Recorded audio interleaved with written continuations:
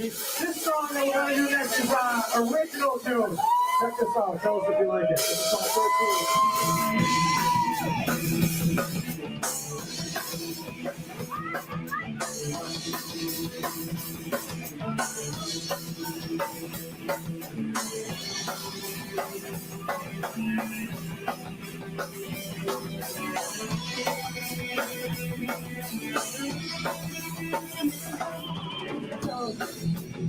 I don't know why. Now, I got it on that side. I thought for all this to stop. Till the time that won't be on. I thought I trusted you and wanted to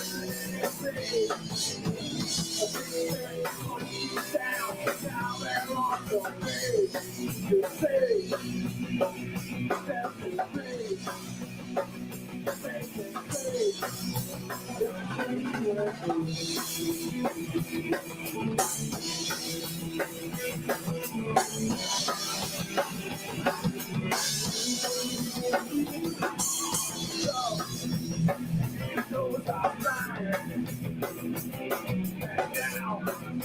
that's all why I got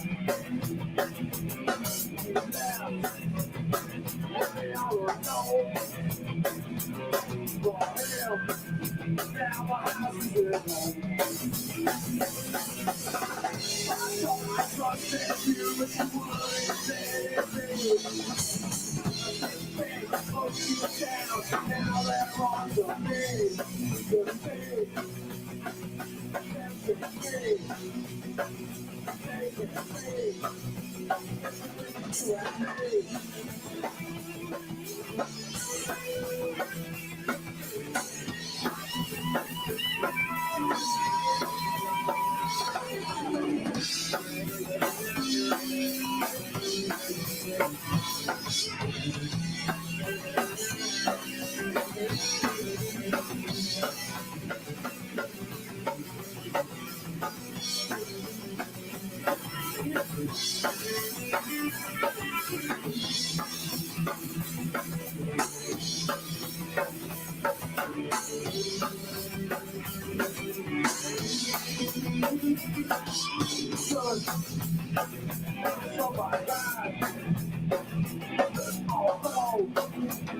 You never told me why.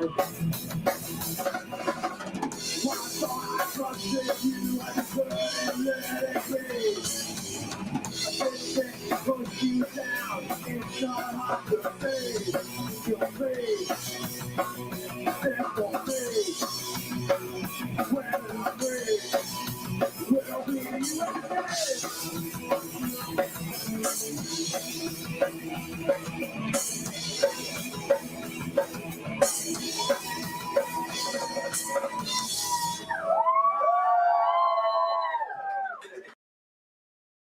Hey, hello everybody. I hope you liked that. If you wasn't sure what it was, that's the intro. That was Dana on the guitar.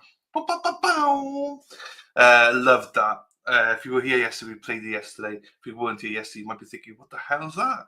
But that's a young Dana on the guitar. I love that. I'm going to make my intro, I think. I just love that song. I love everything about it. But anyway, we're here. How are we, people? Kelly, how are you? Nice to see you, my darling. Patty, hello, Patty Murphy. How are we, Patty? Hope you're well, my darling. Sassy, hello, my darling. Hope you're well, as always. The Hackster's in the house. Erin, she's driving in a minute. Ole, ole. There you go, Hacker. How you doing, my darling? Yes, if you'd like to support the channel, you can buy me a coffee or PayPal. I'll never quite always appreciate it. And Josie stumbled out of bed. How are you, my darling? It is 5:45. Well, 5:50 now in Arizona. How are you, my darling? In the morning there. Josie, look at that. Viv, how are you, my darling? Hope you're well as well. Over there in Australia, mate. Good time, mate. So, yeah, here we are. Ready for day 2 of the trial. Hang on, let me just get that ready.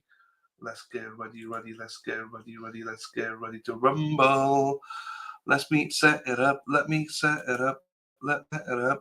Psych. But I love that video, Dana. I love that. I can't get enough of it. Hello, hippie chick. How are you, my darling? Hippie chick, how are you? Hope you're well. Dana, you've got to go back to the start, Dana. My intro now is you. I have to play you now. That's my intro. I think people get confused. So what's this intro about? I'm going to have to do a video on it with Dana playing. That's my new intro now. 41 degrees in Australia, mate. Erin wishes she was in Arizona. It's fucking freezing here. Or she speaks like, fucking it's freezing. And Dr. Torbs, it's fucking freezing here. That's how she speaks in Minnesota. Daffodil, how are you? Hope you're well, my darling. Nice to see you nice. Josie says, come on over, Erin, come on over. Get on the bus, Erin. Get that bus going and let's get over. Hello, Vix. Nice to see you, my darling. Nice to see you. Haven't seen you for a while. Hope Christmas, New Year and everything went well for you. Here you go. Morning hippie, there you go. Dana's a speedo man and guitarist. And the guitarist. It's going to be minus 10 in Carmel. Oh no. Oh no. Yeah, Indiana is very known to be wet and miserable, isn't it? Erin. So yeah, if you want to go on the yellow bus with Erin Hack, then she will drive you to Arizona, where Josie is, and also there's a few others there. Most notably, Pottymouth is in Arizona. So there you go. Right, is this live? Yes. So the court is, as in, I got it teed up as live. It's there ready. Day 2 of this trial. Obviously, we had the verdict yesterday. If you missed it, the grandmother was found not guilty of culpable something. I don't remember what it was, manslaughter, but she was found guilty of leaving a child in a car for more than 15 minutes, motor vehicle for more than 15 minutes, which gives her a threshold between 60 days and 5 years in prison. So you got a new granddaughter, Vix. Happy days. Congratulations to you, grandmother. I didn't know you were grandmother, but congratulations to you. There you go. That's lovely to hear. Dana says he lived in Scottsdale, Arizona. There you go. I know who Scottsdale is. Good morning, Les. How are you, my darling? I hope you're well as well. So yeah, we got that. The sentencing for Tracey Nix is on the 3rd of April. Now, I presume that Karen Reid trial is supposed to start on the 1st, but that means I think jury selection starts on the 1st. So that will probably be during jury selection, which means we'll probably play the sentencing of that because there's nothing else to do. Do you know what I mean? So yeah, we probably will do that. Erin says, come, Dana Leonard, my mum has a place off of Camelback. I love Scottsdale. But Charity, I wasn't ignoring your messages last night, by the way. I was just so tired. I literally nearly went to bed straight away. So thank you, my darling, for thinking of me. So yeah. Brother-in-law's in Scottsdale. I thought out. There you go. Is it that cold? Is it? Yeah, I'm surprised. Yeah, I suppose it is. Yeah, I suppose it is cold, isn't it? I just got this image as America's always warm. Do you know what I mean? That's normally Texas or Arizona and stuff, isn't it? So, Lady Dies in the house. There you go. How are you, my darling? Hope you're well. Nice to see you. So yeah, here we are, day 2 of this trial. I'm not sure what I think of this trial yet. We'll just. I think it's one of those that has to grow on you a little bit. But it's going to be interesting, I think. It's going to be interesting. But we'll see. For those that don't know, the defendant here is already in prison on a federal conviction of basically Ponzi schemes for fraud. She's in there for just over 11 years. and now she's charged with murder of her husband. So they're trying to lay foundation now that so the state is saying she murdered him to hide all the fraud, whereas the thief is trying to lay foundation to say, well, no, he was in on it. So that's basically what they're going at, really. So it's an interesting one, but it's got a tinge of like I think tinge of what's her name, Richins, is it? Also has a tinge of Alex Murdoch, because obviously financial crimes and stuff like that. Yeah, Loyally, I don't know. I've seen her on the algorithm. Um, you know, but I don't. I never watched it. Oh, there you go. Dana was in the military at the time, stationed in Virginia. You were with you and the Lady Di then. Patty Murphy says, do people think that she is enjoying being in court, not being charged with murder, but getting a little field trip away from being incarcerated each day she has to show up for court? I don't know, because this, if she's found guilty, Patty, she's in prison for the rest of her life. Do you know what I mean? Whereas now, in about 8-9 years, she'll be released from prison, and she's federal prison. So, and she'll be going into, I think, normal prison then. So, I don't know. Maybe some people are narcissists, do you know what I mean? And they enjoy the limelight and they enjoy the days out. So you might be right. I personally wouldn't, because I'd be like, I just want to get out of prison. Do you know what I mean? So, um, but yeah, that's a good point though. Some people are narcissists and probably would enjoy this as a field trip to be out there and all that. Hello, Katie. How are you, my darling? Nice to see you. Lady Di says she's a virgin. Virgin girl here, she says to Dana.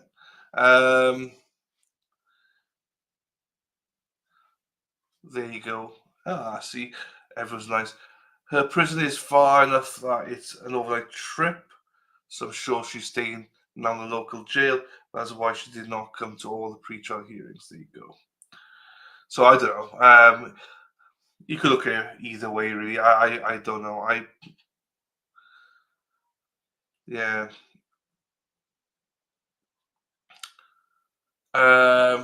This new trial, she was taken into custody in cuffs. Yeah, she's in prison. She's already in prison. She's in prison for 11 years for fraud. Viv, she went to the bench when there was a sidebar. Yeah, so I presume they got similar rules to Florida then, that she's allowed to be on sidebars. You always cheat, though, Aaron Hack. You always cheat. I try not to look too forward to it. I just want to lay some foundation, because I always try and have an open mind and all these things. But Aaron Hack just goes and fucking tells me everything anyway, so I don't know why I bother. The Hackster loves it. Lady Di, downright the land porn again. Yeah, I mean, all of you are cheaters. I know you cheat and you go and look at stuff anyway. I know you do. You just can't help yourselves. Yeah, Tracey Nix is locked up until April court date, right? Yeah. I got a sneaky feeling, right, with the Tracey Nix one, right? She's going to be in jail now for about 70, 80 days now. It wouldn't surprise me if the judge then says time served, just gives her time served. I think that's maybe why he gave her, that, what do you call it, that sent her to jail there and then. I don't think he's going to give her the full one. I think he's just going to say time served when he consider everything. Do you know what I mean? I don't think I don't know, maybe he will, but I got a sneaky feeling he might just say time served and leave because she's looking at between 60 days and 5 years. So that would have been covered. That 60 days would have been covered. And also,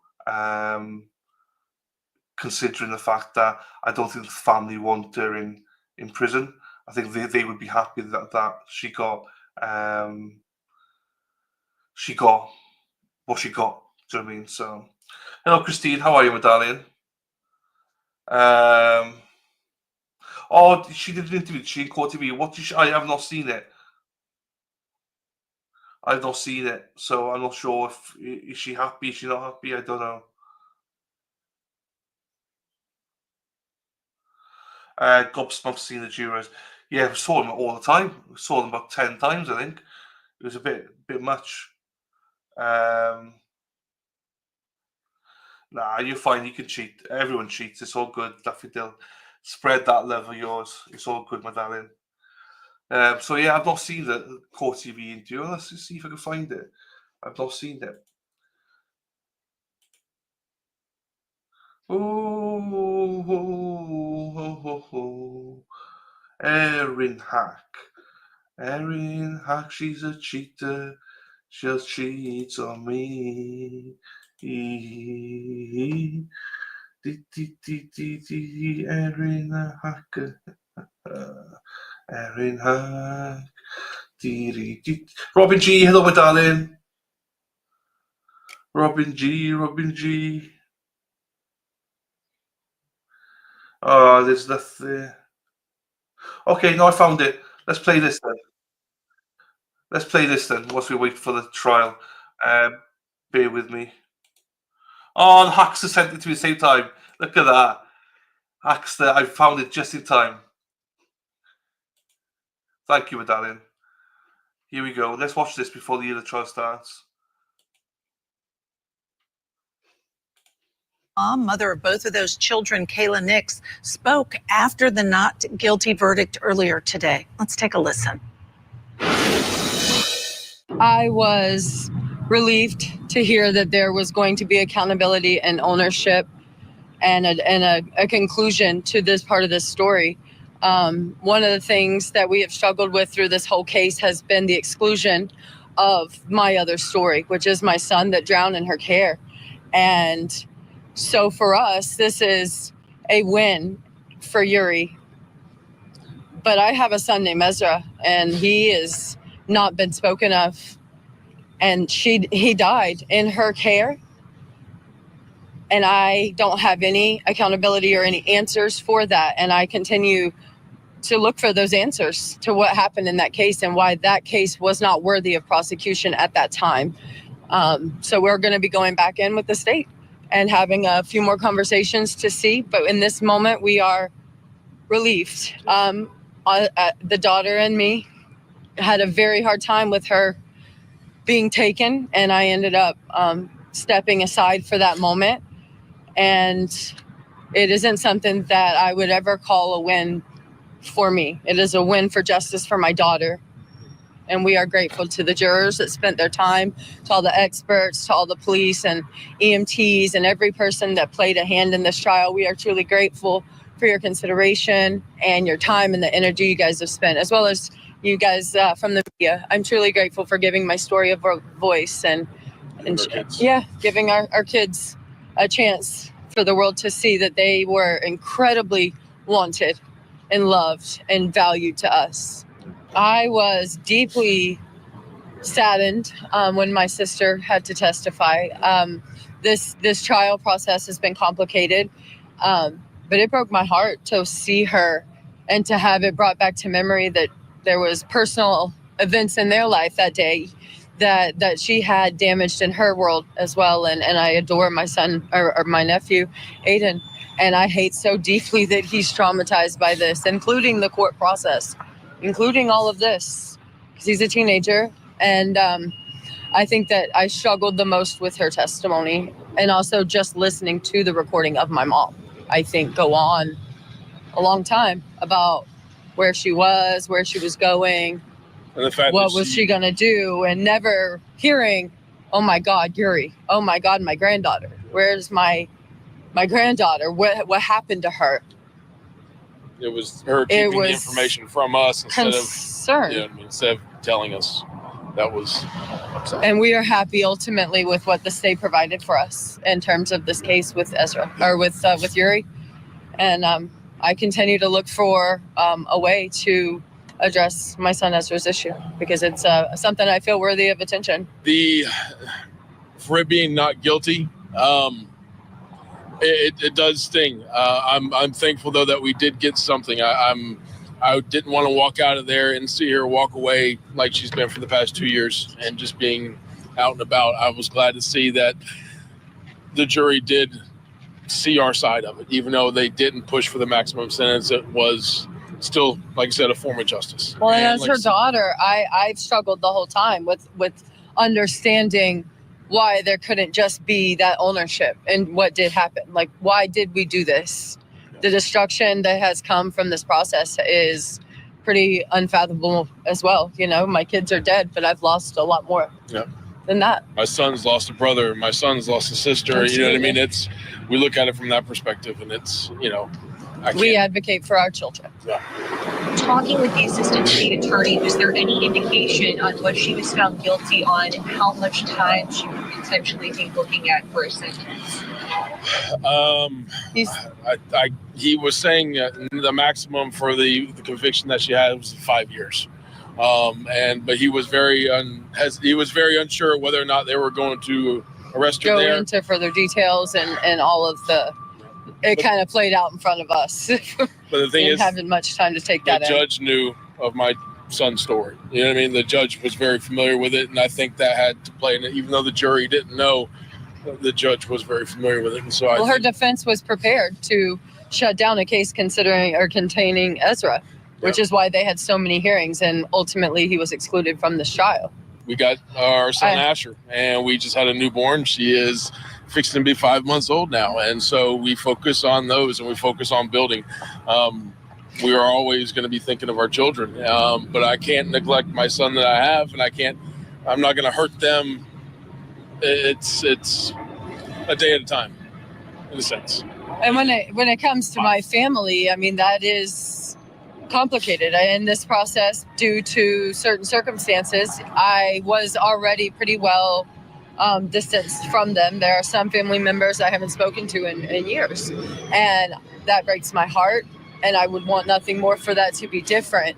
But the damage has been felt in that way greatly, and I don't know how we recover. I want that. I want us to have a family, but right now it seems very complicated.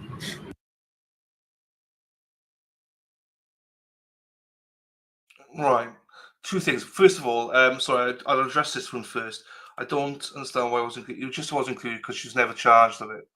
You know, she was never charged of the first child, so they could never include that because it'd be prejudicial against her to be prosecuted on that when she was never charged for it.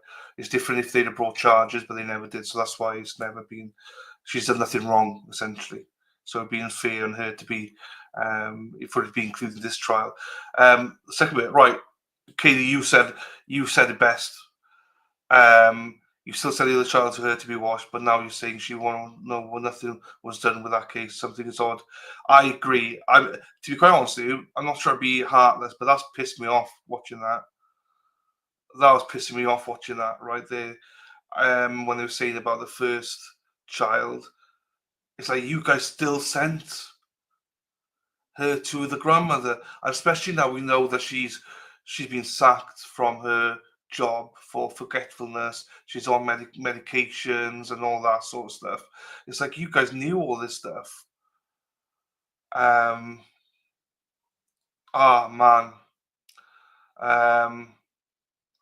I don't know. I just doesn't sit comfortably with me at all.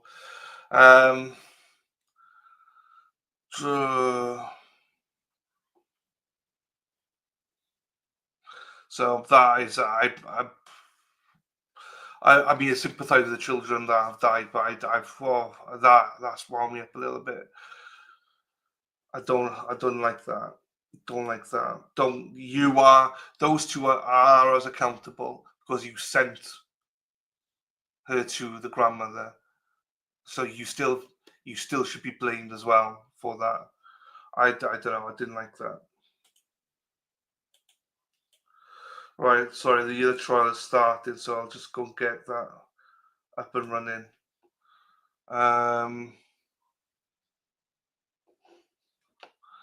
No, Lady Di, I agree with you, Lady Di. I totally agree with you, Lady Di. I wish I hadn't watched that now because that's pissed me right off. Right, here we go. This is Judge. Let's go. So mute now. Let me speed it up a second.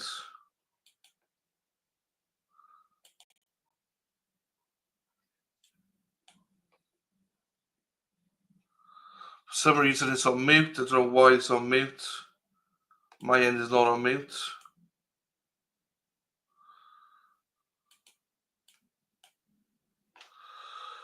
Okay, bear with me then, people.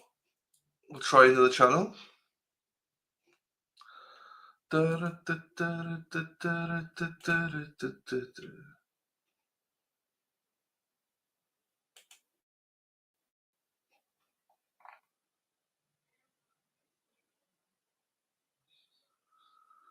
No, no one's got sound. Fuck's sakes.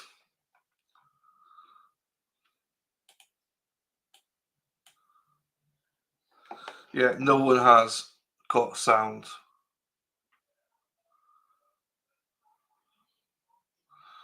So let me just go back here and make it live.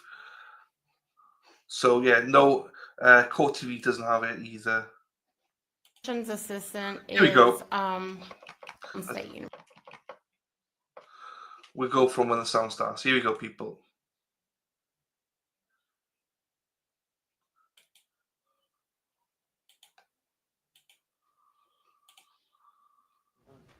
College of West Virginia, College, West Virginia. That later morphed into a, Mountain State University, and it's now, West Virginia Tech. okay, all same place, Yes. different name. Now tell us a little bit about your role as a physician's assistant. What's a physician's assistant do? So a physician's assistant is a layman term, was a mid-level practitioner. Now we're called advanced practitioners, and we do everything a physician does except for, we prescribe medicines, we see patients, we assist in surgery, do small procedures, basically anything that the physician does. We're trained on the physician module. What was your first job as a physician's assistant? I worked in pediatrics. Where? At Begley Pediatrics. I worked for 5 years there. Where did you go then? MedExpress, And now you're currently employed where? Reno Medical Center. Are those the three professional positions you have held as a physician's assistant? Mainly the ER and MedExpress for many years. At Princeton ER, MedExpress at the same time. I did a dual job. I worked in ENT for 4 years, and then he closed his practice to go to Virginia, and I could not go with him, so I went to Reno Medical Center. You're familiar with the Cochran family? Yes. Did you meet them through a professional, your physician's assistant position, or some other work? No, through youth league football. Our son played. Did you know Michael Cochran? Yes. And you know Natalie? Yes. Could you be a little more detail? How did you get to know them? You said through football, but what kind of relationship did you have with Mr. and Mrs. Cochran? So I met them through football. Michael was one of Hunter's coaches for a while. Hunter is our son. And Michael was always very nice, cordial, speaking. Natalie was a little standoffish. There was a lot of things going on in the youth football, a lot of problems and conflict. Testimony. There's a comment on the defendant's character and vague testimony about some problems that we do not know anything about. Your Honor, could I respond to that? Certainly. You didn't mention anything about this was somehow the defendant's fault. No, I did not. I just said there was conflict in the youth football program in general.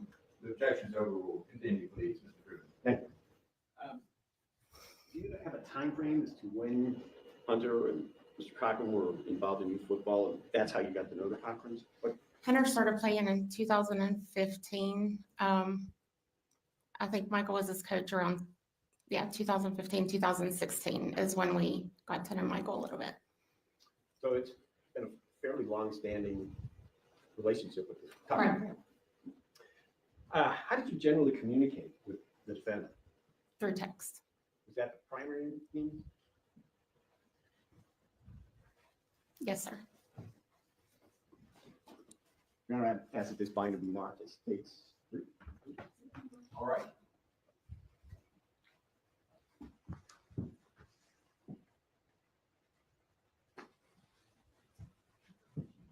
Defense counsel has been shown a copy of the certificate.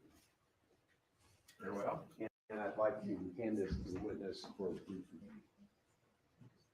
Certainly. Stephanie, I hand you what's been marked for identification as stage 3. Ask you to just briefly thumb through it for the purpose of saying what it is.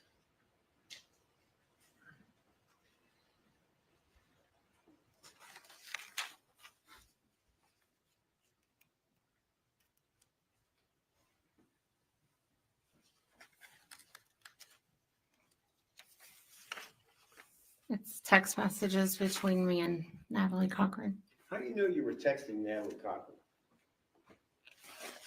because in my text, these are my text messages, but it's Natalie, it's the contact. She's speaking about Michael, we're speaking about money. So you're confident that these are, in fact, are these screenshots from your phone? Yes.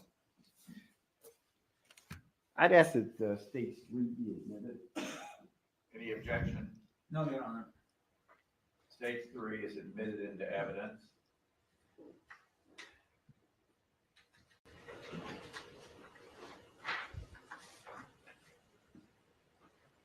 Ask you to take a look at one of the items that came from state 3.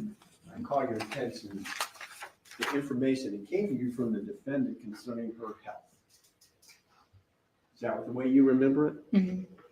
So the defendant advised you that she'd been diagnosed with cancer, and that was in January of 2019, correct? Yes.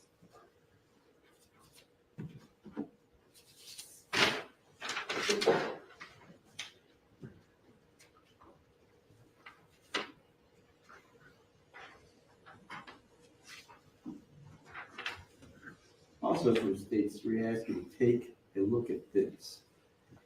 And this one may require some explaining. It should show up on that monitor. Oh, Okay. Save you bending around. Take a moment to just review that.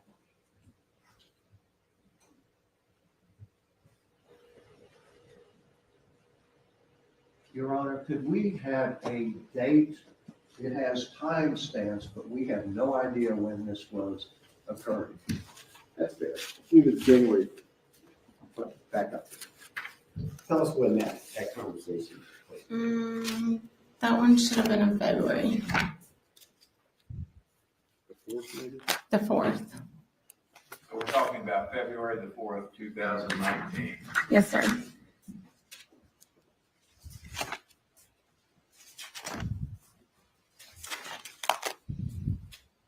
It gets a little bit confusing because at the top of this document, it's got a January 1, but that's when the screenshot was taken as opposed to the actual conversation, correct? Mhm. Okay. Now, when the defendant is telling you, I can administer that, what's she talking about? She had texted me and told me that she had had pneumonia. And she was still coughing really bad. And she wanted to know if she could get some steroids. She asked me if I told her that was fine. I usually do pills. She asked for a shot. So I was gonna give her that, send it in for her to the pharmacy, and I asked her if she wanted me to come by and give it to her. She said no, that she could administer it. And what did you prescribe for her pneumonia? Solumedrol, Generally speaking, what is that? that is a steroid. And that's the medication you offered to in pill form, but she wanted an injectable. Prednisone pill form, but she wanted an injection. She asked for salumedrol. Okay. And an injection, is there any way to use the item you prescribed, the specific item, without needles? No.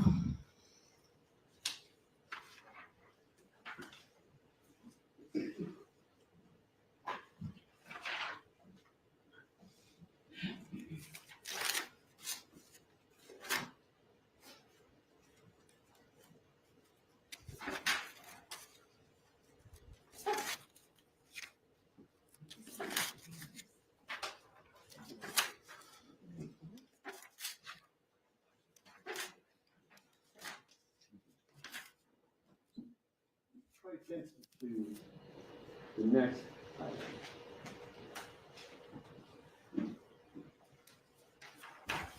The defendant's telling you about the morning of February 6th. Yes.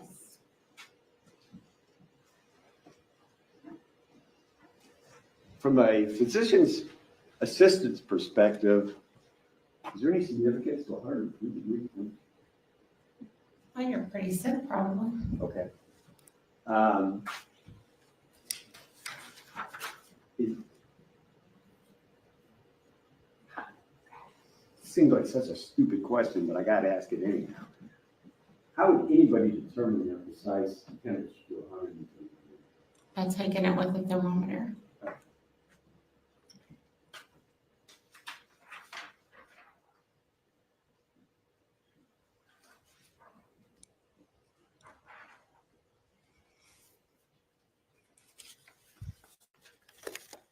That's 10:39. But that's the first time in the run.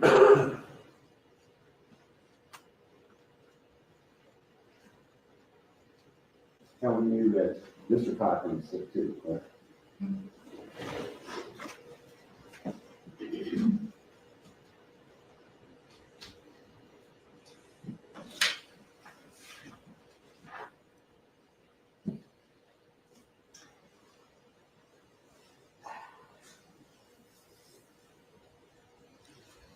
Just a moment.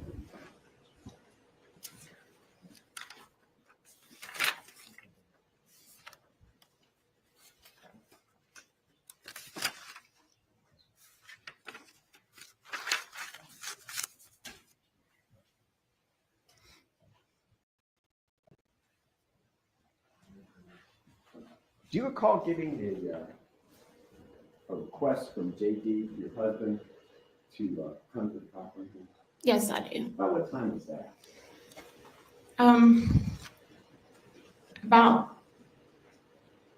He had came and told me that Natalie had texted him and said she needed help.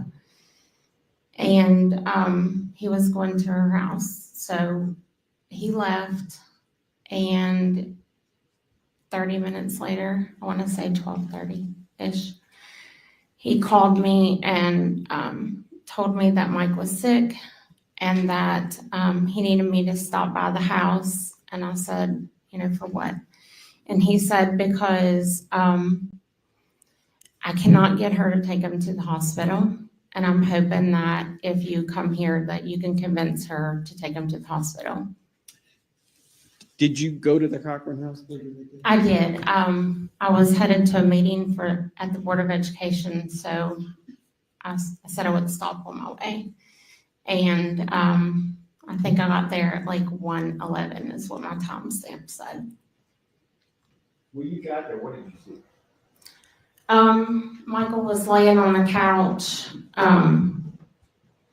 John, one thing on the phone that John had asked me to do was to bring a thermometer, that Natalie didn't have one.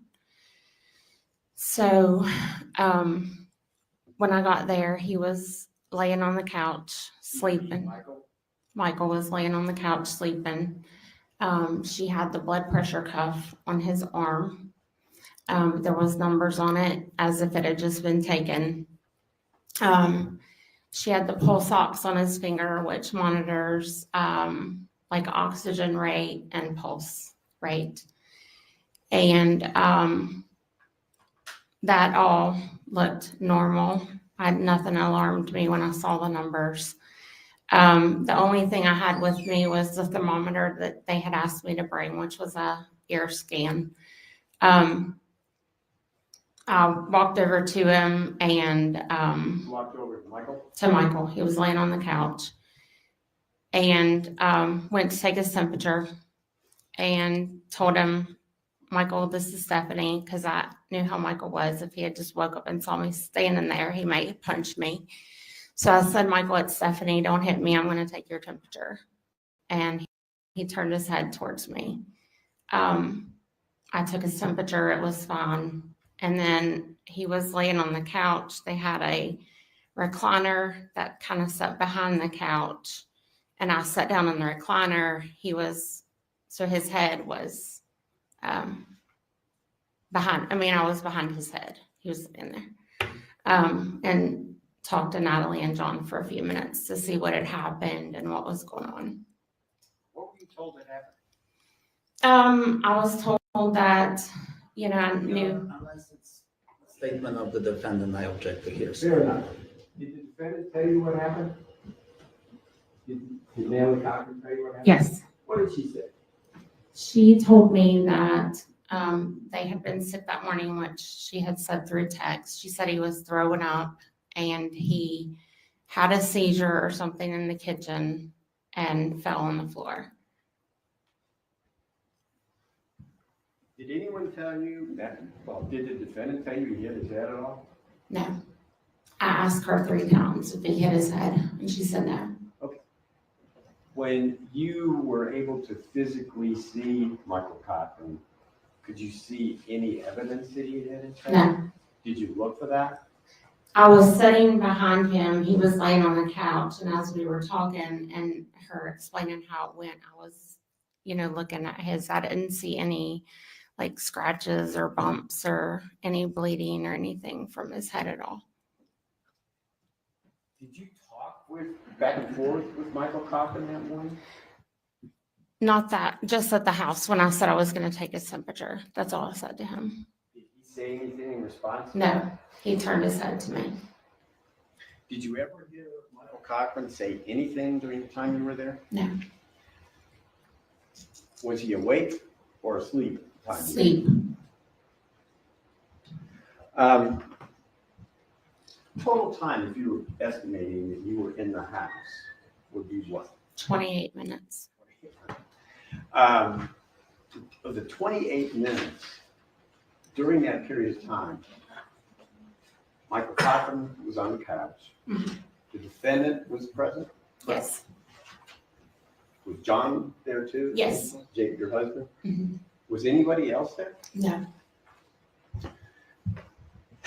Did you get a picture of Michael on the floor in the kitchen at any time, or did that just go to other people? I did not get the picture by text. Did you ever see that picture? Yes. When did you see it? Natalie showed it to me at the house. While you were there? Mm-hmm.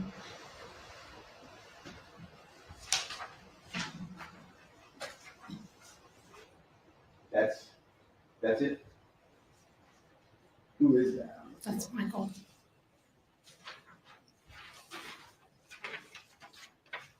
After you left the house, what was the next contact you had with the defendant?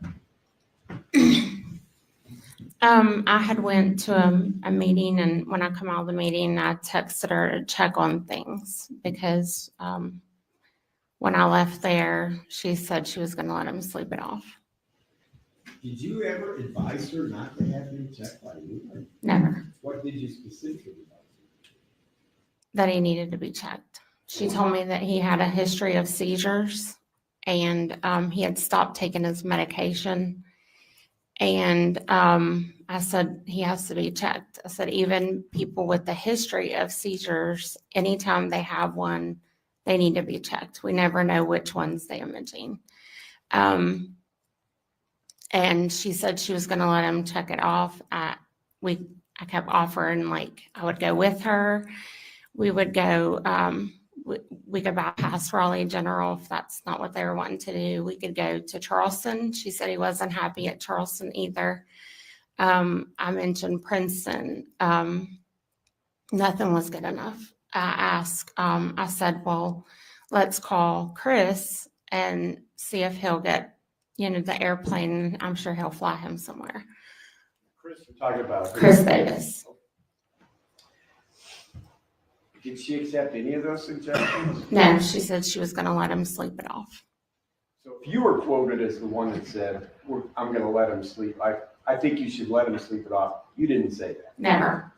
That came from her, not you. Yes.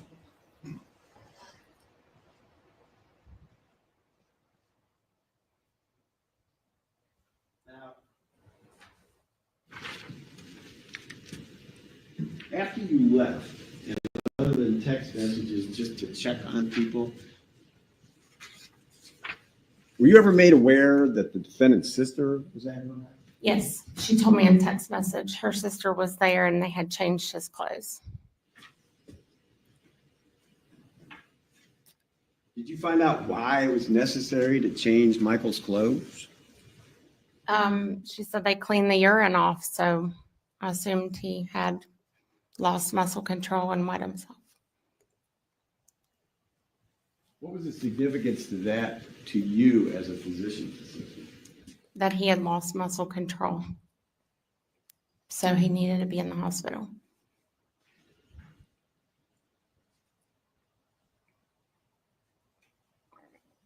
Around that same time, the defendant reported some vital signs to you, correct?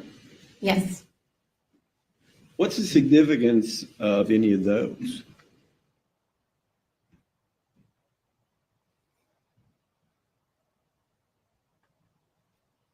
I'm sorry, what? What, from a physician's assistant perspective, what's the clinical significance of those numbers?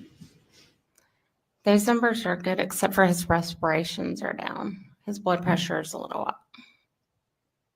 Anything to be particularly worried about? Yeah, the respirations are low. What about the blood glucose? Did you check the? Never. I don't have one. So if that number came from the defendant and not you. Right. Did you ever check his blood glucose? No, I don't have one.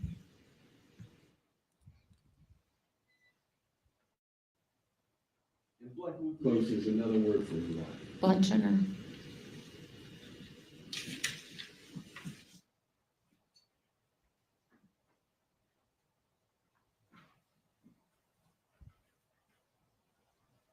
Maybe that same day you get another text from the defendant.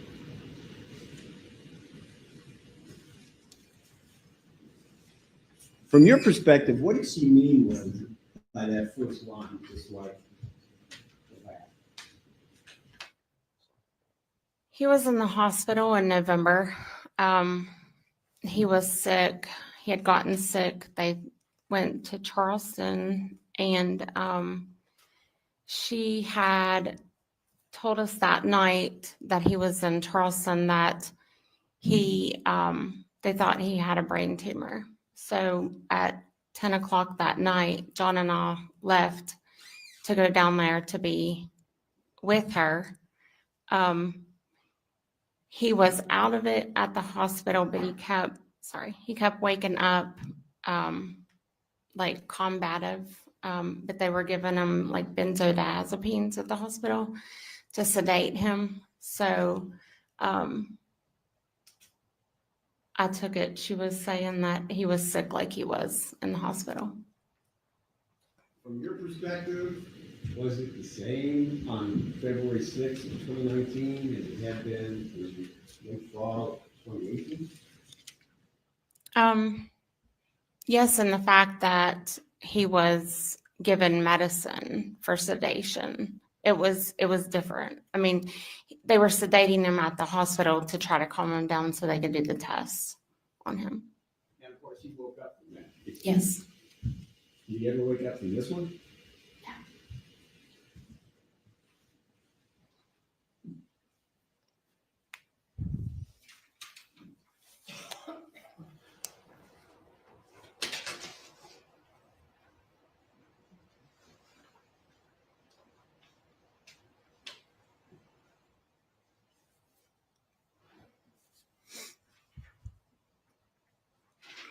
You also heard from her later that day.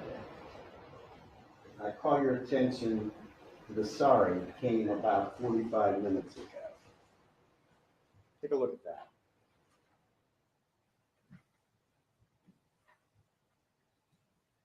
"21. What does that mean to you? No one should ever have a blood sugar of 21. What's going to happen if they do? They're in a coma. Probably near death. Probably near death." Objection as to reading. Overruled.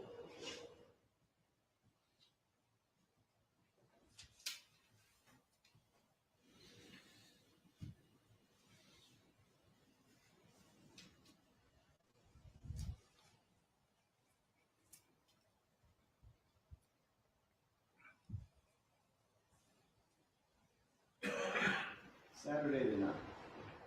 Take a look at that.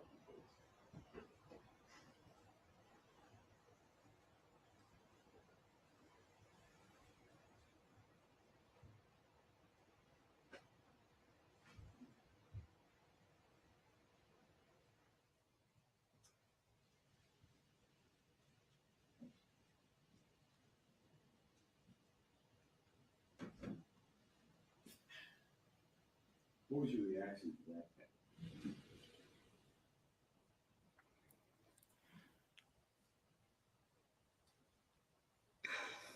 It was,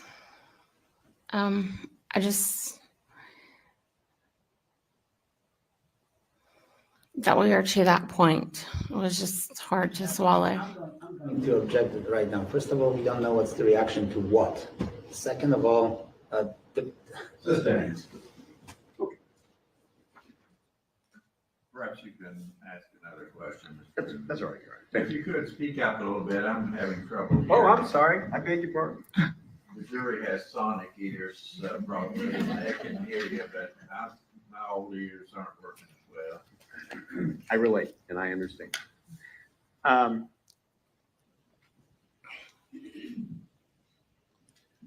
Despite the imminent death of the defendant, or of the victim, Mr. Cochran,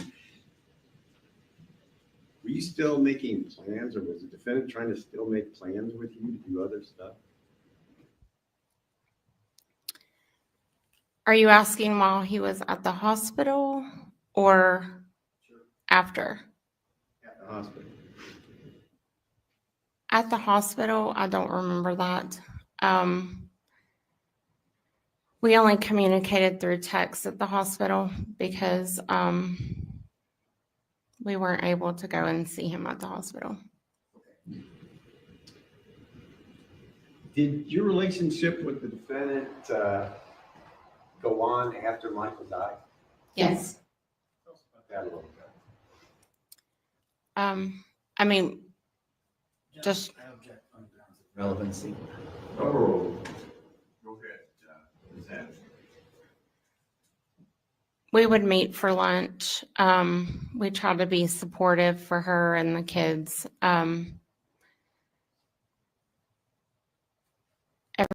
Everybody reacts differently when they lose someone, so we just tried to be there for her and the kids. So you didn't feel any animosity toward her at all? No. This came up yesterday, and I asked you about it today. Did you invest some money with the We bank? did. Did you get it back? No.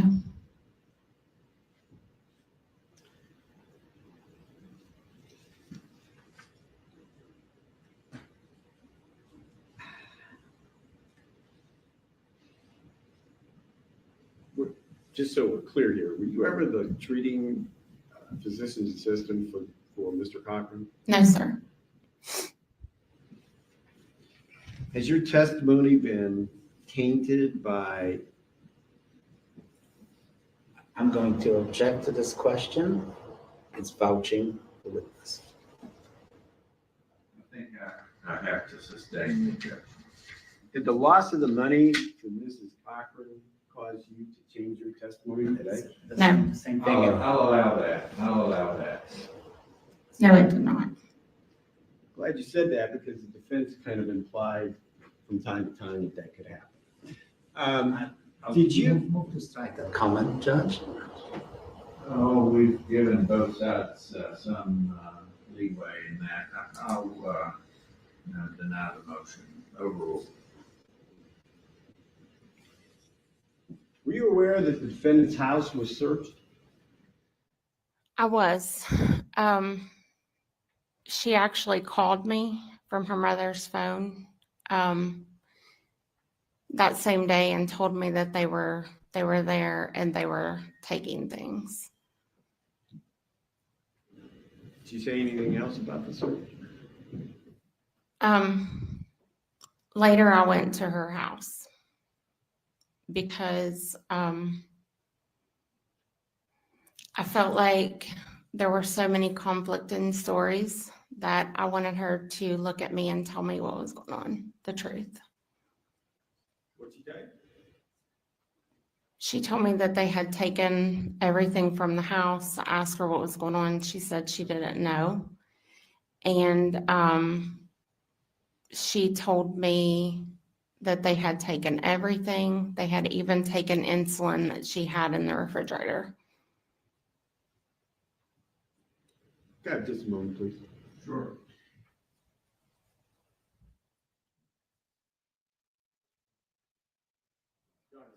Further questions of Ms. Hamilton? Thank you. Cross-examination, Mr. Victor.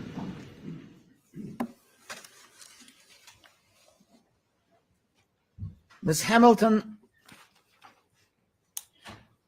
you have a lot of medical experience, I take it. Can you buy Humalog over the counter? No, No? you can buy Humulin over the counter, but So- not Humalog. Okay. Can you buy any kind of medication, insulin, over the counter?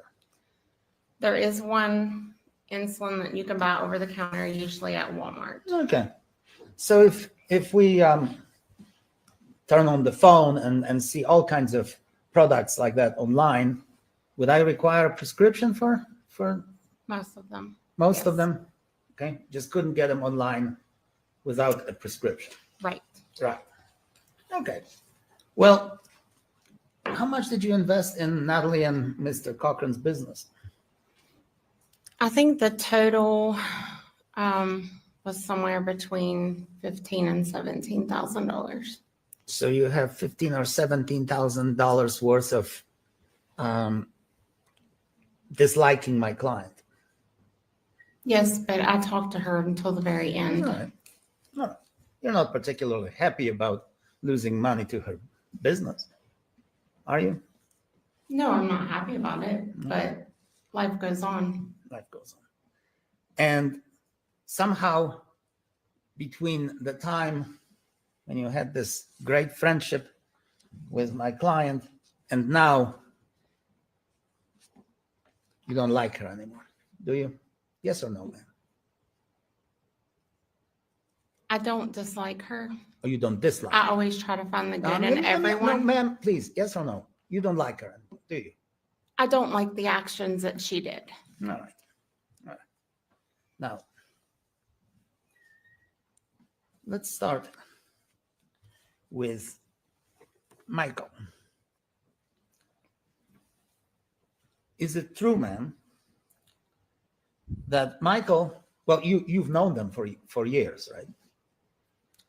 That Michael went to the hospital on at least 3 prior occasions between December of 2017 and November 2018. I only know of one time. That was November 2018. Okay. All right.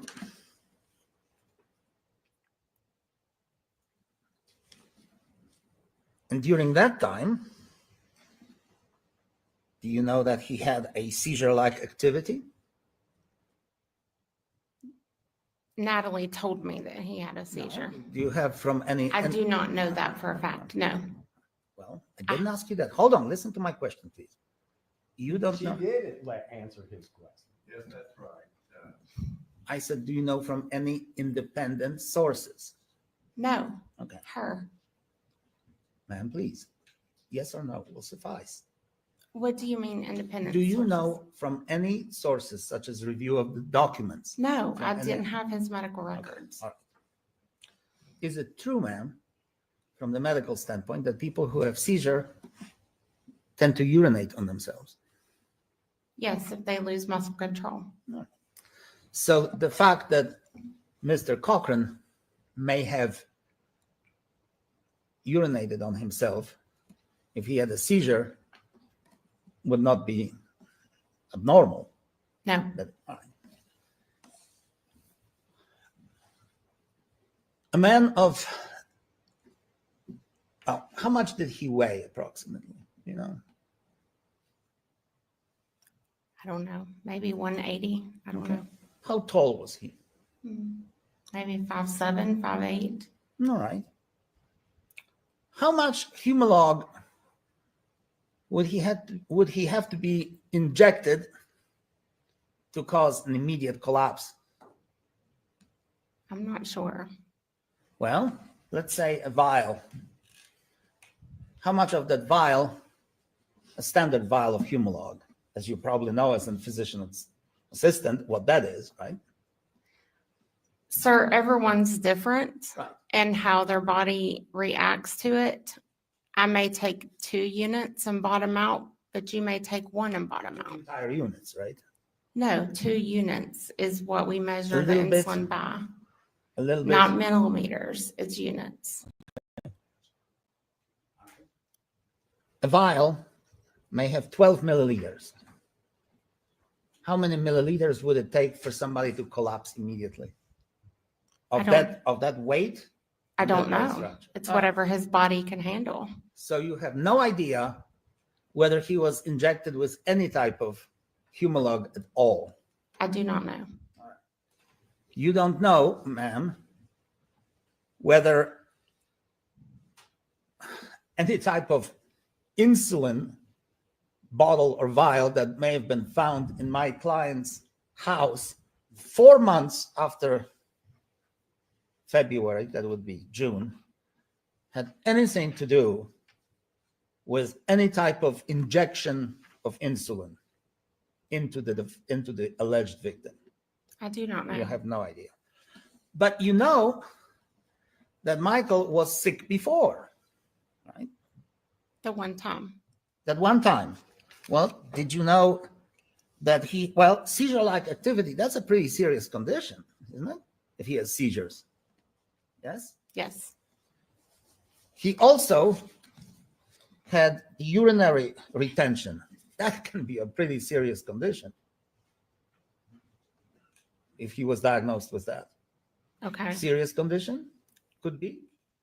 Not really. No, It's more of not an inconvenience than anything. Inconvenience? You cannot urinate and get toxic? You can. That can be very serious, man. Right. Right. Toxic effects of any type of medication, reaction to medication. Could that be serious? Yes.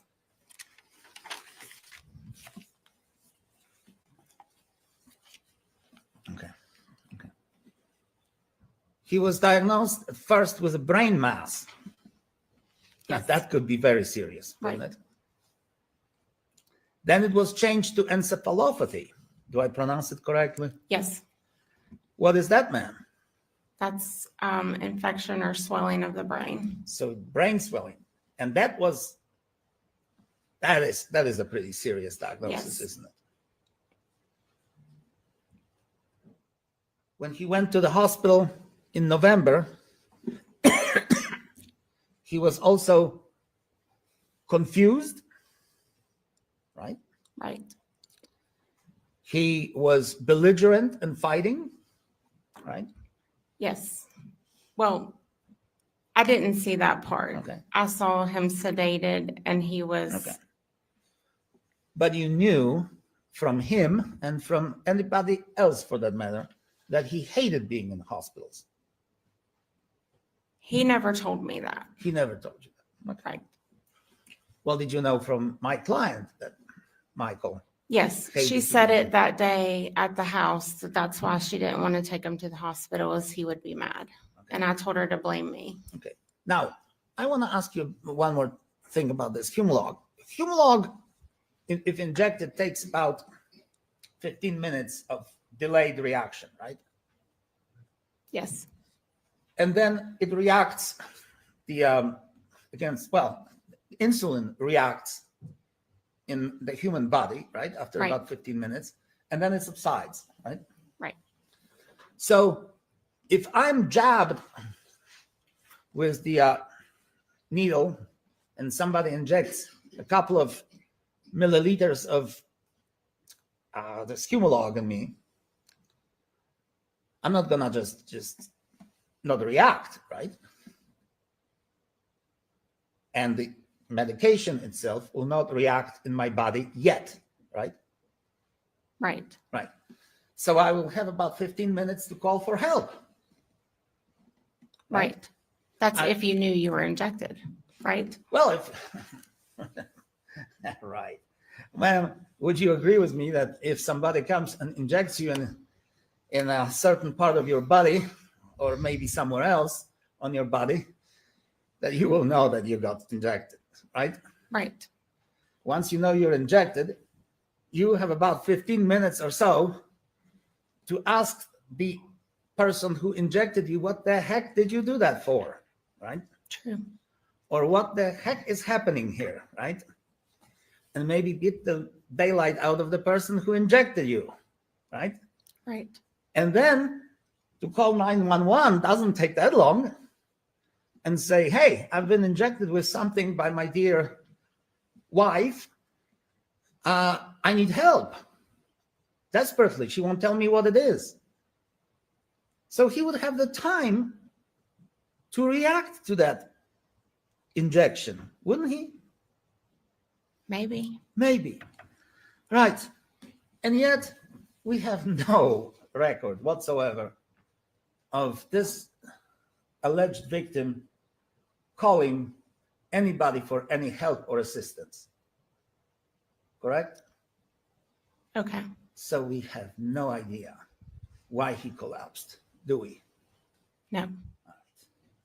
Now, I'm going to ask you this. Mr. Cochran was at one time, I'm sure you know,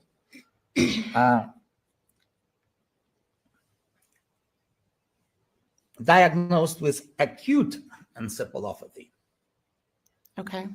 the acute brain swelling. And he was prescribed a medication, and I'll try my best to pronounce it correctly. Lamotrigine. Did I say it right? What is it? Lamotrigine? Okay. Lamotrigine? Okay. It's a serious medication, isn't it? Mhm. Very serious medication. And if you don't take it for your brain swelling, you may be dead pretty soon. Right. Do you know that Mr. Cochran refused to take that medication? He did not tell me anything about that. Huh? So do you know from anybody that he refused to take that medication? From the defendant, yes.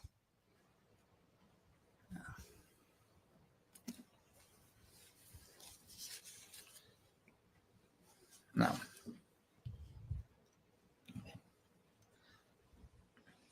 Did you also know that he was prescribed a medication called Keppra? What is Keppra? Keppra is a seizure medication. Anticonvulsive medication. Yes. Treats epilepsy, treats seizures, can also treat hemorrhaging, right? Subdural hemorrhaging. Sometimes, yes. Sometimes. Did you know that he refused to take that medication? I did not. The way you knew Mr. Cochran, he always appeared a model of health to you. Yes. Didn't he? He was a man's man. Yes. right? Yes. Very fit, healthy. Very fit, healthy, pumped iron, right? Yes. Wanted to be Arnold Schwarzenegger, wanted to be, Mr. Universe. True? I don't know about that. I think he liked to be fit because he coached a lot of sports. Did he ever express the desire to participate in any bodybuilding competitions? No, sir. No. Okay.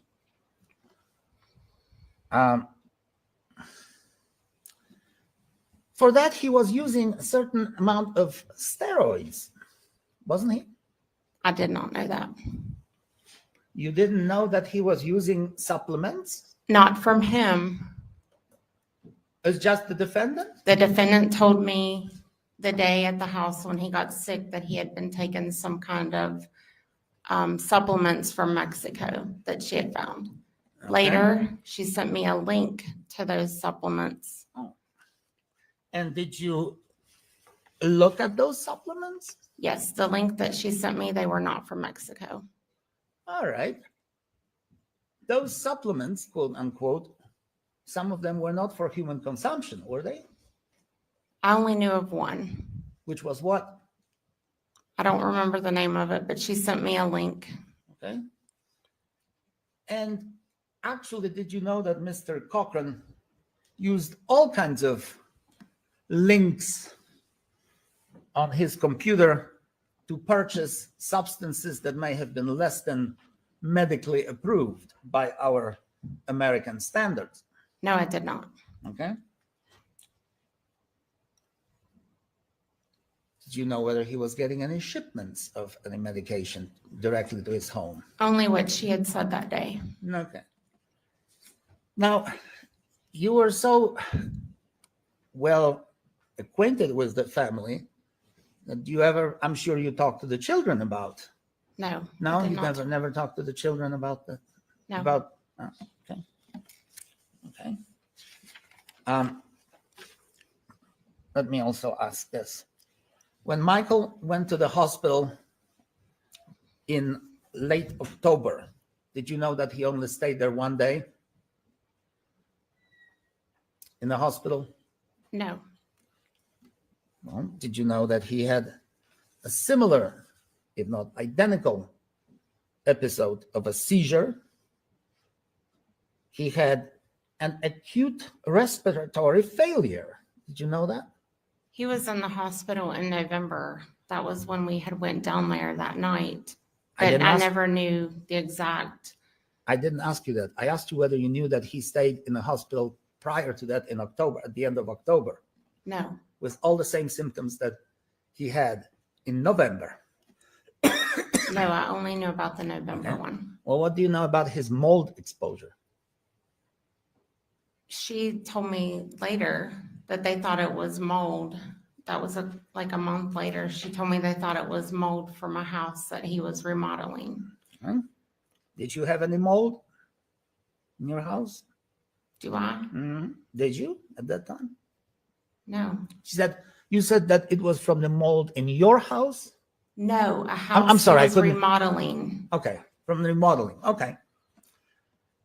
Now, he also had a convulsive status epilepticus. That was one of the diagnoses, and maybe you will tell the jury what that is. Convulsive status epilepticus. That he had seizure disorders with convulsions. Epilepsy? Epilepsy. Acute respiratory failure. Something that I'm seem to having right now. Anyway, what is acute respiratory failure? It's when your lungs quit pumping out the capacity to breathe. Okay. So you go into stress. But he also had altered altered mental status. Was he in distress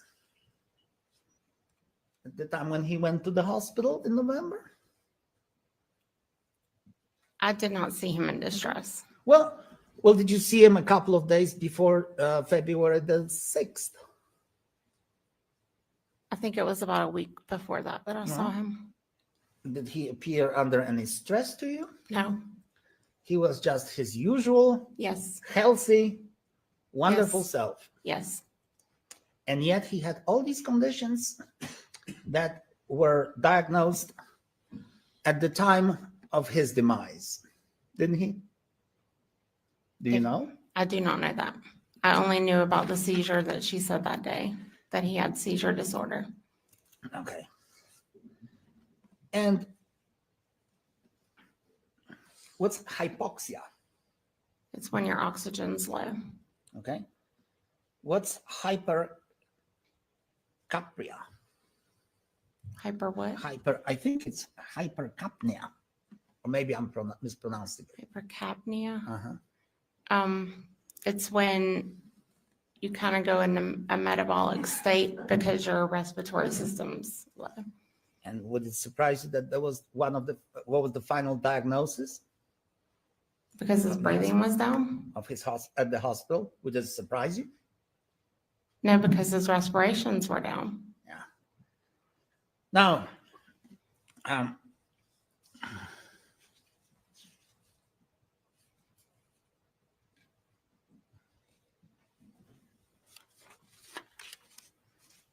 want to ask you this.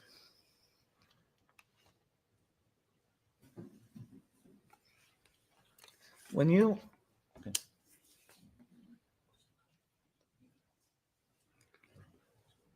now the when you tested Michael, when you went there, approximately 1:30, something like that. About 1 o'clock. 1 o'clock. Yes. His pulse was normal. His saturation was normal. His blood pressure was slightly elevated. It was 168/103, slightly elevated. Sir, I did not check those. Those were what she had checked. I did not do any vitals except for temperature when I was there. Okay. All right. Now, will the brain swelling cause any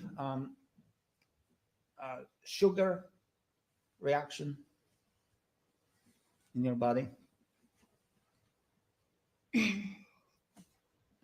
So usually sugar, when your sugar drops, or you have an influx, too much insulin that the body secretes out, or you given, your brain will swell from that.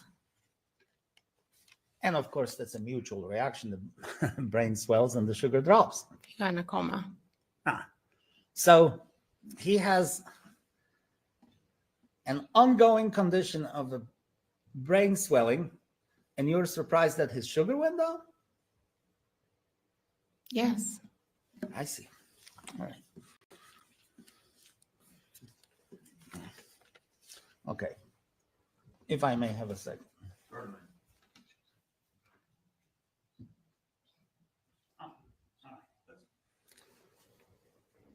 Did you see any other individuals in the house of Natalie Cochran when Michael was already on the couch? No, just Natalie and my husband were there. Natalie and your husband, a police officer. Yes. What is his rank? Sergeant? Lieutenant? Corporal. Corporal, I'm sorry. And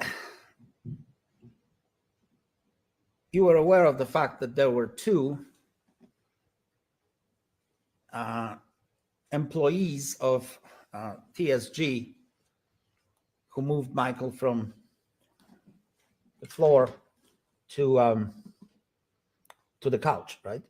Yes, I did ask who moved him, and that's what they told me, but they were not there. when No, I they was were there. not there. They're already left, right?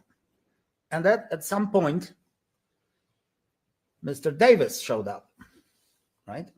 Not while I was there. Or not you were there. From your medical knowledge, if Natalie Cochran left Michael unattended like this, in this condition on the floor, would he have expired? Most likely, yes. Most likely, yes. And yet this cold-blooded killer had all kinds of people in the house to monitor his condition. Is that right? To monitor it? Well, to do something. I did not monitor his condition. All right. Well, Came, looked at him, told her what to do, and I left. I was there 28 minutes, sir. but I want to ask you this, ma'am. Whether the presence of any other people in that house negates the possibility that she would just leave him there alone to die. And nobody would know. Is that possible? That's a question I don't think this witness can No. answer. I don't know who exactly was at the house. I only saw who I saw.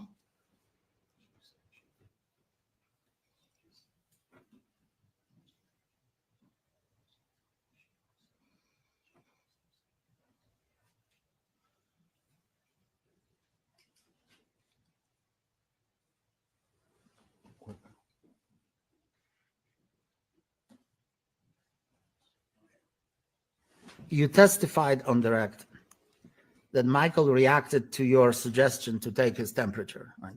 He turned his head. Turn his head. So he was still reacting. Yes. All right. Now, did you say something to the effect that there were some words like "don't punch me"? Yes. Who said that?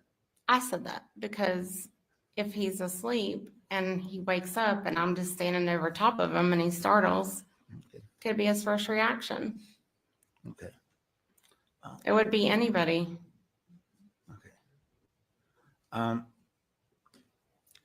So the sum total of your testimony, ma'am, is that you have no idea what kind of substances were in Michael's body on February the 6th, right? I do not know what was in his body on February 6th. Well, did you find any syringe in? No. Or did you see any syringe in? I did not see anything. Okay. I only stayed right there in that chair. Okay. And you don't know what kind of medication Michael was on prior to? I do not. All right. And you don't know what medication he refused to take or didn't take? The only thing she said was that he refused to take his seizure medicine they had given him. Yes.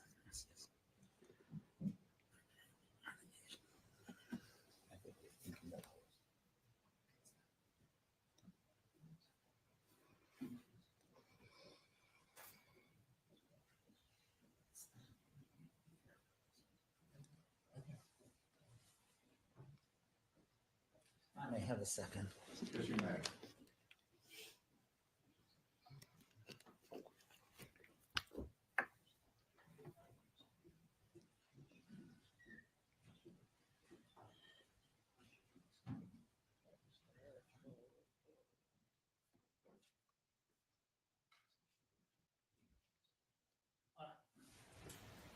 Was there a glucose meter in the Cochran's residence? I did not see one. Okay.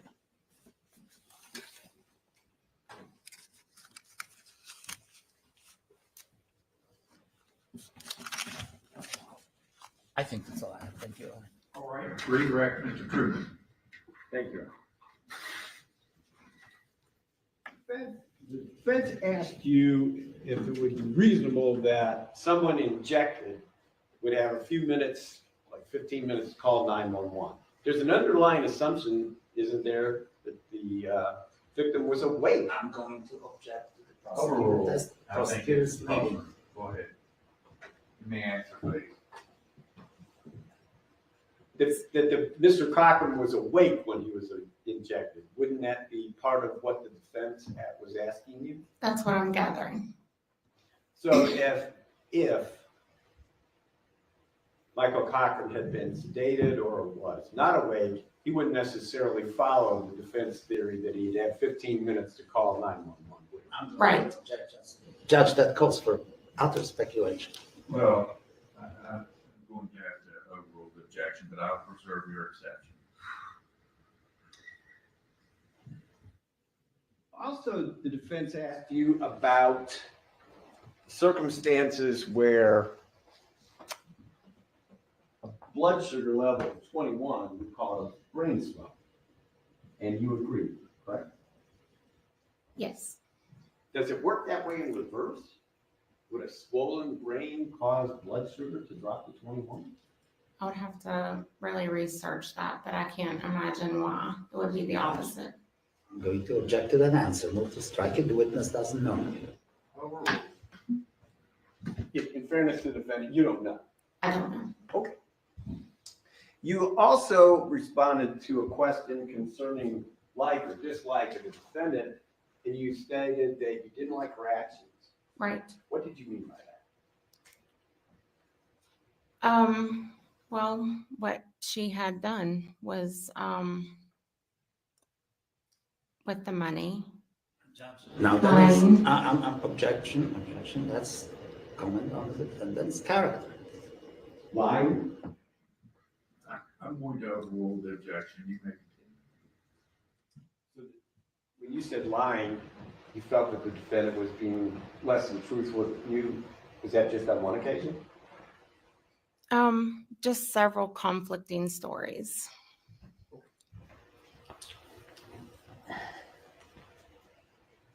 Okay, just a moment. Yes.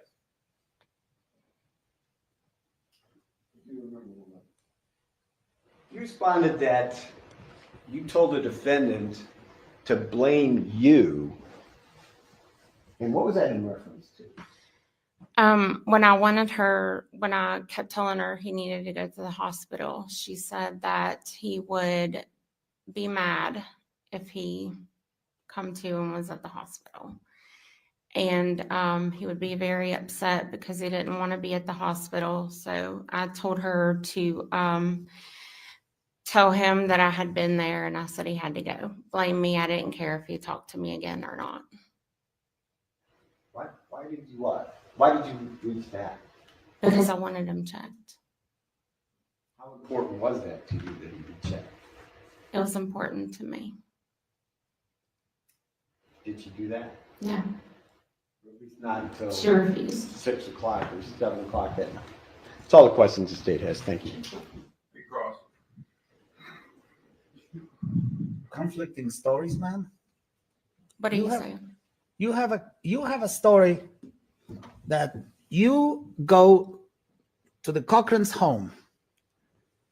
Michael, who apparently dropped on the floor, is now on a couch. Mm-hmm. If there is nobody there, how you suspect that she just dragged him on the couch? Who took him to the couch? I told you I knew that the contractors had put him on the couch. Now, do you have any evidence that Michael was injected to begin with? I do not. Do not. But that he was injected with anything while he was asleep I do not. at 11:30 during the day. You don't have any evidence of that, No. do you?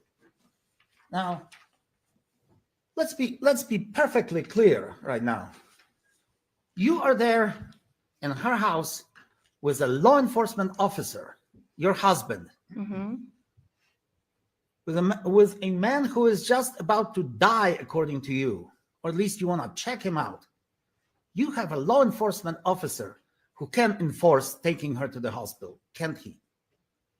He's a state trooper No. who sees a no person one to can, die. No one can make someone go to the hospital. You cannot make a person go. Okay.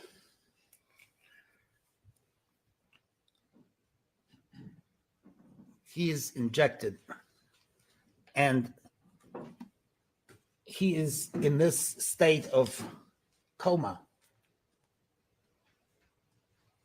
And you are so concerned about the health of that person as a paramedic, or I'm sorry, as a physician assistant. Why don't you go step outside and call 911 yourself? Because she refused. I can't make her do that. You did not call 911. Your husband didn't call 911. You were convinced that from the medical standpoint, this man was in serious trouble. right? I said he needed to be checked. He needed to go to the hospital, further testing. I didn't know what was going on with him. Are you a mandatory reporter?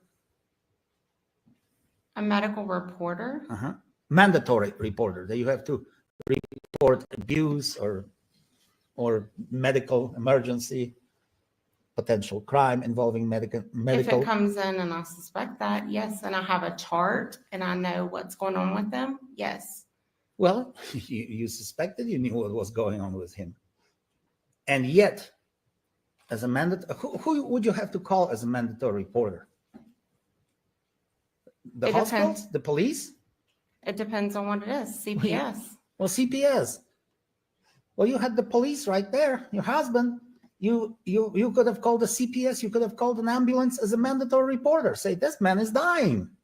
Take him to the hospital, have him checked out by a doctor. You didn't do any of that. I told her to take him, sir. She was his voice. I can't make her go.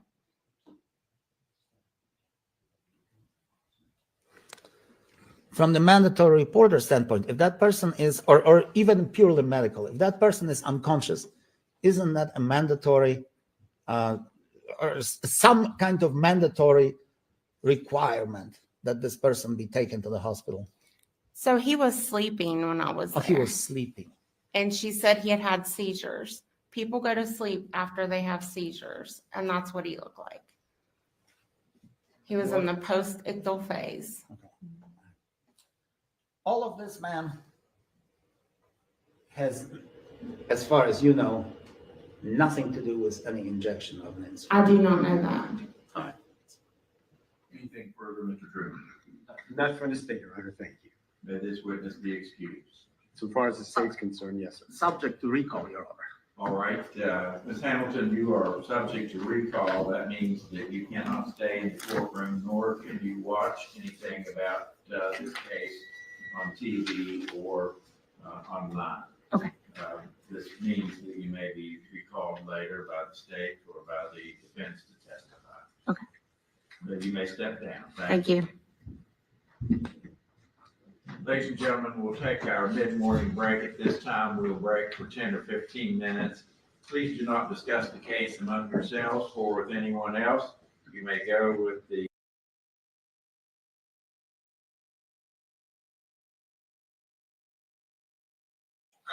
It's a fine line, Jeremy. This attorney, wow, he's like a pit bull.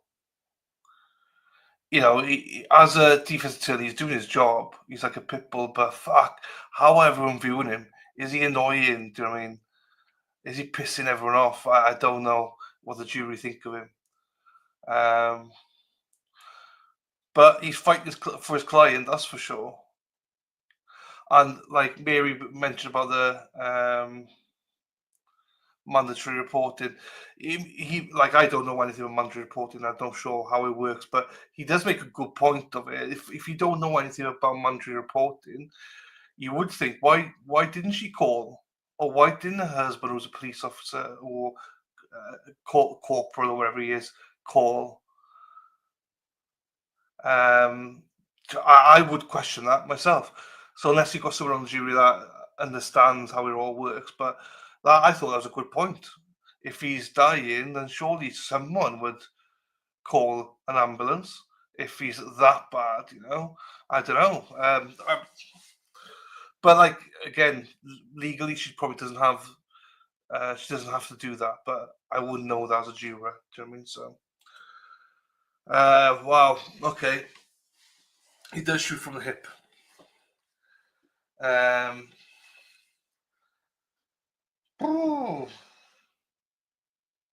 But yeah, it's I think, you know, he's gonna have to manage the jury on it, because if he's getting too far, also because he's obviously from Poland, some of the way he speaks is I think he can get away with a lot more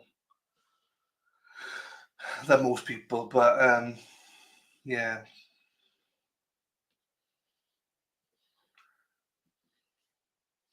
Wow. Okay. That is, yeah. I know chat's a little bit split about whether they like this attorney or not. I get that. I do get that. But then, he's doing his job as well, so he's fighting. He's fighting for his client. Fight for the right to party, as the Chiefs would say. Or Travis Kelce would say. Oh.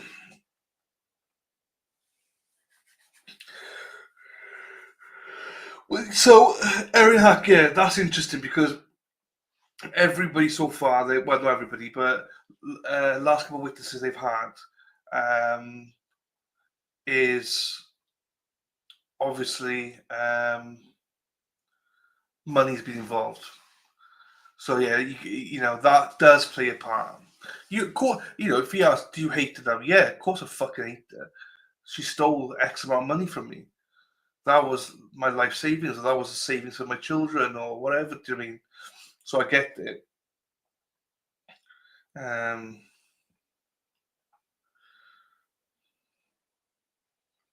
I don't know.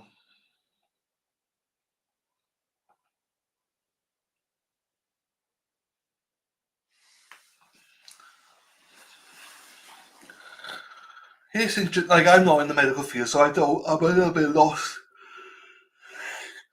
with all these things. So I don't actually know the ins and outs of the therapy. I don't have a clue. I'm more here for entertainment of the lawyer going after everybody. Fucking hell. Than I do understand. I'm sorry, Robin. I'm sorry. This is the one part of my life I wish I didn't own. This is the tiredness in me. Oh, jeepers. Let's look at Ruka's tits again. Cracking pair of tits, Ruka. Absolute cracking pair, my darling. Looking good. You're looking good there. Not complaining. I'm complaining because I wish I didn't have to. You only feel good, yes. But it means I'm about to fall asleep when I do it.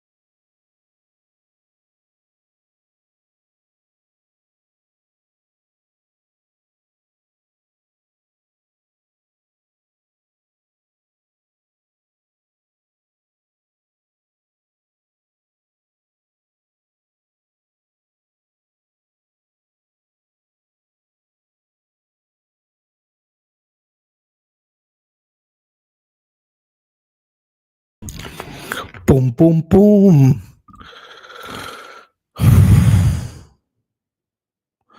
What's the status, Aaron Hack? I'm here. I don't know what. Every day it does this. Every day he's been doing this. I don't know why, though. Kicking me back off. I literally. Normally I can go out and back in, but this time it wouldn't let me do that. Just left us no warning. I know. Sorry.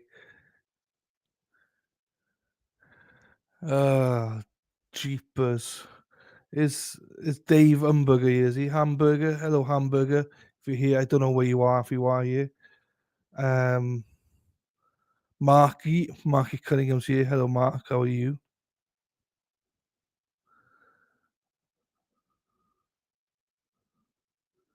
I don't know what's wrong. I don't. It does this every day. He's been doing this, kicking me out and stuff. But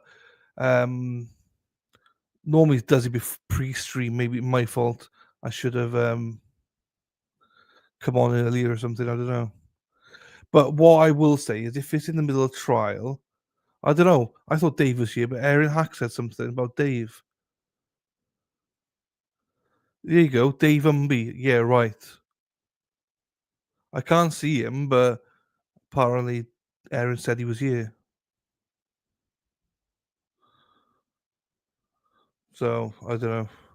But this is Aaron Hack, so take it with a pinch of salt.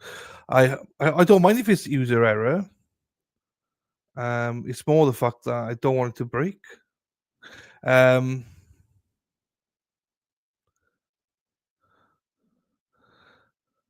Dave hopped in to say he unsubbed. Why would he do that? Is he trying to be funny or something? I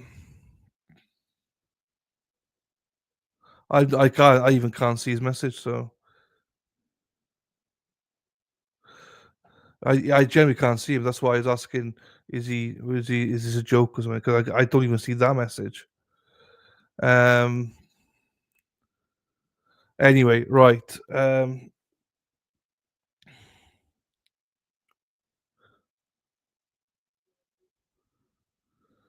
need a smart house here. No worries, Ruka at all. No, look, I had to do a double take because I fucking had Ruka. Look at the cans on Ruka. Fucking looking gorgeous. Do you from Bill? No, me and Bill, I wouldn't say that we were friends. Me and Bill are not exactly on talking mode. Dave has to be here to give flowers, so he has to resubscribe. Dave can't go a week without giving flowers to you ladies, so I know he'll be back. Right, so if a camera does go again, don't worry. It just means I'll go back out and back in. But in the meantime, I'll put the trial on for you guys, so don't worry. The trial will go for a second, but then it'll come back. We can do that without the camera. So, oh, darling,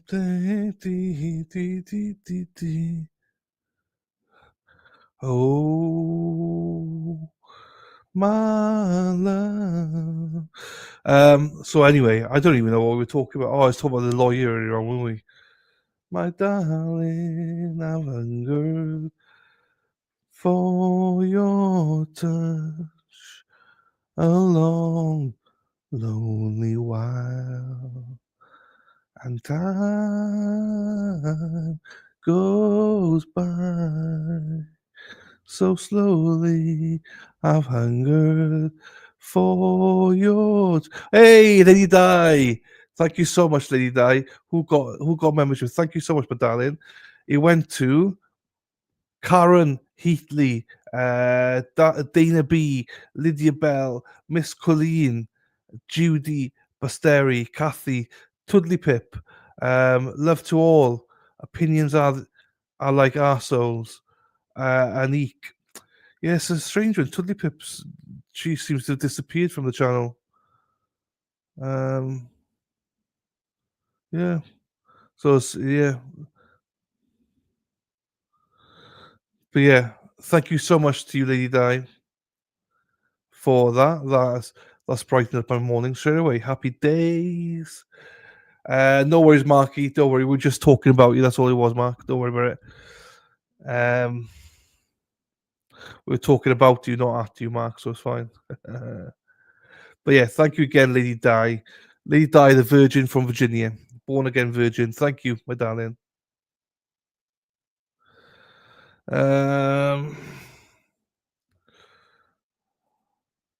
I don't know what you've done. I don't know what you've done, Viv, to piss off YouTube. I don't know.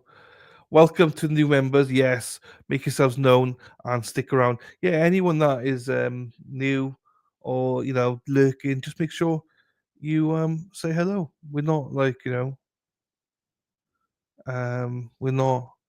don't bite. We don't bite here. We bite offline, but not online. So, I mean, the women in the chat do. Gary Beeston, I don't know what Gary is today. Gary wasn't here yesterday or today, so I hope Gary's okay. I hope he's not too ill or something like that. So we'll see. I thought, hey, Daffy Dill, I thought you were getting a membership. That's right, the Virgin Mary, Lady Di.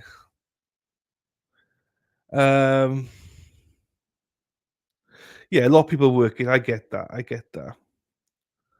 But even if you're working, say hello, and then you don't have to be here all day. All day. It's nice to see when people say hello, especially new people. I like to see new. It's that original thing, right? Because we're a small channel. I can imagine it's a bit daunting to say hello, because then you might think, oh, everyone's gonna latch on to me, or whatever. But you only have to say hello. We welcome you. We introduce you to Erin Hack, and that's it. No, it's always nice to see who's around here and if you can contribute. Also, you don't have to agree with anything anyone said. I think this is what do you call it? This chat is pretty split on this case, I think, because some people love the attorney, some people hate him. So it's it's nice to have a split. Tuddy's fine. I've heard from her in messages. But she's good. There you go. No, she I haven't seen her for a couple of months now. Glad she's okay though. I've got more chance of riding a kangaroo than getting a gift. Yeah, do you get gift memberships on other channels then, Viv? I don't understand it. Why you don't get one here? Wait until you were back on. There you go. I told my son to wait because I didn't know when you were coming back. There you go. Get one. Get one. We've got members only on Saturday. Get one before Saturday. I don't even know how much is it. $3? I don't even know how much it is.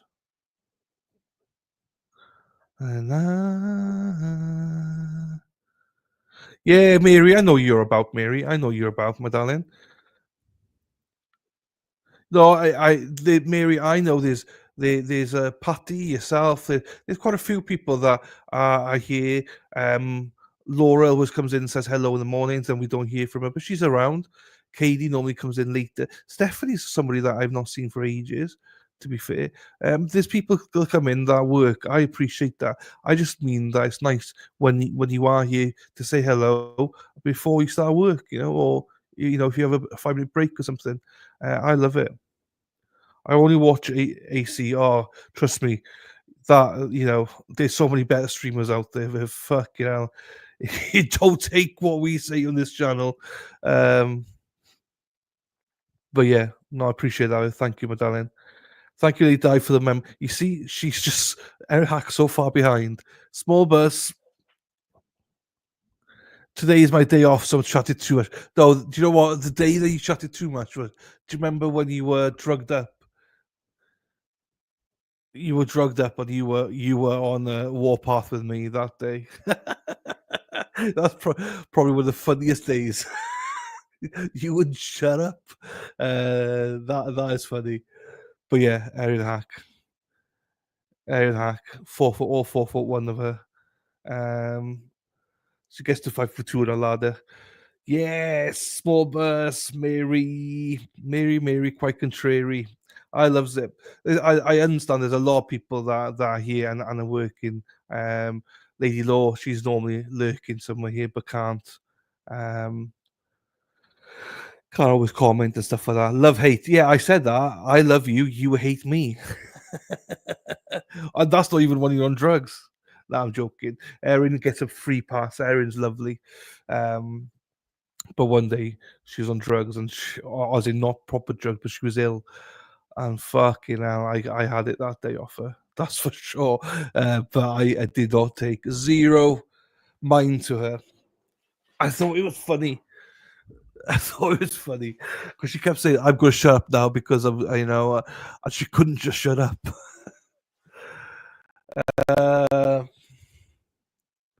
No worries, Viv. Good night, medallion. 1:41. There you go. 1:41 in the morning for you in Australia, mate. Good night, mate. Go to sleep. Count those koalas or kangaroos. Kangaroos, stop. Count the kangaroos. We count sheep in Wales. You count kangaroos to make you fall asleep. 1 kangaroo, 2 kangaroo, 3 kangaroo, 4 kangaroo, 5. You are my fire, my only desire, and I do. I want it that way. Tell me. I wish I got Dina's singing voice. Can you imagine Dina now with his guitar out swinging it? I'd be fangirling Dina. Hey, Dina. Hey, my one desire. Potty mouth, or Heather Taylor. She now lives in Arizona. Heather Taylor, she is a potty mouth. Heather is potty mouth. She's from Boston mouth. Boom, boom. How we doing? Believe when I say I want it that way. How you doing, Heather? We doing well. Hope you're doing well. Where's Sherry D? Sherry D's been here today. She's been here. She might be on another stream somewhere. There's a few people streaming today, I think, on different subjects. So, and maybe working. So she no Sherry D. She'll be popping in later, catching up. So. Fan friggin' tastic. There you go. There you go. Who are you going to give a shout out to today, Heather? Because you've been giving people shout outs and then all of a sudden they appear. Ruka appeared yesterday after you gave her a shout out. Who's shouting out today?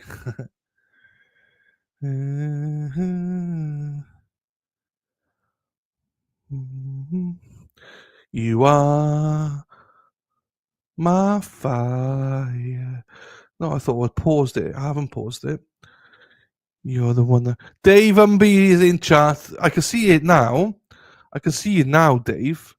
Oh, my... Dave, why have you got a hearse as a profile picture, Dave? I think they're gone, Heather. I think they're both... Bye-bye, baby. Oh, goodbye. I think they're gone, baby. Nice to see you back, Dave Umby. Hey, Dave, all the women are looking for their flowers. Yeah, I don't know, Heather. I think you could say bye-bye. Bye-bye, baby. Say goodbye.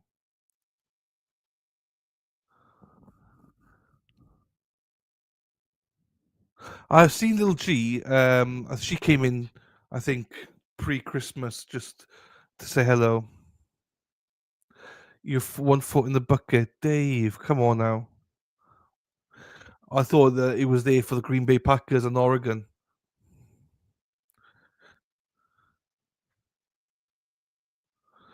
Ah, okay. She's amongst the living. Just the other one, she's not. Dear Lisa, dear Lisa. Oh, Dave Umby is here. Dave Umberger, better known as Dave Hamburger back in the day. Dave loves a hamburger. We lost 4 subscribers today. Jeepers. You know how most channels go up, we go down. We got knocked down, but we get up again. Ba-da-ba-da-ba-ba-ba. We get knocked down, but get up again. Da-da-da-da-da-da. Hey, hey, hey. I'm just trying to look for something here. So bear with me. One second, please. 1 second. Ooh, ooh, ooh, ooh. D, D, D, D, D, D, D. Da, ra, ra, ra, ra, ra, ra. 1 second, please. Here we go now, chatting. Here is El Chatti. Here we go, El Chatti.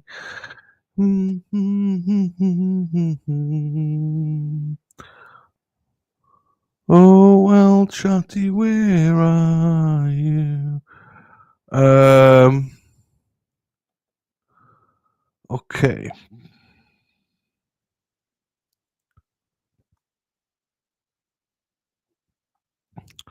I'm sure Miss Gold is fine, Heather. She just maybe just moved on.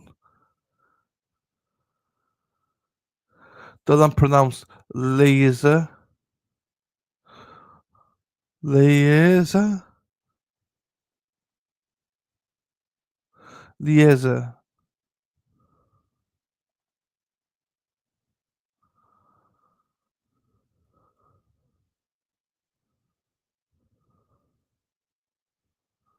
Okay. Okay, right. We'll just checking something there. That's fine. Can move on from that. Right. You said 10-minute break, but it's been a long. It's been a long break together. It's been 28 minutes or so. You see there, 28 minutes. It's supposed to be 10-15 minute break. So I'm not sure what's going on there. Oh. Oh.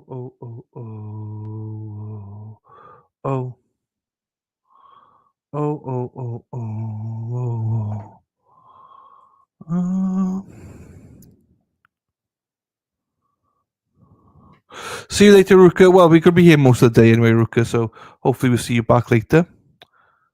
Liaison. What are you talking about? What's this liaison? What is this? What? Oops, no. What's this been? Robin G started it. What I think is Liza. What are we talking about? Did I say something? I don't know what I said.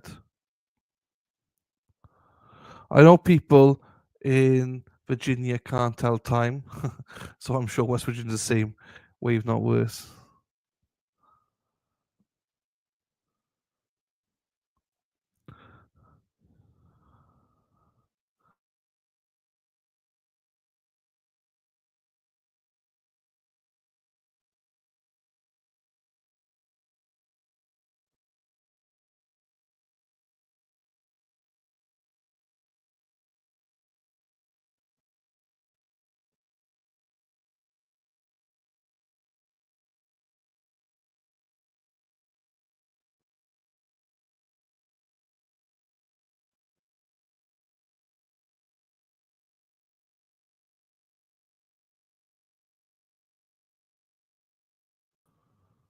I think I'm back.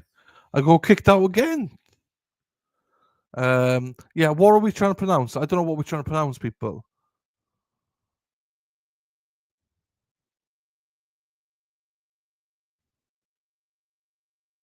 The Eliza, Lisa, Eliza. I'm not sure what. You don't even know what that means, Aaron Hack.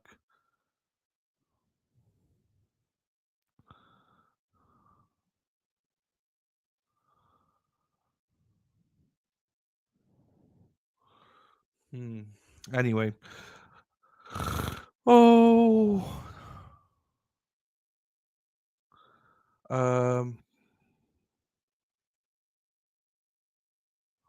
Well, I must be old. I'm younger than you, remember, Hack. So Hackster's in the 50s. I'm in my 40s. Yeah, I I keep getting kicked out. My camera or my mic. I'm not sure why. Not sure why. But at least we're still live. The stream is still up, so that's good. I will be 49 next month. No, you won't. Shut teeth. Dave, constantly 69. 69, always 69. Aaron Hack, 49 next month. You're 50. You said you got a special birthday last year, 50.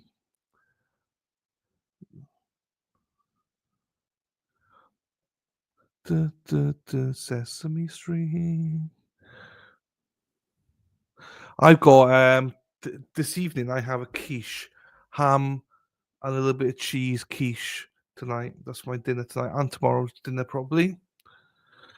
27 and holding. I'm holding a pair of.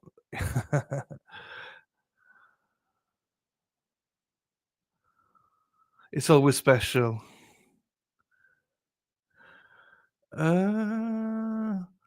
Hey Jude, hey Hack, how are you? On the yellow bus of yours. Hamburger. Quiche. I've not had quiche in ages. Well, not a proper quiche. Homemade quiche. My mother made a homemade quiche. So so yeah, I've had like store bought quiche and it's okay, but homemade quiche hits differently, you know. So there's a hole in my bucket, dear Liza, dear Liza. There's a hole in my bucket, dear Liza. A hole. Dave is Erin's daddy. Who's your daddy? Where's Jonathan? Jonathan's busy. Work, man. I think he's moving houses as well. He's busy with work. He's a wanted man. He was here over Christmas one day, but yeah, he's working. Dear Liza, dear Liza.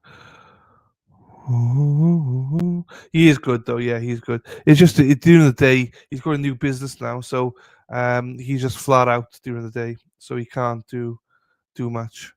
He can't pop on anymore, unfortunately. Josie Hot Mama's going to be 44 this year.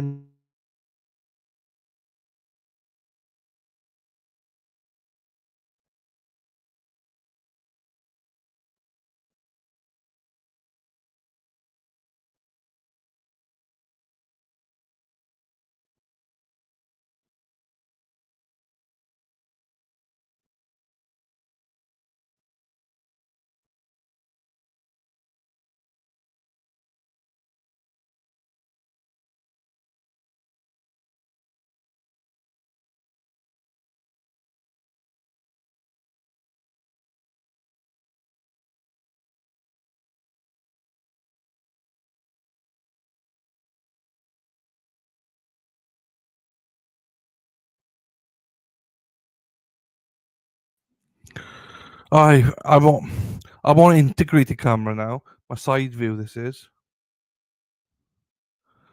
Hang on, I'm gonna try to get my camera back, my normal camera back. There you go. I'm back.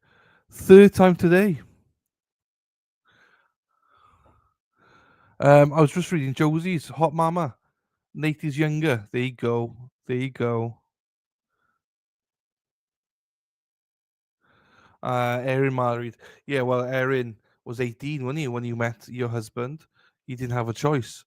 You got those nails stuck inside, and you're like, "You're mine." And he's never turned back. He's young. You keep him young because you keep him on his toes. I know.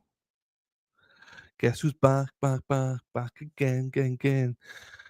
I'm very chilled about it. I don't know what's wrong, but I'm very chilled. I'm not swearing. I'm not, I'm trying not to swear as much anymore.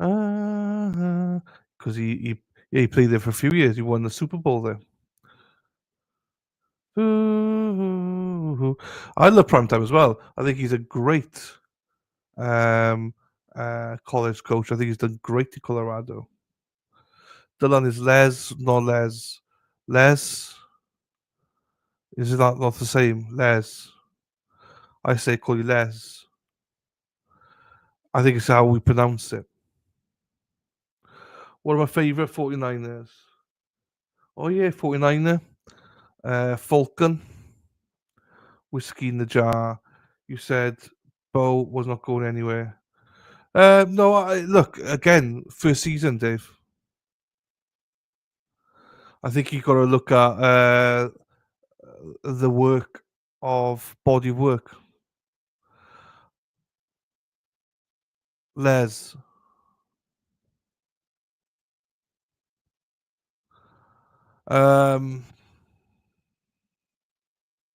So yeah, we'll see. We'll come back to this conversation in 4 years, 5 years, Dave. The Cowboys wanted the Colorado coach to replace the current one we have, but I don't think. No, I agree. We're talking about prime time, actually. I agree. I don't think he'd be any good on that one. Have you guys ever heard of Michael Irvin's son? No? What? No. I mean, I'm sure you've got sons, but never heard of him. With an S. Yeah, I think S's and Z's are the same for us in the UK. It's the same. We say it the same way. So it comes out exactly the same way. I don't think there's a difference. Les. I won't be live then. You will be, Dave. You'll still be sending flowers out to all the ladies. And goes by Tarantino. No, not heard of that then. Not heard of that, potty mouth. Right, wait, this is taking the mickey now.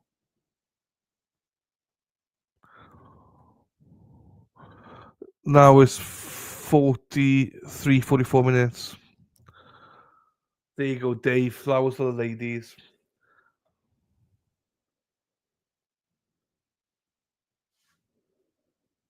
Oh, Esme. Esme's a nice name.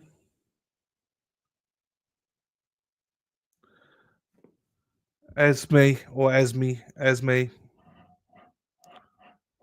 He's not good, not by a long shot.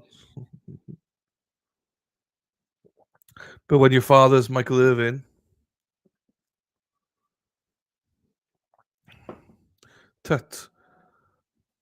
Tarantino. Ah, Dave. Yeah, does that flower, the whittle flower, resemble me not being able to get it up or something? Hey, Rehab. Don't be sorry. It's all good, my darling. How are you? Tarantino.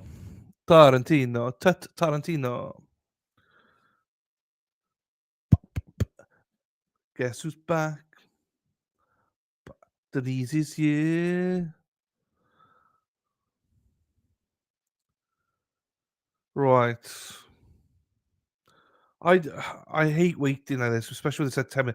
This is a lunch break. I understand it. LeBron James' son is coming to my favorite college team at University of Arizona. Oh, another son. Not Bronny, the other one. Does he play basketball? That's interesting. Oh, I heard something. Is that University of Arizona in Tempe?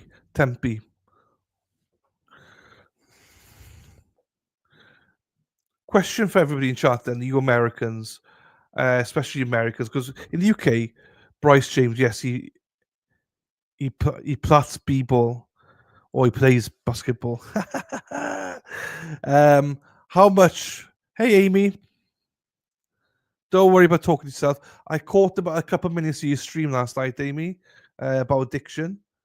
I was just too late. I couldn't. I gave you a like and listen for a couple of minutes. But yeah, go support Amy. Go listen to her stream from last night. It was very good, very open and honest from what I heard for the amount of time I was there. So well done to you, girl. You go, girl. You look great in that Celtics jersey as well. Happy days. So, question for the Americans in the chat then. How much do you tip then? Do you have a standard tipping measure for everything, like taxis, restaurants, cafes? You know, do you tip the same amount? Bars? Tuscan.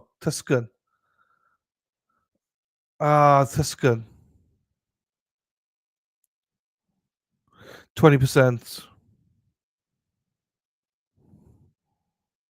Dana's 20%. So it's across the board. Bars, everything, 20%. I mean, is it because we don't do it here? Do you know what I mean? Last time I tipped 100% by accident. I did it in the UK. I got an Uber. It was like £10. I was like, he was a nice guy. I was like, oh, do you know what? I'm going to tip him 50%, £5. Like, so $10 equivalent. Give him $5, and then I mistakenly hit it twice. I gave him $10, 100% tip. But you know, it was just fine. But he was a nice guy, and he was doing it for his children, so I didn't mind. Another CG, 10%. Sometimes the tip isn't enough. Yeah, I felt, you know, when I was tipping. Yeah, I've done it a few times. Like when I was in Vegas, I said they said every drink tip $1 to them. It's compulsory over there, right? I don't think is it compulsory. I don't think it's compulsory because I remember a friend of mine in Vegas again ordered a bottle of wine, and the guy was such a dick. He just told him, "I'm not going to tip you. You're a dick," because he was an arsehole to us. So he didn't tip him.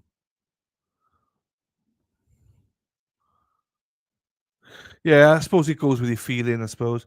But like, say now, for instance, now, right, you get a taxi and it's $100, so you would just pay $120.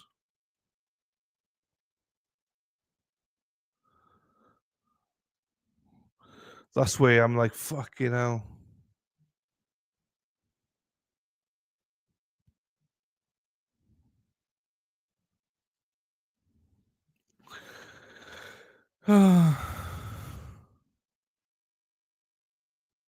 We find excuses to tip anyone, even like the mailman or garbage man. Well, nah, yeah, I tip the garbage man. Christmas time, I give him beers, but that's about it. No, we don't tip anybody. It's very rare you tip. I'm at the pub. I'm paying as I go. You tip $1 a beer. There you go. Daffy Little over tips. She always overshares herself. Yeah, women with kids and need the money, but that's just me. $100 taxi, I would just walk. Well, I mean, I always say $100 because when I looked at Uber, it was from Logan Airport, and like even I won't be taking a taxi. Don't get me wrong, but Logan Airport to the middle of Canton was $120. I think it was, but call it $100. So that's why I was like, oh.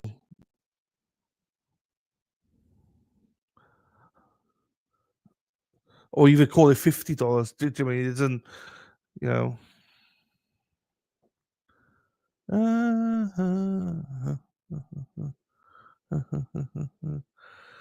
I always tip like what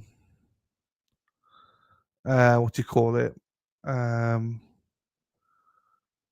What do you call it?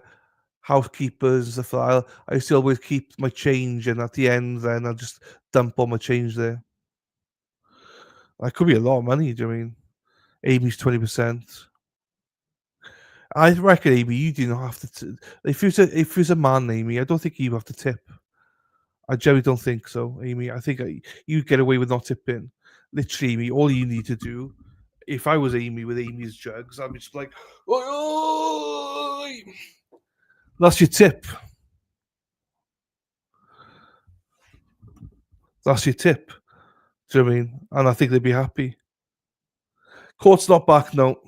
I tipped a band at my son's wedding. There you go. Yeah, I mean, sometimes we would. Yeah, I get that bit. Yeah. I in the UK we just don't like. Sometimes we would tip a little bit, but very rarely. I normally like round it up and stuff if I'm at a restaurant or something like that. I hope the fucking like we're live. It says live, and I'm not paused it, so.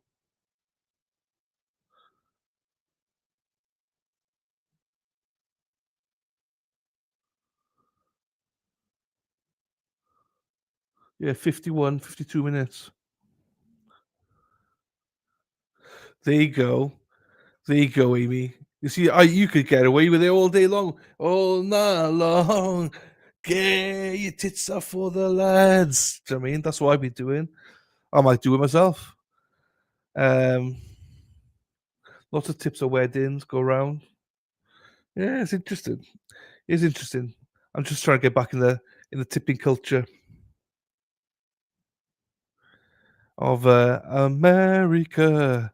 Fuck. Oh, F yeah.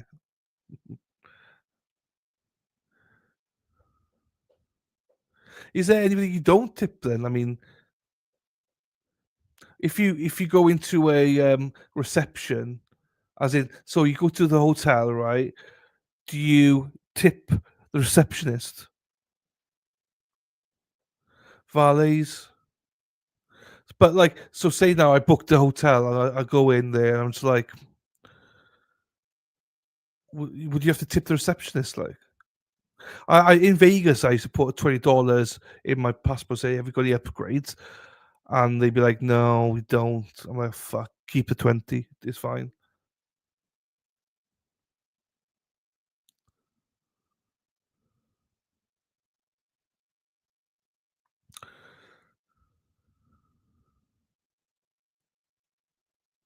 I think I'm probably a tipper. Or what about also? Oh, okay, a good example for you, right? Good example. Starbucks or Dunkin' Donuts. You just got in there, you got a latte, you're paying. You guys, you mess it up because it says something like $5 on the screen, and then also then you go to pay and it's like $6. Like what? Taxes. Why don't you include the taxes in the price then? That annoys me. Tips of food run about 10. Oh, okay. I didn't know that. I don't know that. So, how much would you pay for your coffee? If your coffee was with tax $6 in Dunkin' Donuts or Starbucks, how much would you give them? Would you just give the $6 and take the $4 change? Or would Do you, and the CG won't tip. The CG does not tip in Starbucks or Dunkin' Donuts.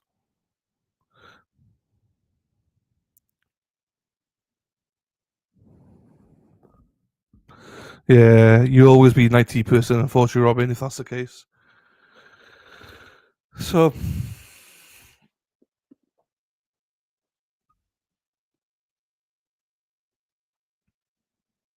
if I'm in the drive-thru, I don't tip at any fast food or coffee. Okay, and no franchise tipping. Okay. So for instance, like a Dunkin' Donuts, you just pay the price. But if it was if it was a sit-in independent coffee shop, you would tip them. Okay. Okay.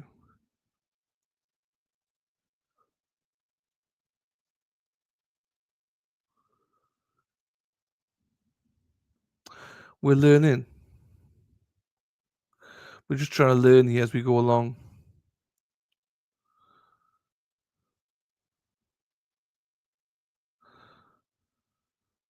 Dunkin' Donuts gets the change $6. If I give a 10, I leave $1.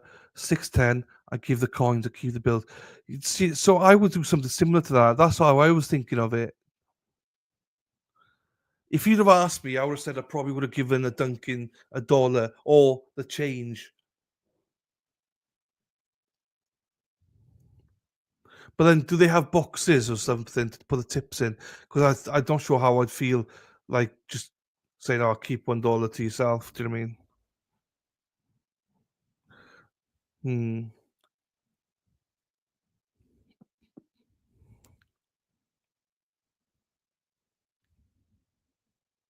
Ruka's here. Yeah. So it's just difficult, culture. Yeah, Erin, I think it's because Boston is the home of Dunkin' Donuts, so that's why I say Dunkin'. I'm a Starbucks guy. Do you know what I mean? So that's where I drink most of my Starbucks, Costa.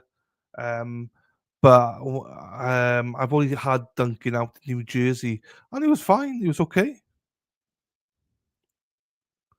Anything above a party of 6 is automatically 20%. So in the UK, they normally say if you're over 6 people, they tip 20% as well. And the higher end places, they do automatically put tips in. So, the UK there's some tips in the UK, but it's normally added automatically.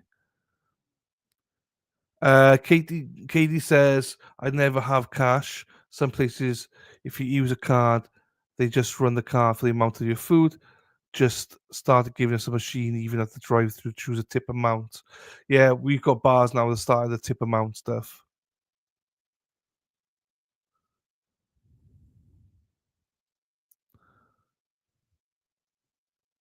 Mary Lou's. I've never heard of Mary Lou's, Dana. Mary Lou's. Well, that's on the list then. Mary Lou's. Is that coffee joint? Is that coffee make? Oh, here you go. Thank you very much, Amy. I worked with Dunkin's brands for years in IT. Oh, there you go. Robin works in IT as well, apparently. Thank you for the super chat, my darling. You don't need to send super chats. Just send me the titties. That's fine. It's all good. Joking, by the way, in case somebody fucking clips that and goes, "Oh, disgusting! You're disgusting." Sorry, I like tits. So he was put the tip in context as well. Sarah P. Trust you, Sarah P. Dirty mofo.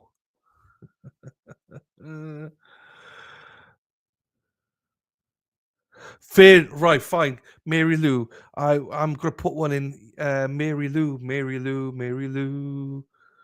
I'll tell you why, because I've been looking for stuff of where I'm staying in Canton and stuff. So I'm trying to. Right. Oh, hang on. Right. I'm still trying to figure out stuff in Boston. Oh, there's one. Oh, there's two. There's one in Norwood, 3. There's one just outside Canton, 4. I can see 4 of them already. Oh, there's loads here. Let me go to the one in just outside. There's Canton. Where Sharon, between Sharon and Canton. Let me go into it and see then. Oh, it looks nice. Mary Lou's. Mary, quite contrary. Mary, quite contrary. We love Mary. She is fine. She is mighty, mighty fine. Right. Oh, okay. Here we go. Yeah, no, I like it. Hot chai. Ooh. Regular ice, gourmet. Okay. Okay. I've never tried nitro. Breakfast sandwiches. Now we're talking, Dana. Now we're talking. Sausage, egg and cheese, bacon, egg and cheese. Available on bagels, croissants, English muffins. I hate it when you guys call it English muffins. It's not. Hash browns, egg bites, stuffed waffles. Who does not like a good stuffing? Right. So there's that. Is there no lattes then? Flavored gourmet. I'm a latte guy, so I can't see any lattes here though.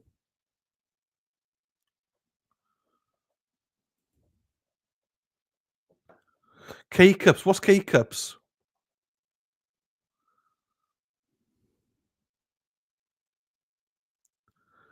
Tits and tips.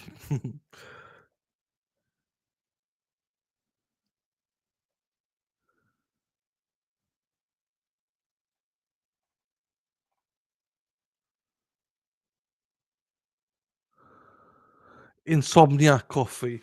Not sure I need that. Kate, individual serving Keurig. There's so much I need to learn. So I need to go to 7-Eleven, right? Because Erin Hack says I need to try. Is Erin Hack said one of those Slurpee things? One of those things that have got things in it, ice and stuff in it. Ice, baby. K-cup. That's what I thought that was called. Okay, no, that does not sound good. Burning your tongue.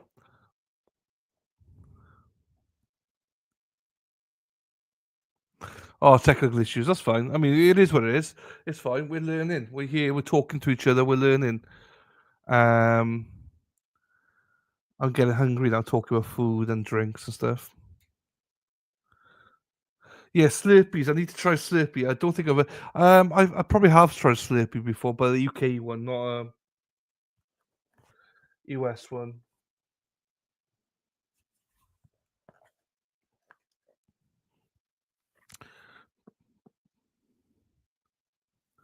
Yeah. Lisa Reed. Wait, Lisa Reed. Not seen Lisa Reed today. Hopefully, Lisa's okay. Rebecca, West Virginia. Not seen her today. Hope they're okay. Katie, everyone. I know Carol and Crystal and everyone's busy.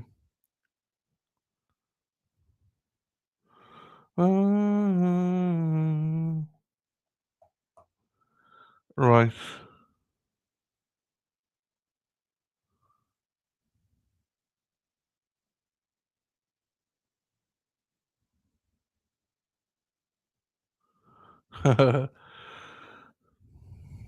I just asked about Gary Beeston, see where he. I think he's probably just a little bit ill or he's busy or something.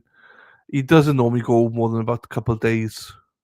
Luby Lou, another one. Lou, I've not seen her. Obviously, she's going through some stuff. Lisa Reed's here. Hey, Lisa Reed. Lisa Reed.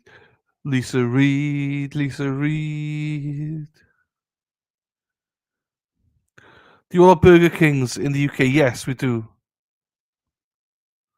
They have frozen Coke, which is like, yeah, no, we don't. Yeah, no, I think we have Burger King, but yeah, McDonald's is more popular, I would say. Hey, Rebecca, that's fine. I knew you'd be around somewhere. Hope you're well, my darling. Have to mix the Coke and cherry Slurpee, Coke cherry, then Coke again. Yeah, this is new to me, people. This is new to me. I need to try these things. These are things I need to try. I'm not kidding you. These are things I get excited about. Some people get excited about various things. I get excited with food, drinks like that, titties, and yeah, that's I don't drink that. Like I don't think I want to try a high noon in Boston, but that's about it. I don't want to drink otherwise. I'm not a drinker. But when it comes to food and stuff like that, I'm in. I'm in. 20 says Chappie gets a brain freeze with it. I think we've got something like that though. But like I don't really. It's like full of ice and stuff. But I never drink it. But I know you guys do. I've been going vlogging everything. I was hoping to have someone help me vlog, but yeah, I'll be taking cameras everywhere where I can. Obviously, I need to, it's difficult because I'll be there with my motherfucker hit my hand. Do you know what I mean? You know, I there's an extension as well to this. I'm not gonna be like when I go to stores and stuff like that, like filming myself. It's gonna be very awkward, so I can't. So if somebody's with me filming, that's fine. But I mean,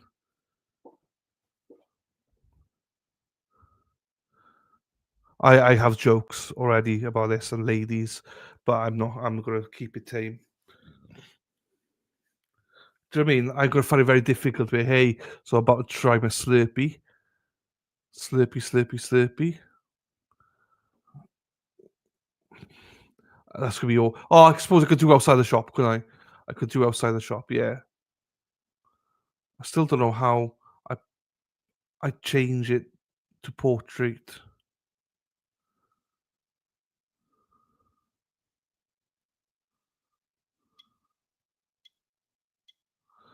Low light, slow motion, time lapse, no. Hmm. So yeah, hopefully some people will help me vlog.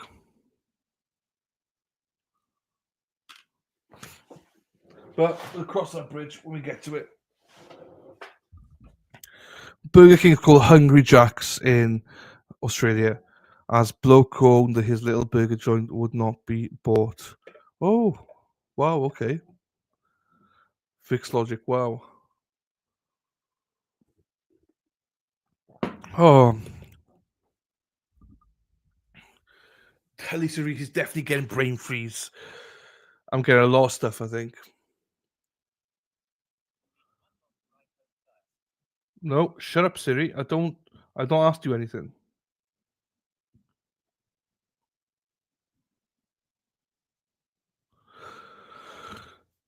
Go for me and they donate anonymous on the screen. Does the person running the site? Good question. I don't think so. Unless you can see the addresses, email addresses. Um,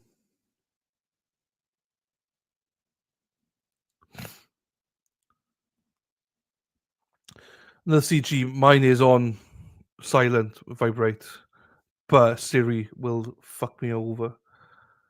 Alexa, I don't have Alexa. That's a very good question.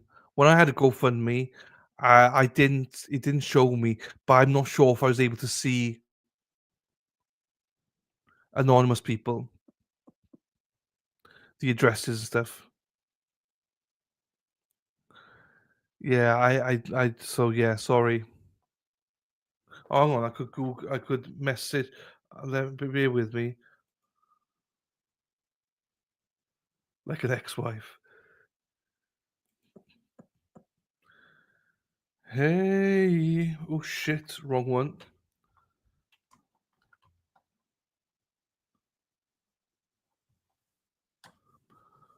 Ba ba ba ba ba ba ba. Hang on, right.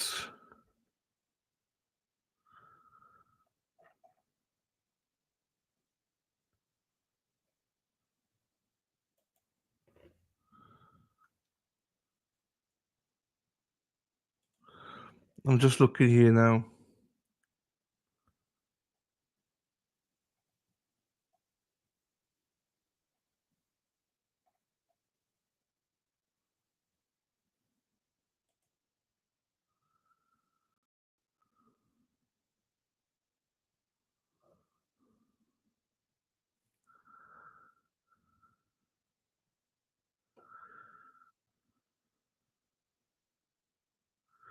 Gary donated. Michael donated.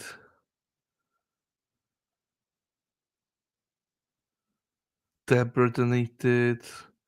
Cynthia and Paul donated. Trustee for Shari, Diana, Christina, Dennis, Mark, Doreen, Tootsie Wootsie.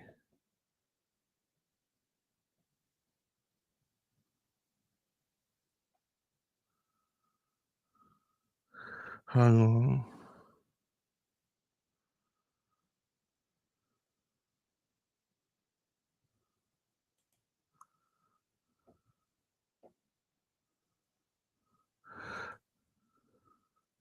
Hang on, I'm just checking something here.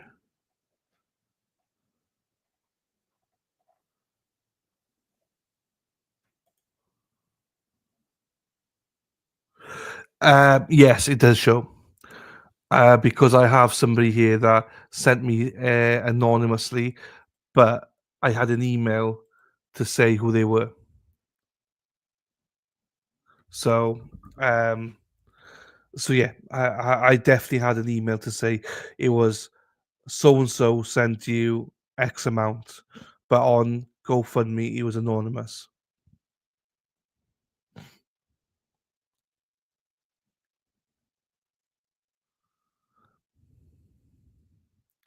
So yeah, so that's where I was doing the Lord's work for Erin Hack there to show you. I mean, I suppose you could sign up to GoFundMe and not have your name. Like, I don't know how that. Why is it going all fuzzy on me? But yeah, I definitely got an email from at least one person that I know was anonymous, and my email from them was in their name. Du, du, du, du.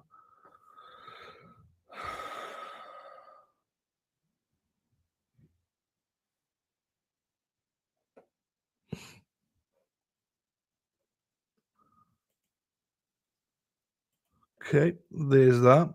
Right, let me turn the light. The court, Robin, is we don't know technical issues. Maybe it's been over an hour now, so like an hour and 10 minutes, 11 minutes.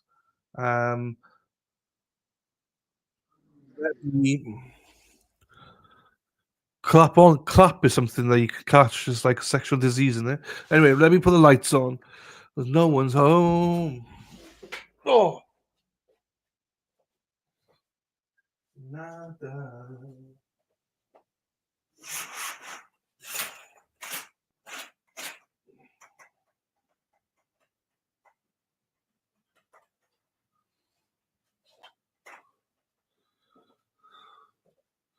I'll be back now.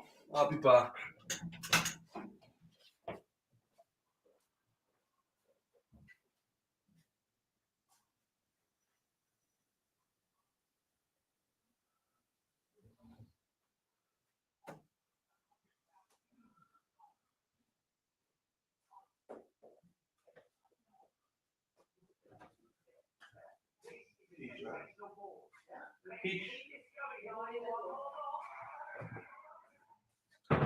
And you're not home.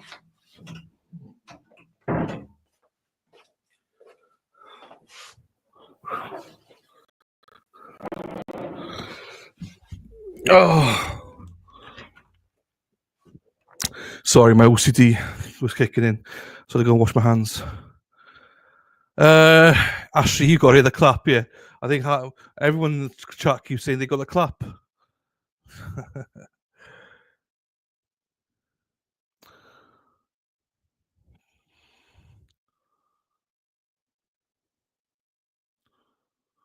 This is not ideal, is it? They're probably going to take lunch break now as well, are they?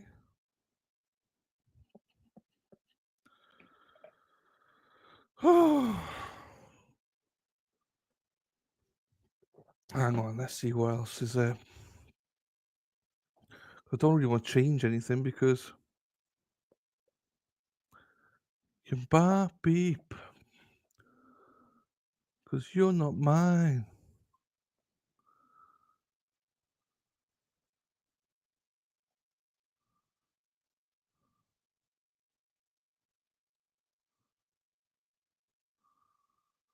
Okay. Proctor, he's got another. I believe he's got another day. Try, as in, they did not conclude it yesterday, so they got to carry on again. My understanding of it, not that you know. I read that on Facebook.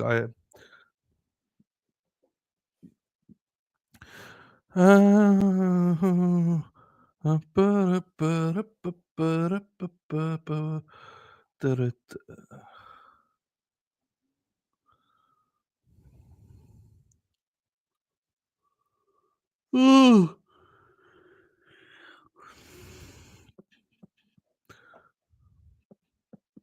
Might as well face the music and dance. No snow here either. It's actually quite a nice day here today. Just gone.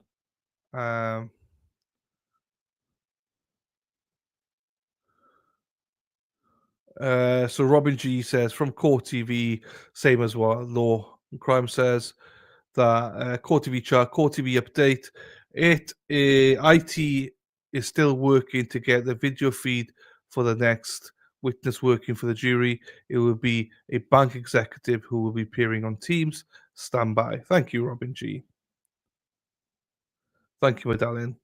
So there we go. We've got to wait. But then it's coming up to like another 20 minutes. It's going to be lunchtime.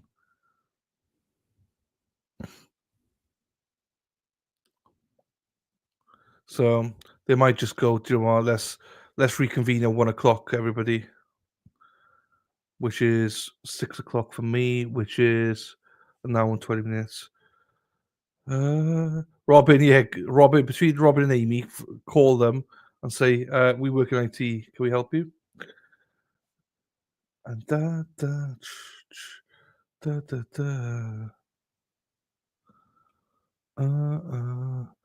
Robin G, riding through the glen.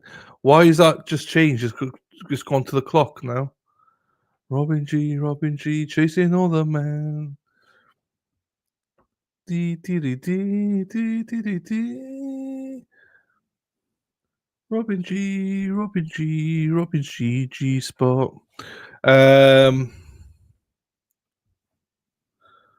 All right, they've just switched it to the camera on the clock. Oh, and there's movement. So we might be back. They might push lunch back to about 1 o'clock, maybe. I don't know. I'm just guessing. I am talking crap right now. I know I am, but I try my best.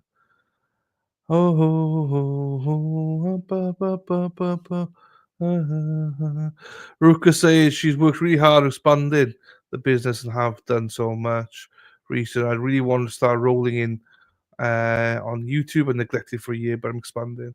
Good luck, Ruka. YouTube is a massive pain in the ass. I am losing subscribers on a daily.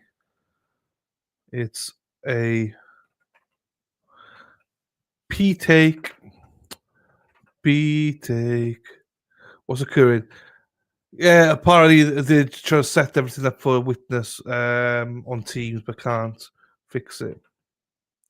Maybe it was brunch, maybe. Ba, ba, ba, ba, ba. Ba, ba, ba, ba, ba, ba. Ba, ba, ba. Ba, ba, ba. I think YouTube in many years will be gone anyway. Here we go. Brunch is nice. Here we go, everyone. You may be seated. Yes, Sarah. We have jury rigged things so that we are ready to go. Is that correct? Correct, Your Honor. All right. What I propose is to work through our traditional lunch break. We'll take a break for lunch, but I'll tell the jurors that we're going to take this witness because the witness is available and we need to make hay while the sun shines. That sound like a plan? That is a plan, Your Honor. We suggest that the court make the gallery aware they need to turn their cell phones off. There's been some potential problems with communications outside the courtroom. All right, we don't want any more delays. You folks in the gallery, check your phones now, make sure that they are turned off. Bring in the jury. I think it's the judge, Robin G. I've got it boosted, so I think it might be the judge. His mic's never great. Court, can you hear? Yes, sir. All right, so thank you. So one last question. Yeah, fully boosted. I got it boosted for Deb. Deb is listening, so hello to Deb. She's at home. She's not feeling the best today, but hello to you. She's not in chat, but everyone say hello to Deb. Hey, don't worry. I'm used to you all being pains in the asses. I have to work with Erin Hack every fucking day, don't I? On SRP, so I've gone. I'm headed towards 1,300 subscribers. Gone. I don't know what. I'm not even that bothered about it. I'm fine with it. Honestly, it's all good. Hey, because I don't think it matters that much. Oh, oh, oh, oh, oh, oh, oh, oh. Prime time. Do, do, do. Do, do, do, do, do. Erin Hack, hack, hack.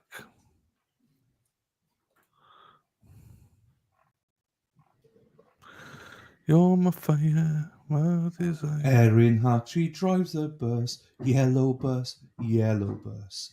Erin Hack, she drives a bus all day long. Ole, ole, ole, ole, ole, ole, ole, ole. Erin Hack, hack, hack, ole.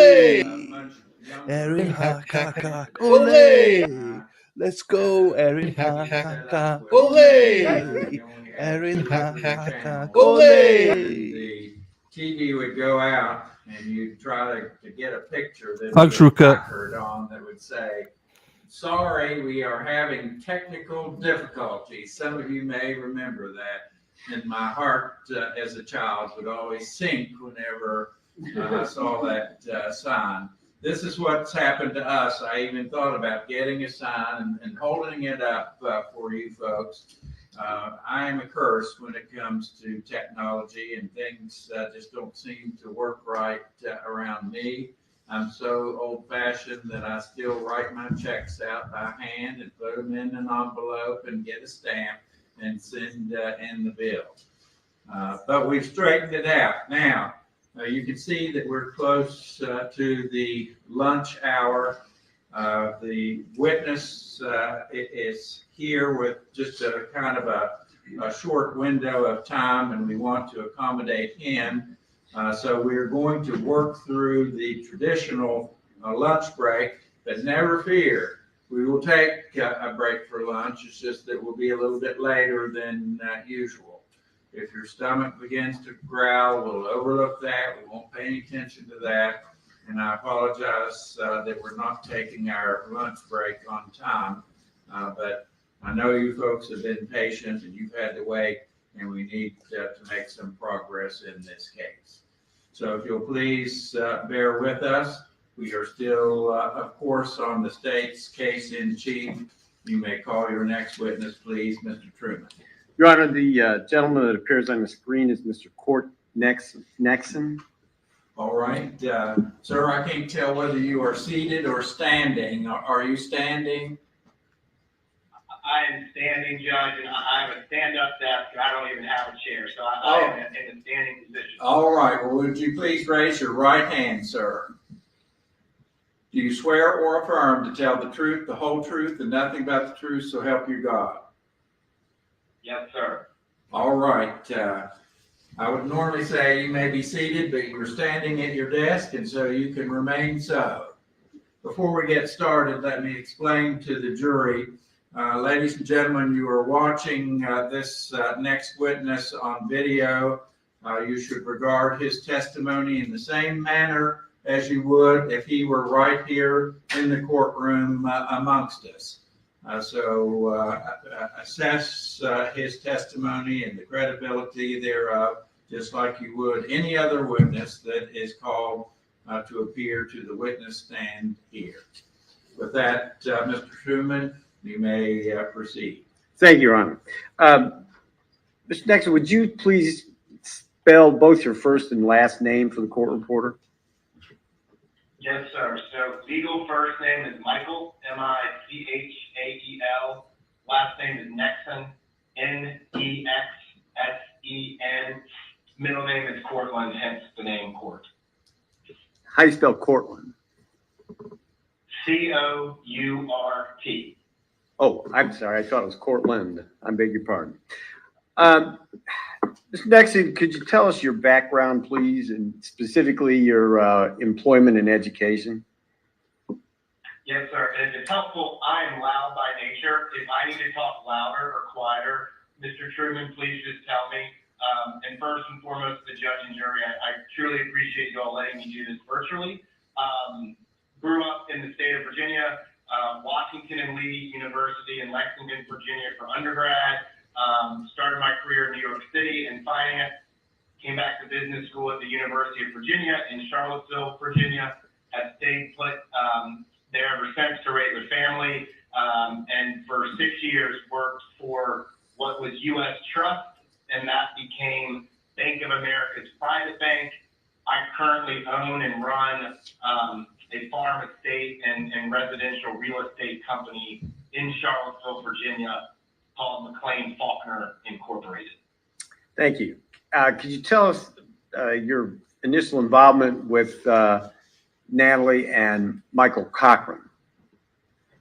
Yes, sir. So my job at the time, it was U.S. Trust at Bank of America's private bank, was I led a team that dealt with high net worth individuals and families, from investing money to banking to helping kind of oversee their assets. And so in Charlottesville, I was tasked with new business development and kind of being the face of the team for potential new clients. And so somewhat out of the blue, the Cochrans were routed to my team, which came to my desk to interact and speak with them. In terms of the division of your time with the Cochrans, did you spend more time involved with Natalie Cochran or Michael? The bulk of it was with Natalie. The only thing I recall is one time there was a gentleman on the phone there in the car who said it was Michael Cochran. The rest was pretty much exclusively with Mrs. Cochran. How did you communicate with the defendant? So it was interesting. If my memory serves, it was almost like a phone call out of the blue, and kind of listen to the story and kind of how they got routed. And then primary conversations were email driven as well as some phone conversations. Do you remember your first, or have a recollection of your first phone call conversation with Natalie Cochran? High level at a macro point, essentially it was someone talking about very large sums of money, talking about business interests.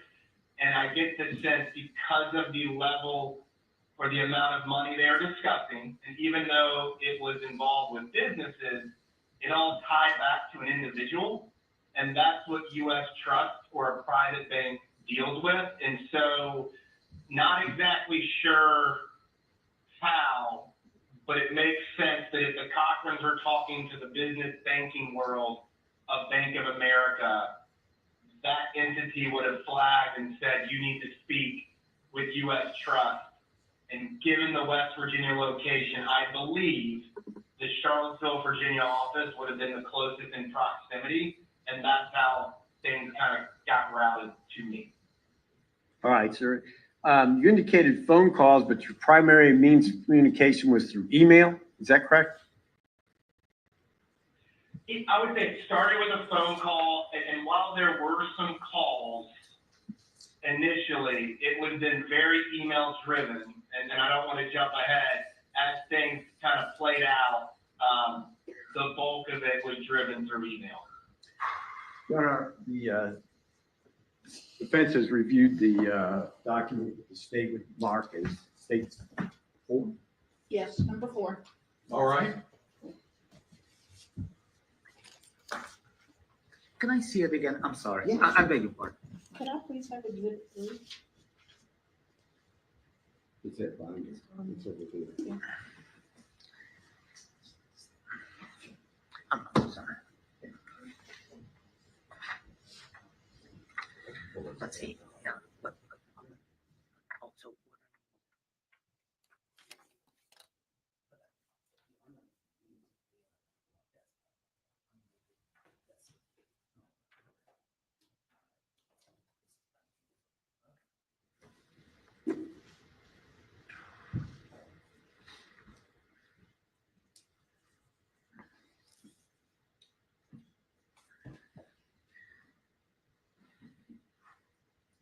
All right, you may continue, Mr. Truman. Thank you. Mr. Nixon, the first email that the state wanted to discuss is where it was dated February 4th, 2019 at 11:55. And so that we can identify your emails, they all have a ustrust.com email address, correct? Correct. And in that email, you're merely providing personal contact information to the defendant, how she can get a hold of you with a direct line, right? Correct, yes, sir. If it's helpful, Mr. Truman, I have that email in front of me. Okay. Well, through the miracle of modern Chinese technology, we're able to hook you up this way with a telephone and through the internet. But unfortunately, we can't display the documents at the same time, so we'll just talk about them. But thank you.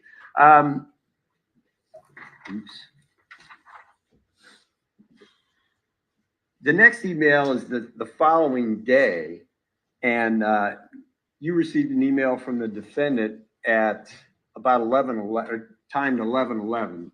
You able to look at that email? Yes, sir. What's the substance of the defendant's information to you and your response?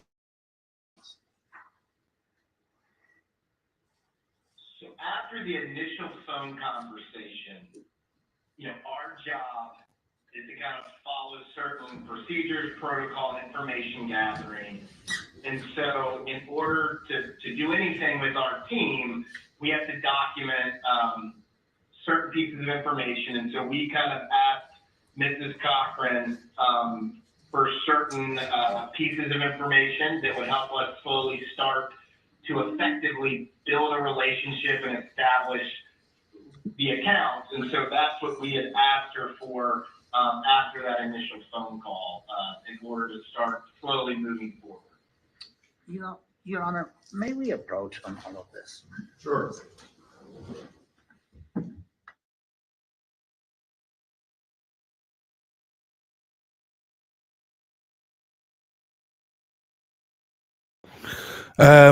So no, it's a murder case. So the accused is in prison right now for 11 years for fraud. Basically, the one of the motives that the state are saying is that she killed him to hide the fact that she'd caused all this fraud, basically, where the defense is saying no, he knew everything about the fraud.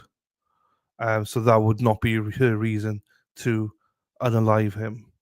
So that's why they're going into it as in depth as they are right now.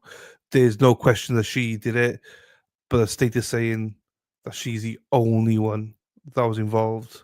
And the defense is saying that he was fully aware of the fraud as well. So that's why they're going into the whole thing around. Oh, there she is. Yeah. Next to the bailiff. That's why they go into it like Alex Murdoch. All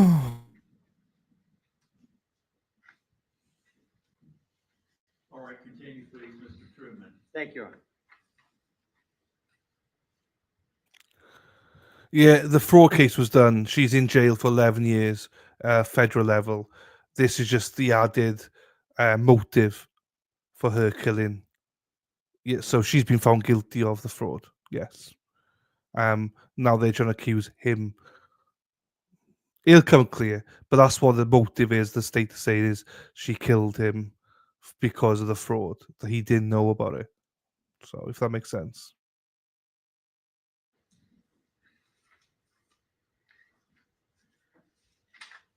Bear with me just a moment, Your Honor. We had to kind of adjust here on the.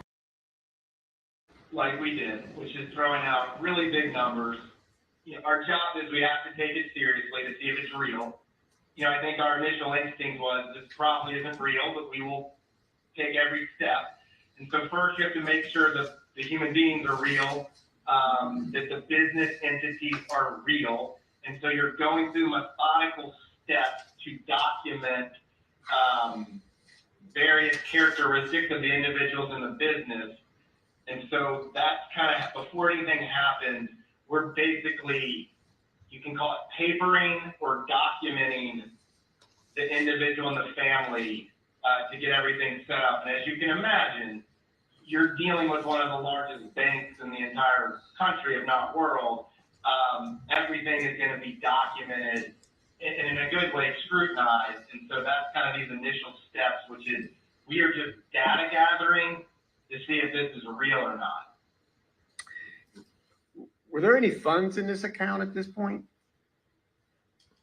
So from our side, there was nothing. So essentially it was, we own these government contracting businesses. We're going to have significant funds coming and going from these accounts, which if it was real, U.S. Trust and the private bank would absolutely be the best place to go to do all this. And so at the time, there's nothing in these accounts. We are essentially getting everything set up or getting the piping in place to allow money to come into the account and then be a real source of financial help. But no, nothing, to my knowledge, at least from a U.S. Trust side, there's nothing ever in the account.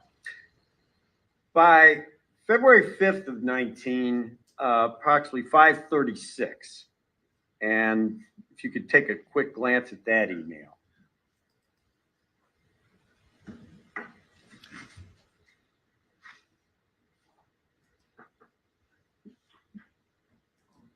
Okay, I have that, Mr. Truman. All right. Now, at this point, what was your understanding of the Cochran's intentions for the following day? So, high level, if this was real, you have Judge, I'm going to object to this answer already at the beginning of this answer as non-responsive. We're talking about the travel of our clients or my client to the state of Virginia or North Carolina or wherever this gentleman was. We're not talking about high-level financial transactions. We're trying the money laundering case here. We're not trying the money laundering case, but okay. Let's ask the question this way. Did you have a meeting set up with the Cochrans for February 6th of 2019? So my understanding is they implied they were going to go to Lynchburg, Virginia. In order to set up these accounts, you have to physically sign a signature card. You have to have certain people witness this signature card. And I don't remember why they said they were going to Lynchburg. It could have been because of personnel or just certain requirements. But they had implied that they were going to go to Lynchburg. And again, a private bank or U.S. Trust job is to white glove, handhold service. And it's not uncommon for us to pick people up from the airport, et cetera. So when I'm looking at this email, Mr. Truman, this was trying to make their meetings go as smoothly and as efficiently as possible. And that's what we're doing in these emails. This is a non-responsive. Trying to make sure they don't Objection, Your Honor. Objection. This is a non-responsive. Mr. Nixon. This is a non-responsive answer. We're talking about the whole history of this. The prosecutor asked a very simple question, and the witness is rambling. He's answering the question. Overruled. Let's continue, please. Thank you. So guys, just reframe what you're trying to ask me. You're asking what we're doing, and we are trying to set up appropriate meetings and steps, all the appropriate steps to get certain accounts and relationships set up. And that was to take place February 6th of 2019, correct? Correct. That's what we were working towards. It looks like they said they were going to fly in, and so we were basically responding to their schedule and setting things up as best we could. Did that meeting take place? Never took place. And you were notified about that Wednesday, the 6th at 6:47 a.m. in an email from the defendant, correct?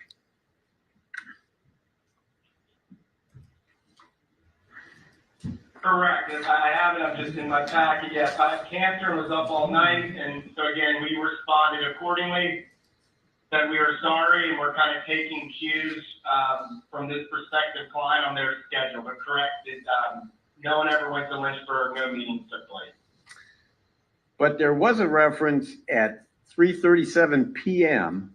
on February 6th. You got another email from the defendant. What was the substance of that one?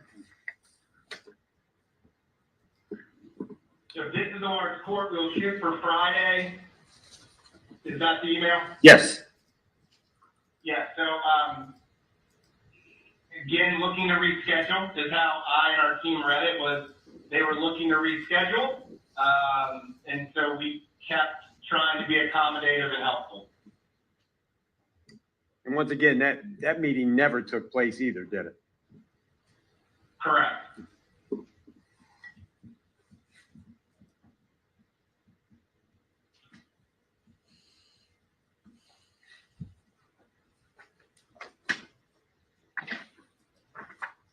And I realize you're operating under somewhat of a handicap, but there's an email from the defendant of March 14th of 2019. Could you take a look at that one? I have that in front of me, correct. And what did the defendant indicate to you was going to happen then? So rereading this email, they are asking for wiring information for their account. They've said that $100,000 is coming in. Other government funds are coming. And that she's emailing a death certificate and the state paperwork so we can remove Michael. So in the interim, we've been informed that Michael was in the ICU and then passed. And so in that interim, that's where we are as of March 14th, which is trying to move money around with these accounts. And the last one was the next day, March 15th.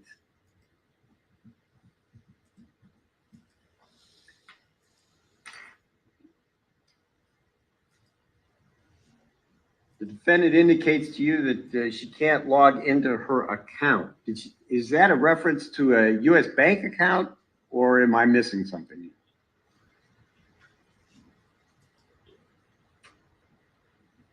I'm reading her email.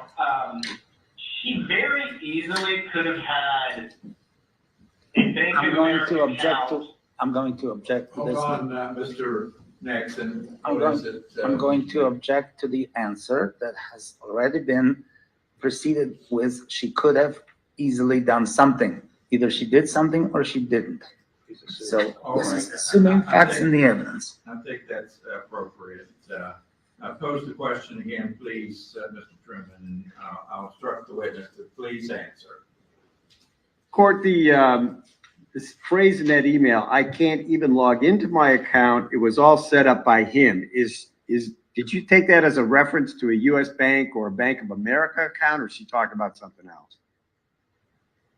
I don't know if she even had an account. That's all the questions the state has. Thank you. All right, cross-examination.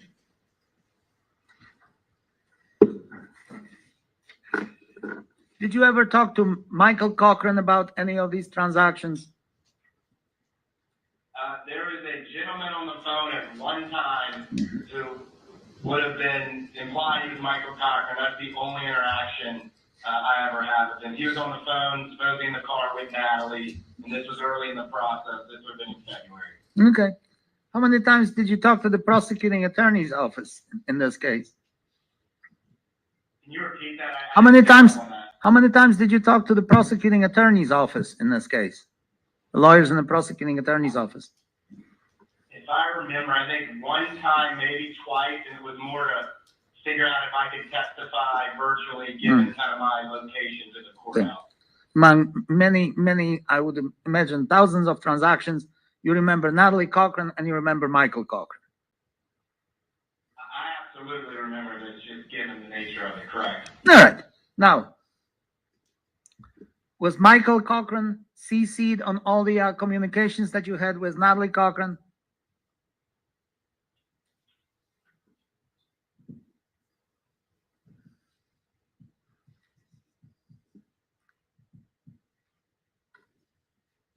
I'm going back to the beginning of the email packet. I can see Michael has a CSG LLC email address. And so he was on the early emails. And then I want to say she took over as point person. Yeah, he would have.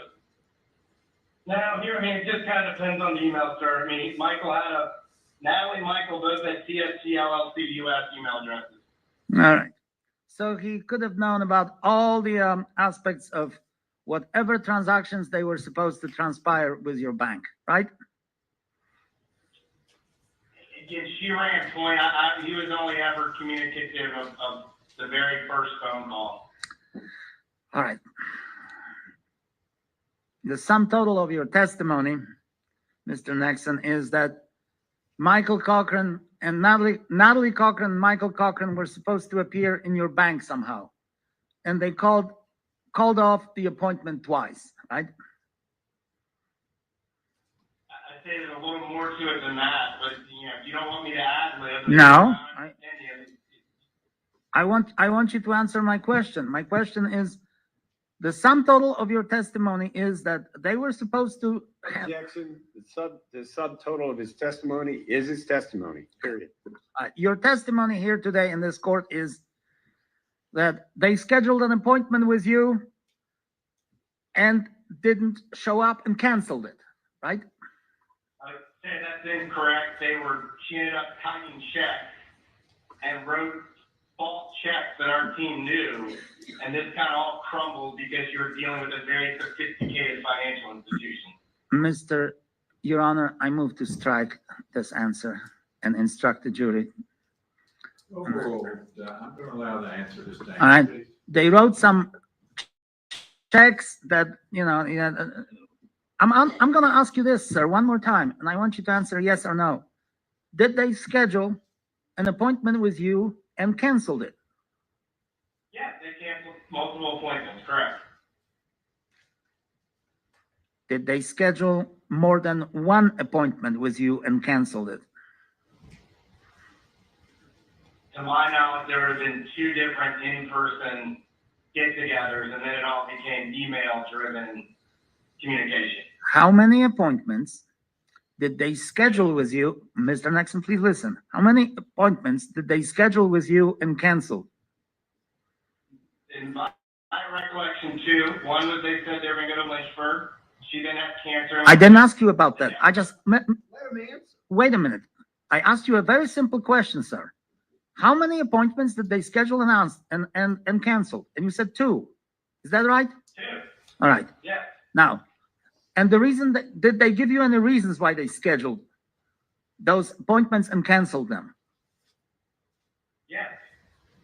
And the reason was that Natalie was sick, right? For the first one, correct. Okay, for the second one, what was the excuse for the second one? That Mr. Cochran was in the ICU. Okay. And then in March, Mr. Cochran was dead, right? Correct, yes. Okay. To our knowledge, yes. So now the sum total of your testimony really is that they had 2 appointments that they canceled because of the illness of Mr. Cochran or my clients, and then the third appointment, Mr. Cochran was dead. Is that a fair statement, sir? In terms of appointments, yes. Okay, that's all I want right now. The next question is, you don't have any idea about the circumstances of Mr. Cochran's death, do you? You don't know anything, first-hand knowledge about this. We, at our time, we saw a death certificate, and that's our extent. Mr. Nixon, you're a banker. You are dealing with Mr. Cochran and Mrs. Cochran. You don't have any first-hand knowledge of Michael Cochran's death, do you? Yeah, I've never met these people in person. So the answer would be We were no. told he died and we were showed a death certificate. So the answer from the first-hand knowledge of knowing anything about this case would be no. Would that be a correct statement?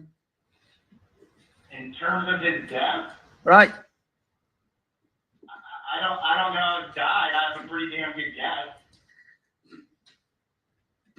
I move to strike this, Your Honor. All right, I am going to grant that or sustain that objection. Ladies and gentlemen, please disregard the last answer given by the witness. Continue, please, Mr. Victor. Mr. Nixon, you apparently don't like my client, do you? I think it's been a colossal waste of my time and many others' times in terms of months of going through this. That's my honest answer. It's a lot of time, resources, yes. And that's why you're so belligerent right now, aren't you? I'm not belligerent, but you're being belligerent with me, and I'll answer the question. I think I'm off.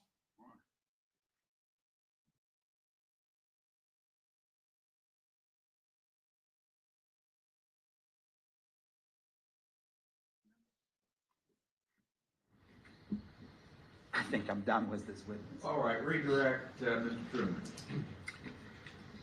As a banker, would you be belligerent to the people that wrote a bunch of hot checks? Judge, I'm going to object. Wait, hold on, Mr. Nixon. That objection has been raised. I'm going to object. This is back to money laundering, money that has nothing to do with murder. Well, I think we've extended the circumstances a little bit and opened a door. So I'm going to allow the question. You can pose it again, please, Mr. Truman. From a banker's perspective, people that write bad checks, is that something that would cause you some irritation? And now this is a comment on my client's character, and I object to that. Well, I'm going to overrule the objection. Answer if you can, please, Mr. Nixon. I'm happy to. The only thing we would do is we would properly flag what happened. We did flag it internally, and then we kind of shut down conversations. And so in a way, we literally just follow our procedures and guidelines. And that's what we did here when the bad checks were written, is that we stopped communicating and we flagged it to our fraud department. The bad checks were written in March of 2019? Correct, yeah. That's all the questions the state asked. Thank you. And no account was ever open with your bank, right? So again, I'm not in the operations side. I just can't answer that confidently, given I just don't have the full scope of everything in Bank of America. She could have opened an account and never funded it. So yes, there were checks written against an account. All right. Anything further, Mr. Truman? Nothing to say, Your Honor. Thank you. Mr. Victor? Mercifully, no, Your May Honor. this witness be excused. So far as the state's concerned, yes. Oh, yes, Your Honor. Thank you very much, Mr. Nixon. We appreciate your cooperation. You are excused, sir. Thank you, Judge. All right, we'll have to turn off the machine.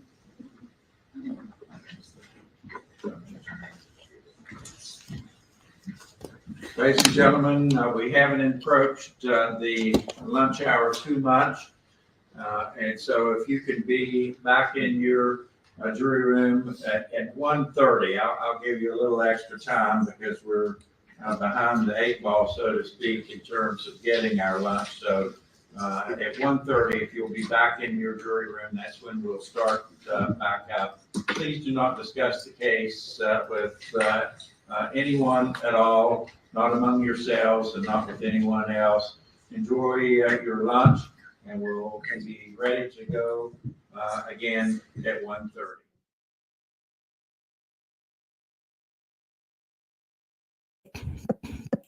Wow. That was a bit over the top, wasn't it? That was a bit over the top for my liking. So for the ladies, never say that I don't think of you ladies. Here, most of you anyway. You will have the pleasure for the next hour and a quarter of the presence of Mr. Peter Tragos. So what I'll do is I'll be back at 1:30, same as them, and I'll put it in the banner now. And I've got Peter Tragos here to make you all wet. I mean, to make you all happy. And yeah, he's discussing the Delphi Jura as he speaks out. So, and also be you interested in the Delphi stuff. So here he is to make you all work. Oh, I won't say that. Behave. Right, let me boost it first. Let me put it on screen for you.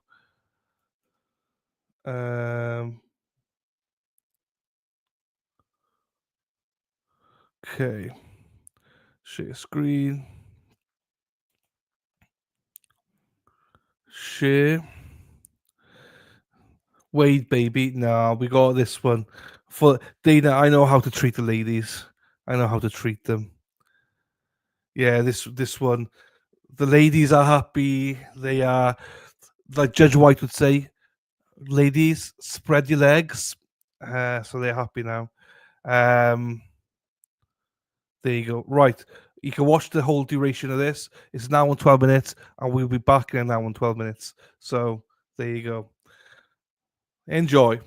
What's up, everybody? Welcome into this week's first live. I'm excited to be back hanging out with you guys. And we have one of my favorite topics, which is a juror speaking out and discussing what the process was like for them in a very high-profile trial. We were talking about the Delphi case, Richard Allen's case. One of the jurors went on a podcast, gave an interview. It's a two-part podcast. I think it's almost 2 hours of interview. We're going to take some clips from it, see what we can learn from this juror. What did they see? What did they hold out to be some of the most important evidence? How did they deal with some of the controversial issues in the case, like the confession, the bullet, the experts, and things like that?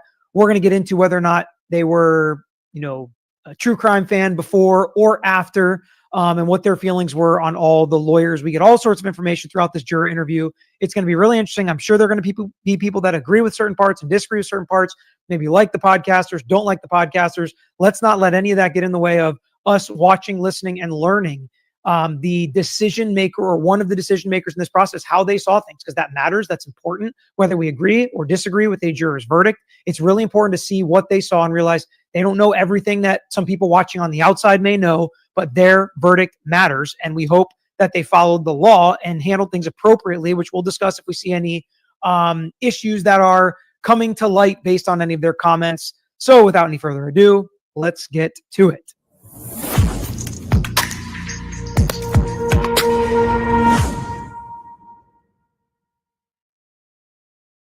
So the Murder Sheet podcast, let me make sure I got that right. Yes, Murder Sheet podcast is who did the podcast, got the juror on.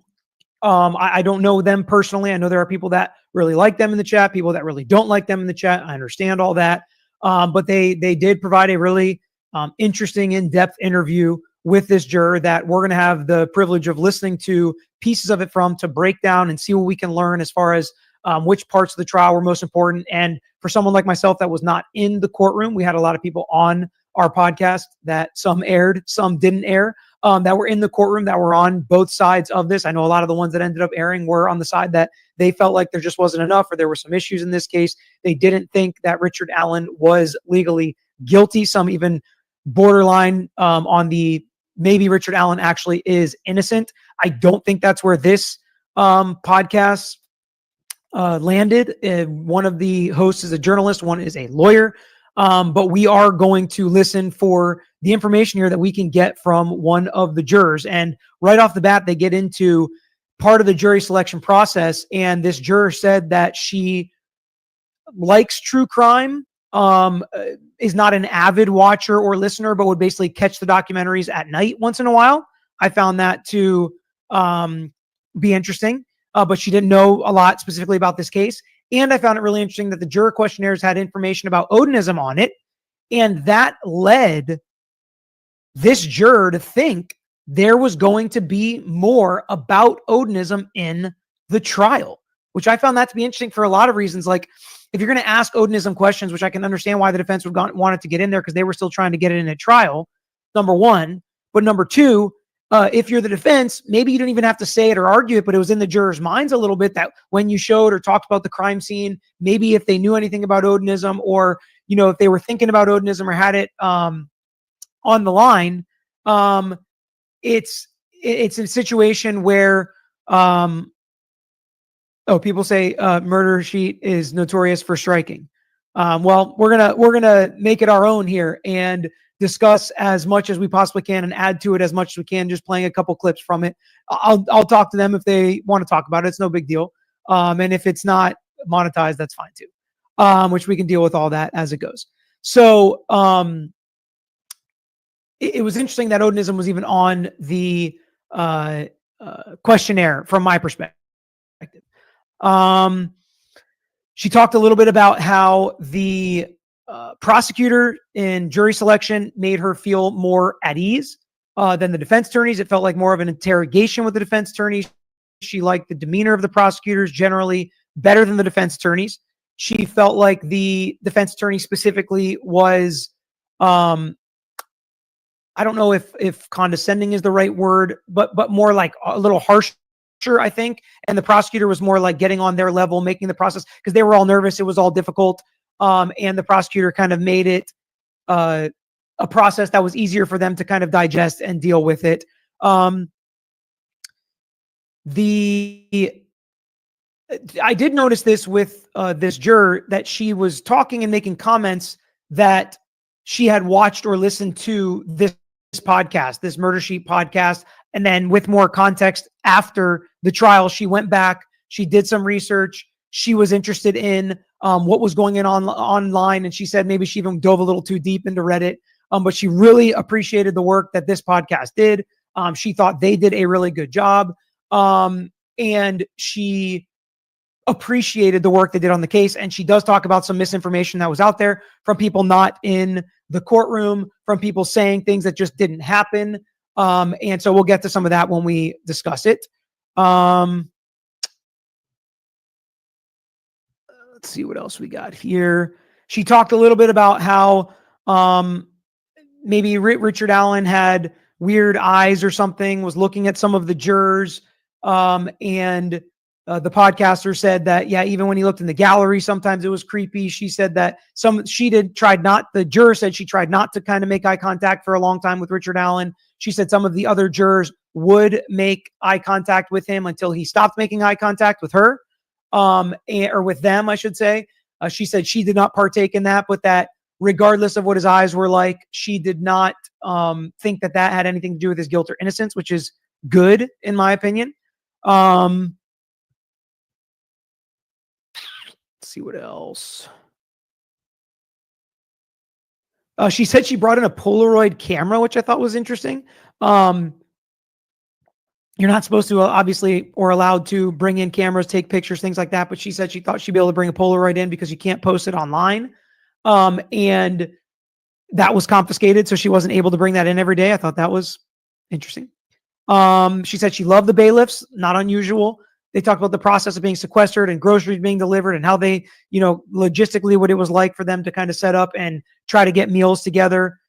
They asked her specifically, was she aware of the media attention, which is going to be one of the first clips I want to play here, of her discussing what the media attention is like, and whether or not she knew about it. So let's take a listen. At first was every other night we would go out to dinner and then eat in every other. And the places we would go for dinner, we did Longhorn. Let me think. There's a place around there called Hayes River, something like that. It's like a public house. I remember more of the lunches for some reason. The lunches were just like McAllister's. There was that Stonehouse restaurant, Panera, all that stuff. So pretty just generic Cheddar's. Yeah, I was wondering, during the trial, were you aware of the level of media attention this was receiving? Yes and no.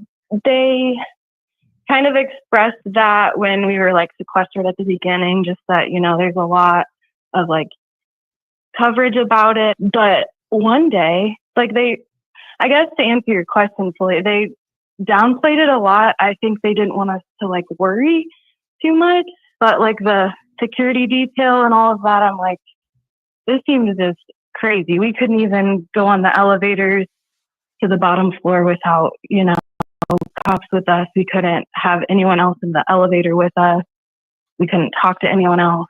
It was very serious. But on the way home from the courthouse one day, we all of a sudden started going really, really fast. Like I'm talking like 90 miles per hour. And we're like, what the heck? And we just didn't know what happened. Like they don't tell us really anything, but you can just tell that there's like a stressful something going on. And afterwards, they end up telling us, this was like, because it wasn't long before the end of the trial, but they told us at the end that it was some person and Jason and Jeremy, our bailiffs, they didn't have, what do you call it, like radios to like talk back and forth. They didn't know why we were going that fast at the time. They just go however fast the cop in front of them goes, and they were speeding, so they're following them. Well, what happened was they saw someone next to us. They said one of the cops saw that someone was trying to take pictures into our van. So they pulled that person over and took her phone and took it to Judge Gold. So she's on the side of the highway. They keep her there, take her phone to Judge Gold. Judge Gold looks through it, finds that she was just, goes to school at IU and had just like been traveling through Delphi and saw, you know, our vans and all the cops. Was like, what is that? And then like looked it up and saw what it was and was just telling her friends, but she didn't have like videos of us or anything. So just to give you an idea, like jurors in every situation are a little bit different. When you're sequestered, first off, I think most jurors, you know, an antenna will go up that's probably more serious, something going on. When you have this type of security detail, cops going everywhere to lunch and dinner with you, driving you places, things like this happening, from my perspective, you know, it's a big deal, right? And as a juror who maybe has never done this before, I think she says the foreman had been on a juror before. From my perspective, it is a situation where they're going to know that it's serious.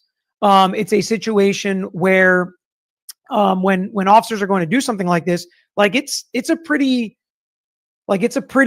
jarring thing for you to see. I wonder how they knew that the cell phone was confiscated and given to Judge Gold. I don't know how they would have known something like that. If I was an attorney, I probably wouldn't have want them to know that. I would just want them to know the situation was handled, basically. But you know, that heightened sense of what's going on. I mean, maybe there is outside public pressure, but if you think about it, you don't know which side is necessarily applying the pressure potentially if you're a juror on the case.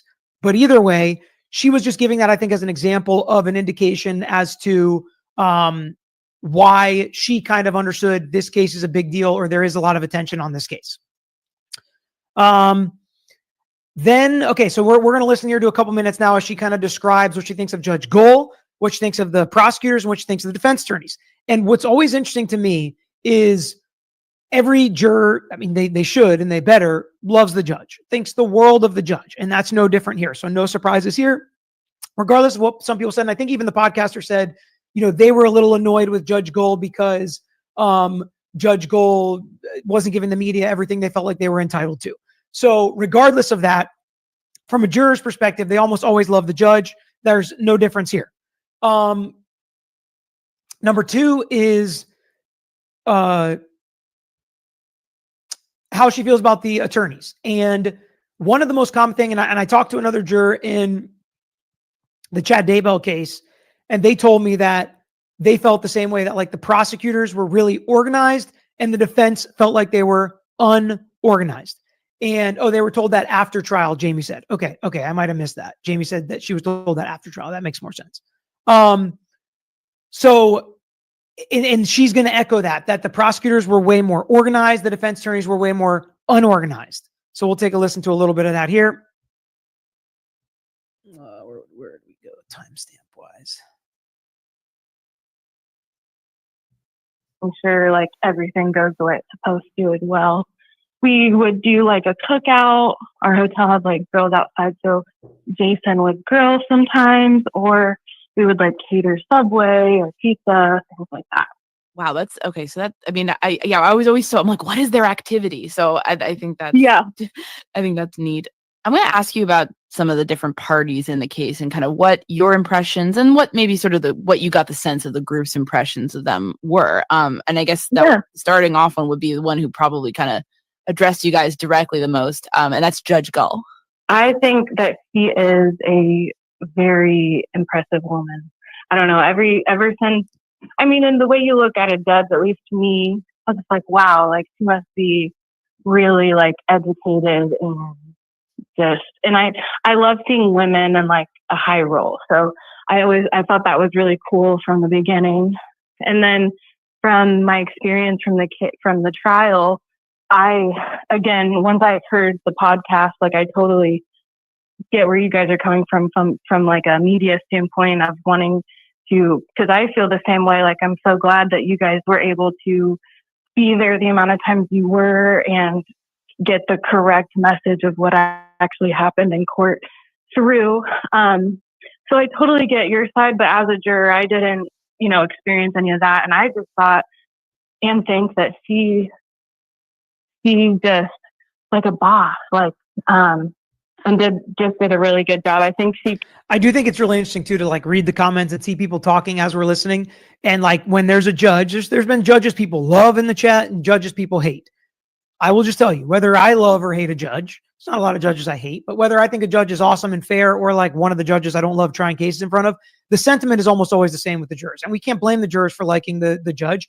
Everybody's respectful to the judge. All the lawyers should act in court like they like the judge and they should be respectful to the judge. Jurors usually pick up on that. The judges give the jurors instructions. We always say, it's not just because the lawyers are going to tell you, the judge is going to tell you what the law is, and it's all very respectful, and that's how it works and how it's supposed to be. So every juror in almost every trial really likes the judge, and they really should. Commands a room. Yes. And I think we tried to stress on the show that while we still are certainly salty to a certain degree about the media stuff, I think she certainly guided the case legally throughout a lot of minefields throughout the whole process. And I was impressed with that. And also she was so nice. Like you could tell when she was addressing you guys, like she was so warm and kind of, oh my God, it was really nice. And like, I was curious, you kind of noticed that too.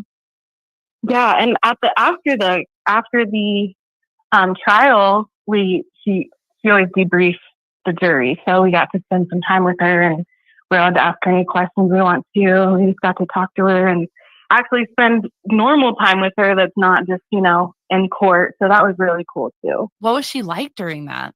Very chill, like not at all as I was expecting. She's very chill and cool and relaxed and just go with the flow and not at all like you see her as a judge.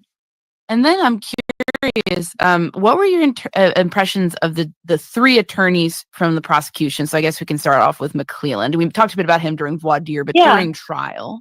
I was very, very impressed with McClelland. I think he did a really, really good job.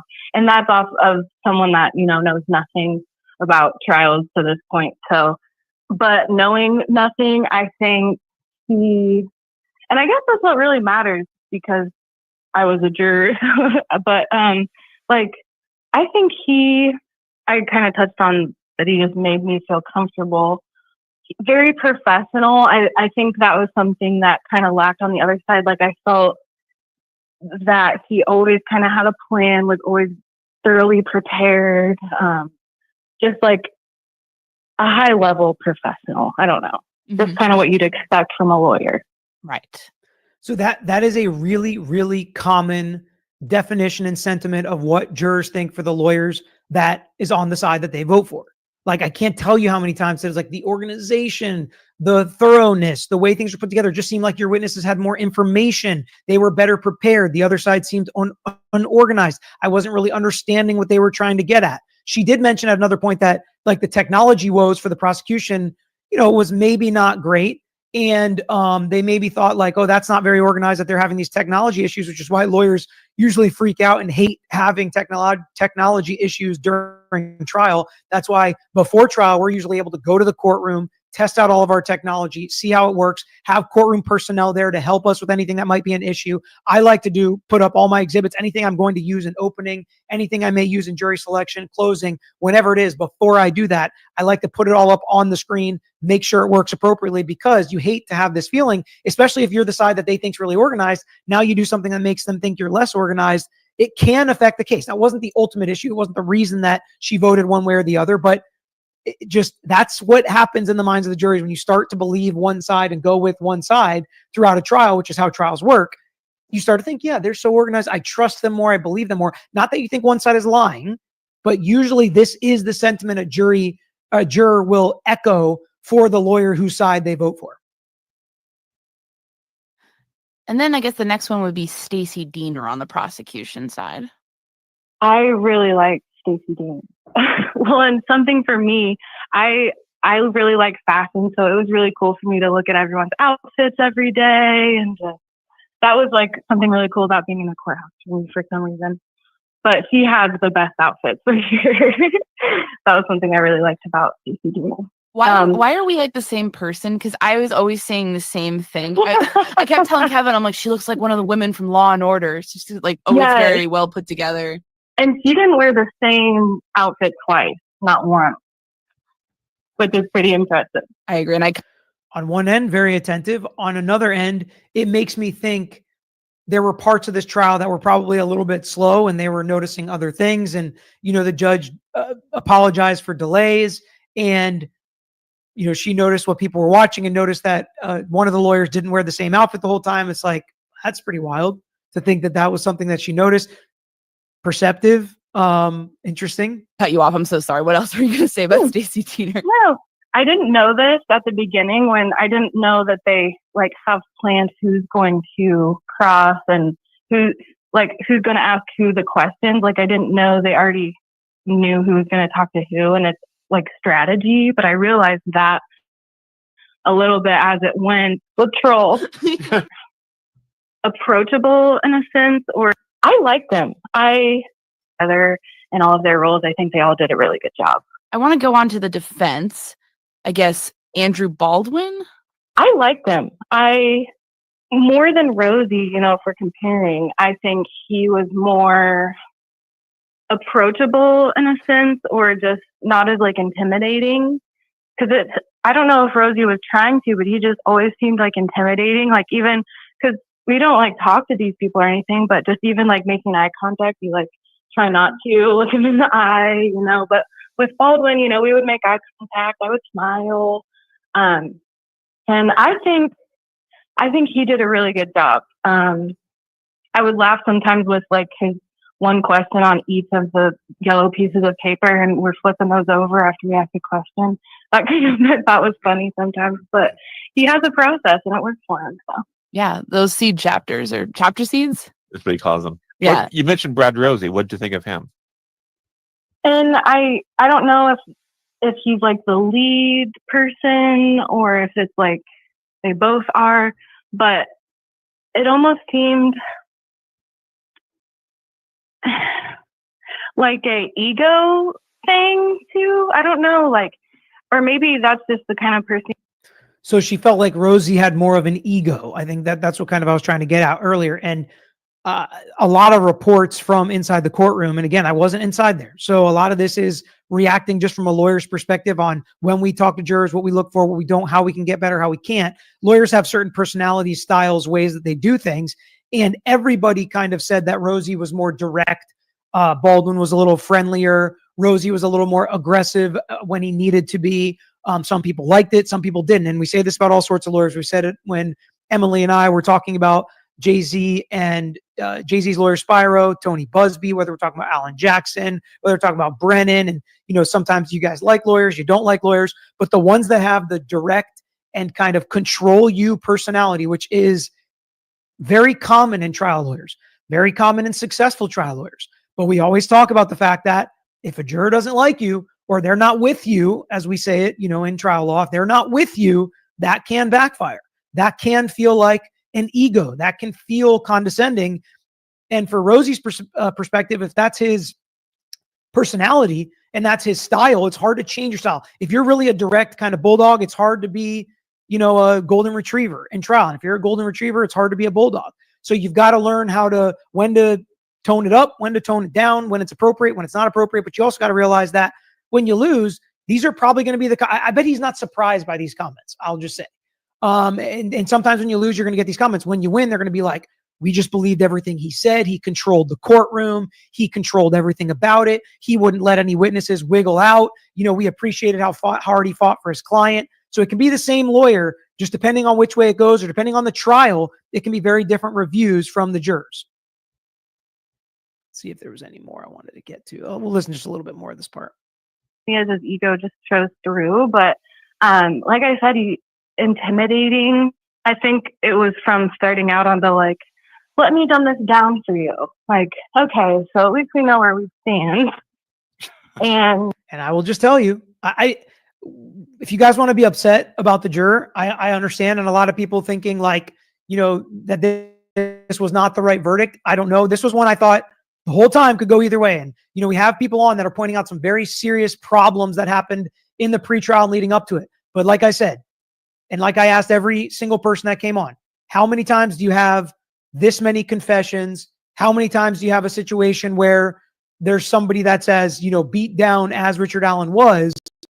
And a lot of the things that were unfair prior to the trial and that are still going to be discussed and appealed and fought about, when you have a jury who doesn't know as much about the case and they hear all these confessions, I was thinking it could go either way. When you have an expert that thinks this is kind of junk science, I don't really agree with their methodology. But if you're a juror and this person sits on the stand and everybody says this person's an expert and they say, you match the bullet, I can understand how a jury got to a guilty verdict. I'm not saying that I think Richard Allen did it or that I think Richard Allen's innocent. I don't know. I don't have an opinion on that. I haven't been as closely involved in this case. I don't think the prosecution had enough to prove this case without the confessions of Richard Allen. I just don't think there was enough there. That's just me personally. But again, I was not sitting in the courtroom, so I don't even put a lot of stock in my own opinion in this case, which is why I like hearing from a juror. But what's really interesting coming in this interview is what pieces of evidence they kind of dismissed and yet still came to a guilty verdict. And that's still yet to come.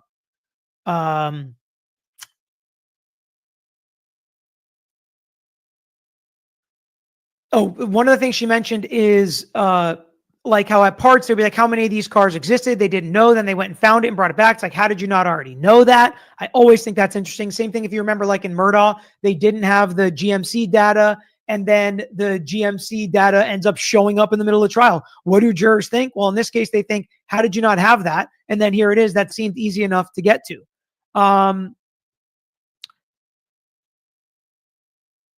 Then they talk about the police interviews, which I found her comments on that to be very interesting in the jurors, or at least her view of the police interviews. So let's take a listen to that. The prosecution's frequent issues with the large monitor screen also proved to be a source of consternation for the jury. They wanted to feel like their time was being used well, and those technological concerns about Richard Allen's second interview with police. Away from our families and jobs for so long, our time is very valuable. In this juror's mind, she also had... All right, so there's people asking if I take into account the psychosis that he snapped. Yes, and I've talked about that a ton in a ton of podcasts. I'm not going to say there's not issues with these confessions. There's tons of issues with these confessions. That's not at all what I was saying, okay? Let's back up, okay? There's a different way to look at the case when we're going through it, we're reviewing it, we're hearing the evidence, we're hearing the issues, we're seeing what's going on pre-trial. There's a lot the judge kept out I didn't think she should have kept out. There's a lot of the way that the trial went that I did not think was necessarily fair for Richard Allen. There are major issues with the confessions. All that being said, you have to realize a juror sitting there not knowing anything, who's trying to make the biggest decision in Richard Allen's life and the victims' lives. And if the guy's sitting over there saying he did it, it's easier for us to sit here and pontificate and discuss on YouTube and podcasts like, well, maybe there was psychosis, maybe it was this, maybe it was that. But the jury's got to come down to the decision, and we have to respect their decision at the end of the day. We don't have to agree with it always, but to respect it, at least if they did the process and went through the process appropriately, which is what I want to listen to with this juror and see the process that they went through in their decision-making. Let's not turn this into like a fight in the chat about this juror being a bad person or some kind of plant or something like that, or how old or young or intelligent or unintelligent or whatever. Let's like we do with every juror interview. Let's take a listen. Did they go through the process appropriately? Did they weigh things appropriately? Did they discuss it? Did they follow the law? Is there any indication? That's really what I'm looking for. Okay. This is not going to be a situation where I trash this person or that person. That's not what this is going to be as far as the juror interview, but I'm really interested in what is their thought process.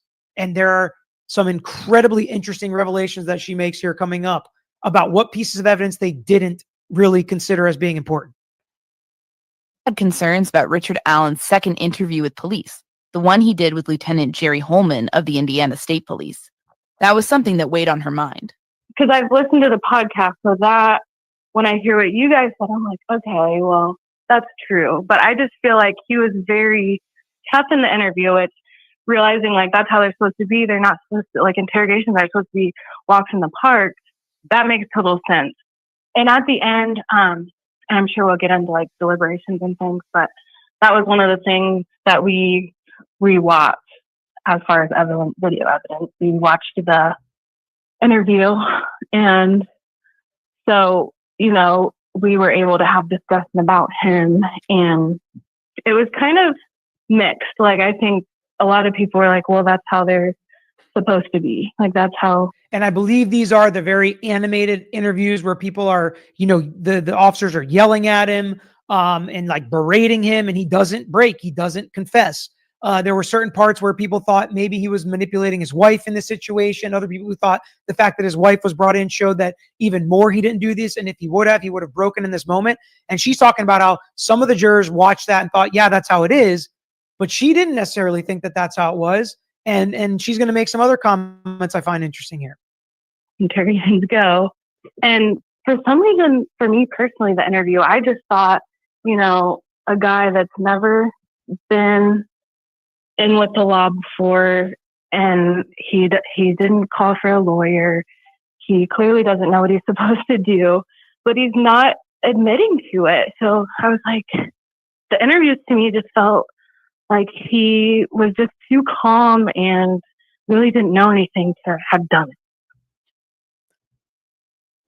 That was her thought after listening to the police interviews.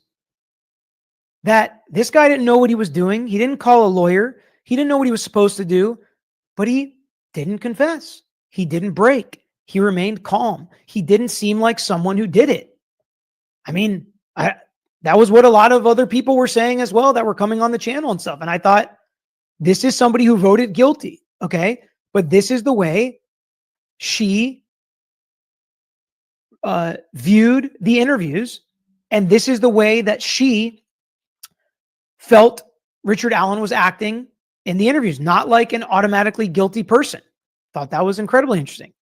Then she talks about the Westfield videos and the Westfield videos of the jail and how horrible it is. And she said she knows it's horrible and it needs to be replaced. But she actually said, based on the description and some of the comments made, she was expecting it to be worse than what was shown on the video. Him being taken to get an x-ray, his, you know, face was black and blue, her head from him hitting his head against the wall. That to me was incredibly, incredibly interesting. That she thought, based on the explanation, which is why you always got to be careful and you never know exactly how a video is going to play to a jury, but she was expecting it to be much worse. Interesting. She also keeps saying that she was playing devil's advocate.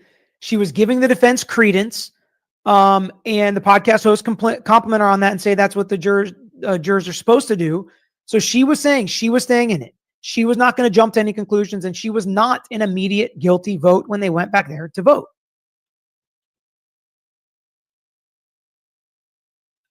Kay Schmidt said, think it's much of a factor. The jurors could deliberate daily and likely bonded in some way. It could be, and we kind of talked about this with some of the other guests I had on. It's unusual from my perspective, not unusual for Indiana, I guess, for them to be able to do this. I think it can change the dynamic to where they start deliberating before the defense has even cross-examined a witness, obviously before the defense has put on any case or any arguments, and just they could come to their conclusion way too early in the case when just the state has put on its case, which is why every defense attorney is like, wait, give us a chance. Wait until we actually put on our case. Christy said, thanks for always being level-headed and fair, Peter. I mean, listen, when it comes to something like this, when people disagree, sometimes they can get so far entrenched on one side that everybody else kind of looks like they're against them. I'm not against anybody. Okay. I'm not against anybody. I just 100%, I want a just outcome. I don't necessarily know what that is in this case. From what I was hearing and what I was reading, it didn't necessarily seem like a fair process, but I wasn't there. Okay. This juror was there. And I know that people are sometimes going to disagree with jurors, and that's okay. And we can, but we have to realize the juror doesn't know everything that everybody else might either know or is saying, or maybe some stuff is true, isn't true. Maybe the juror was confused. Maybe we're confused. I don't know. Right. So I'm going to respect this person's opinion. They sat through the trial. They reviewed the evidence, and it seems like they weighed it. Curious said, imagine how much Richard Allen is traded for in Westville. Oh, gosh. Is it possible sequestration invites a different kind of bias, even if unintentional? For example, when the state is providing meals/days off fun. So I don't know, but I don't know if there's ever been a case where the defense doesn't want a jury sequestered. Most of the sequestration motions are filed by defense. Most of the time, the defense isn't the one objecting. And if they are, they probably have a pretty good reason for it. So I don't know the answer to that. Question, Peter, do you think the U.S. jury system needs to be overhauled and reformed? If so, how would you do it? Suggestions. So no, I wouldn't say overhauled and reformed. I think it's a very difficult process to do fairly.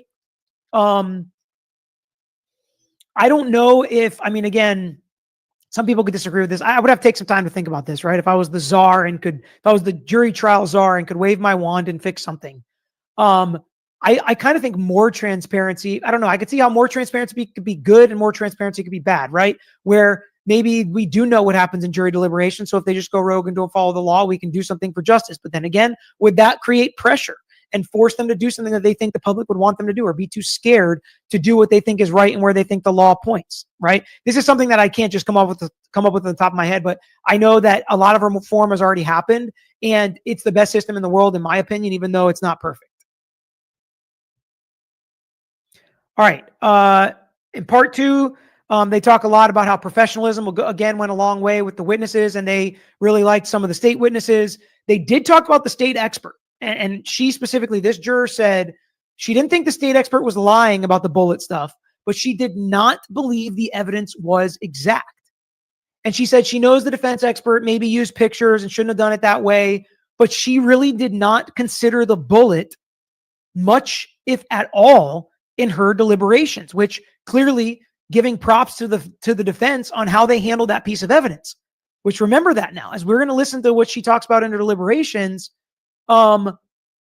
she's saying they didn't really consider the bullet. Okay. And they still got to a unanimous guilty verdict. Interesting. She said they sat down, started out by making a timeline. They didn't do a vote that day. The first time they voted, it was 9-3, guilty 2, undecided. The juror foreman they voted on, she didn't vote for him, but she thinks he did a good job. Was the one who had been a juror before and was kind of controlling the process a little bit. And then they start talking about the confessions, and they'll get more into the confessions, but she says that they truly were considering psychosis when discussing the confessions. And to me, that's a good thing.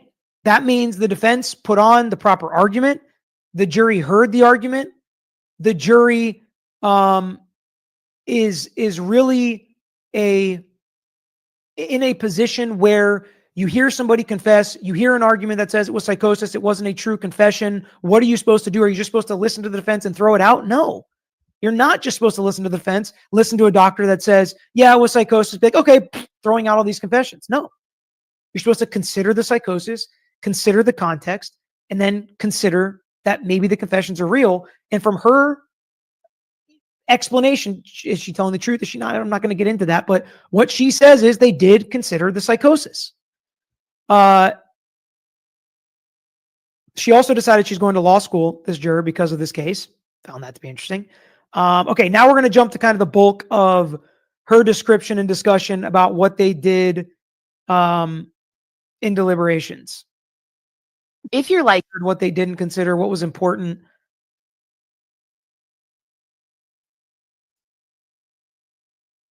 I respect it on some level, even though it kind of looks ridiculous from the outside. Yeah, I mean, I would argue, yeah, it does look ridiculous to some extent on the outside, but there is an important principle at stake.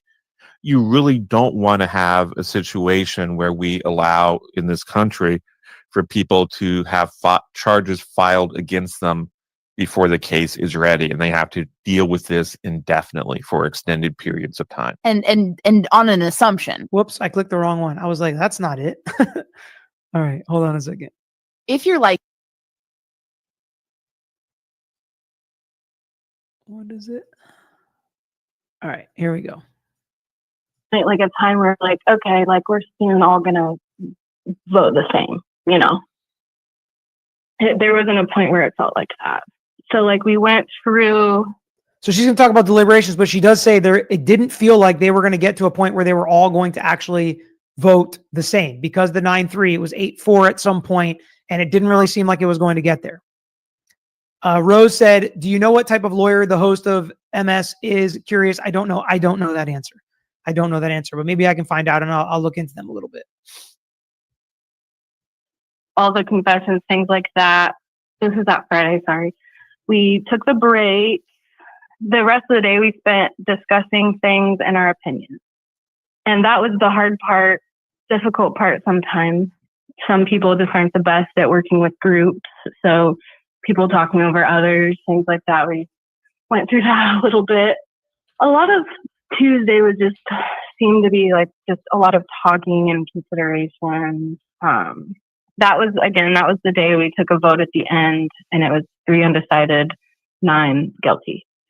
So that day we decided on Friday, we're going to need to see, they wanted us to let them know if we're going to need to see video evidence like ahead of time, because they had to get both counsels in there, the judge, all of that, and then however long it would take Mullen to get it up on the screen. So all things considered, they wanted us to give a day in advance. So we then just said, well, let's figure out, what we're wanting to see video-wise and kind of go from there. So we decided we wanted to watch both of the interviews again, mainly Holman, I think. Or no, I think they mainly wanted to see Mullen. I wish I could remember why. There was something specific in the interview they wanted to see again. And then we also watched the video, the Bridge Guy video, that was edited or remastered or whatever they did to where, so it stays upright and whatnot. And then there was one that it was just the audio of the Bridge Guy video. You mentioned that you had some issues with that interrogation or interview video with Holman and Allen that played out during the deliberation process. Can you walk us through some of that?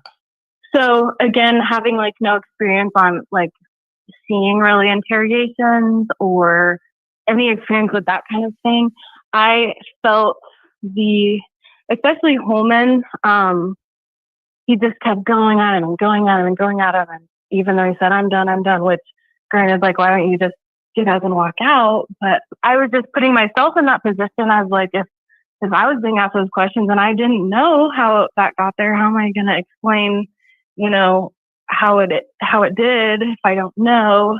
So I just felt like it was overdone in a sense, but I mean, that's just coming from me, What did you make of the confessions? You said that was one of the areas that you kind of took a lead on. Yeah. Of course, what stands out to everyone is the van. And that's part of the deliberations that, let me see. So Saturday, we pretty much like watched all of the video evidence, and that's all we had time for. We even stayed late because the videos were pretty long, it being a half day. So we didn't really have much of a discussion that day, but we did take a vote after we watched all the videos. And there was that day 8 guilty and 4 undecided. So after they watch all the videos, one person went from guilty to undecided.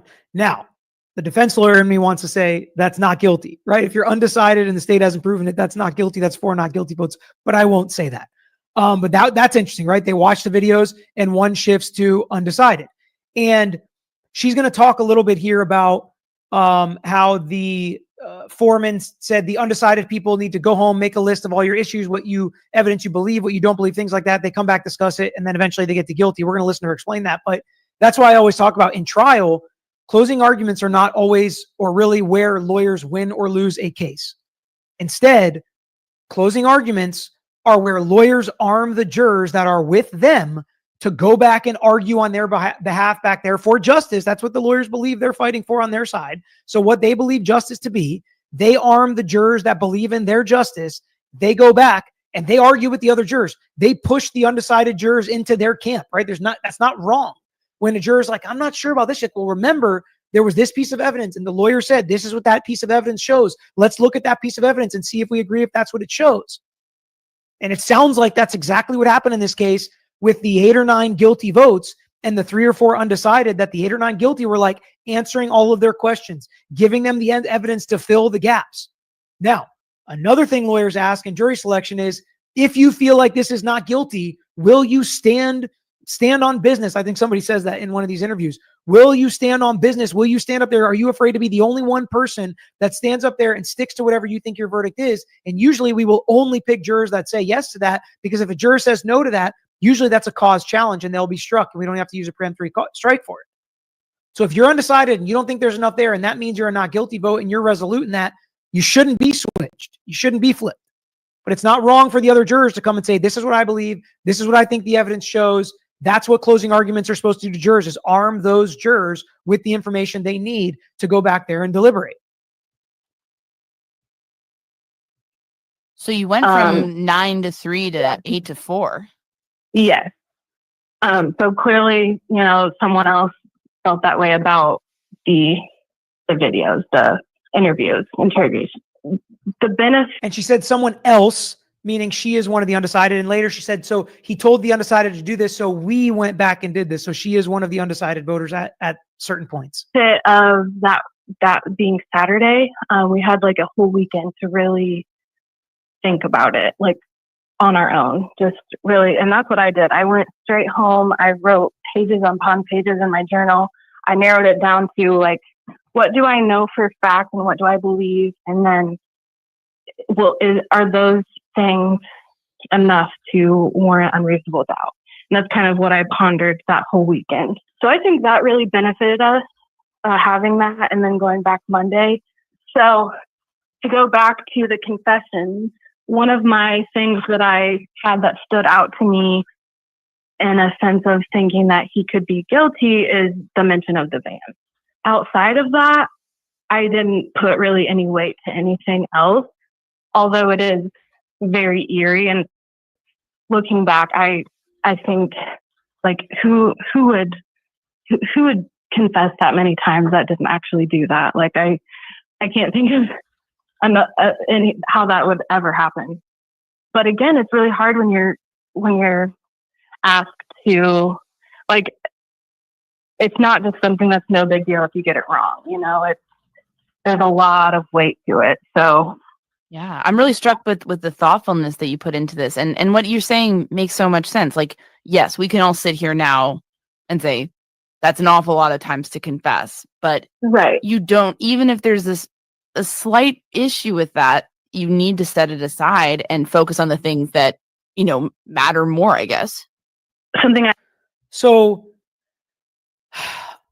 those types of comments, listen, jurors are not going to be perfect. Jurors are not going to be able to explain the law like a lawyer. So let's not pretend like that's how they should be able to explain the law.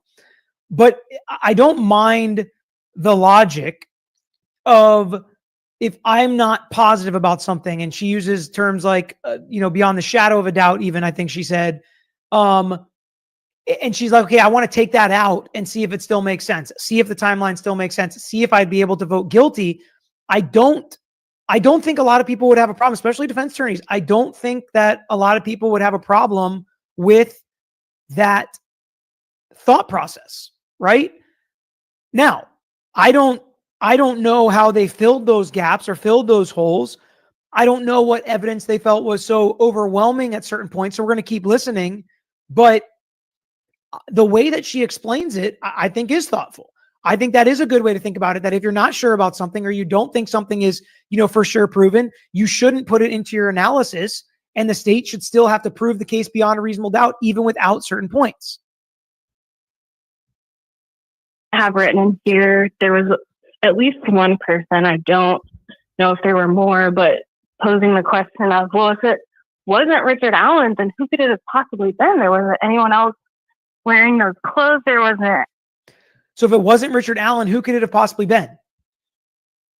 That's one of the questions the defense wanted to try to answer, right? In providing alternate suspects, and providing maybe some more information about those alternate suspects, and they weren't able to. Now, again, what she says she does with this information is maybe that's not the right question. Like, if it wasn't Richard Allen, then who was it? And I agree with her. That's not the right question. The question is, did the state prove beyond a reasonable doubt that it was Richard Allen? Anyone else that, seems suspicious.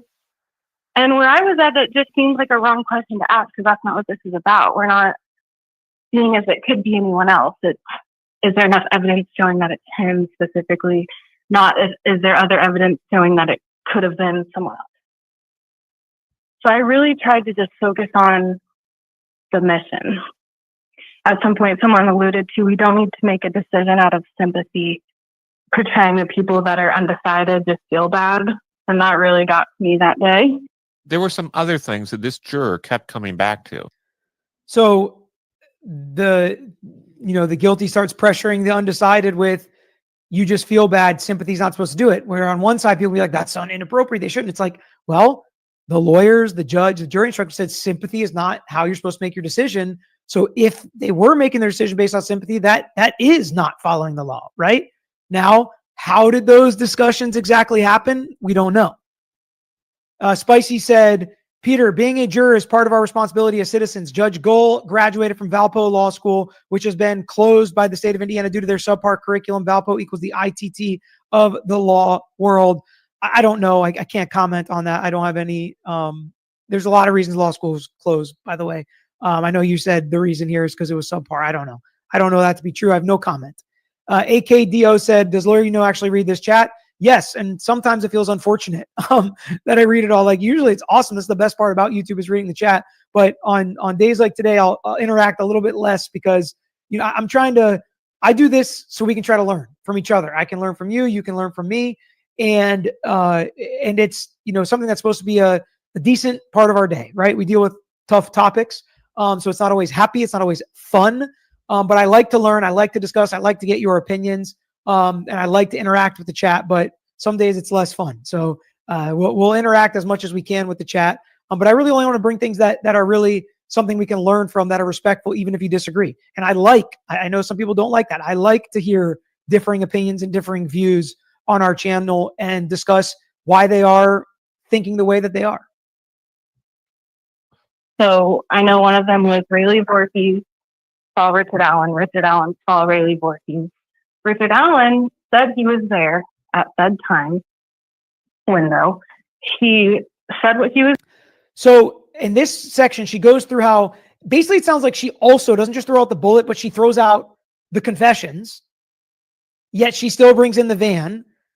And she is saying that, like, the timeline, he's putting himself there in those clothes. She's talking about, police interviews and discussions and, the statements that he gave, not the confessions, which again, I think is so interesting that she's saying she got to a guilty verdict and the confessions and the bullet evidence was not were not the two biggest pieces of evidence. And that just makes me dead wrong, because I thought any juror that was going to convict Richard Allen would look at it and be like, the expert said it was his bullet, so that puts him there with a gun, which goes with the state's theory. And he confessed. He said he did X, Y, and Z, and he knew things he shouldn't have known, right? I know there are reasons you can get to how he did know them. I know about the psychosis, but I'm saying if a juror got there, I would have thought those would be the two biggest pieces of evidence. And she says they weren't for her, which on one hand makes me think, wow, so the two things that the defense had the biggest problem and argument with, she's like, we didn't even need to consider those and we still got to guilty. Seems interesting. Interesting is my favorite word today. And number two,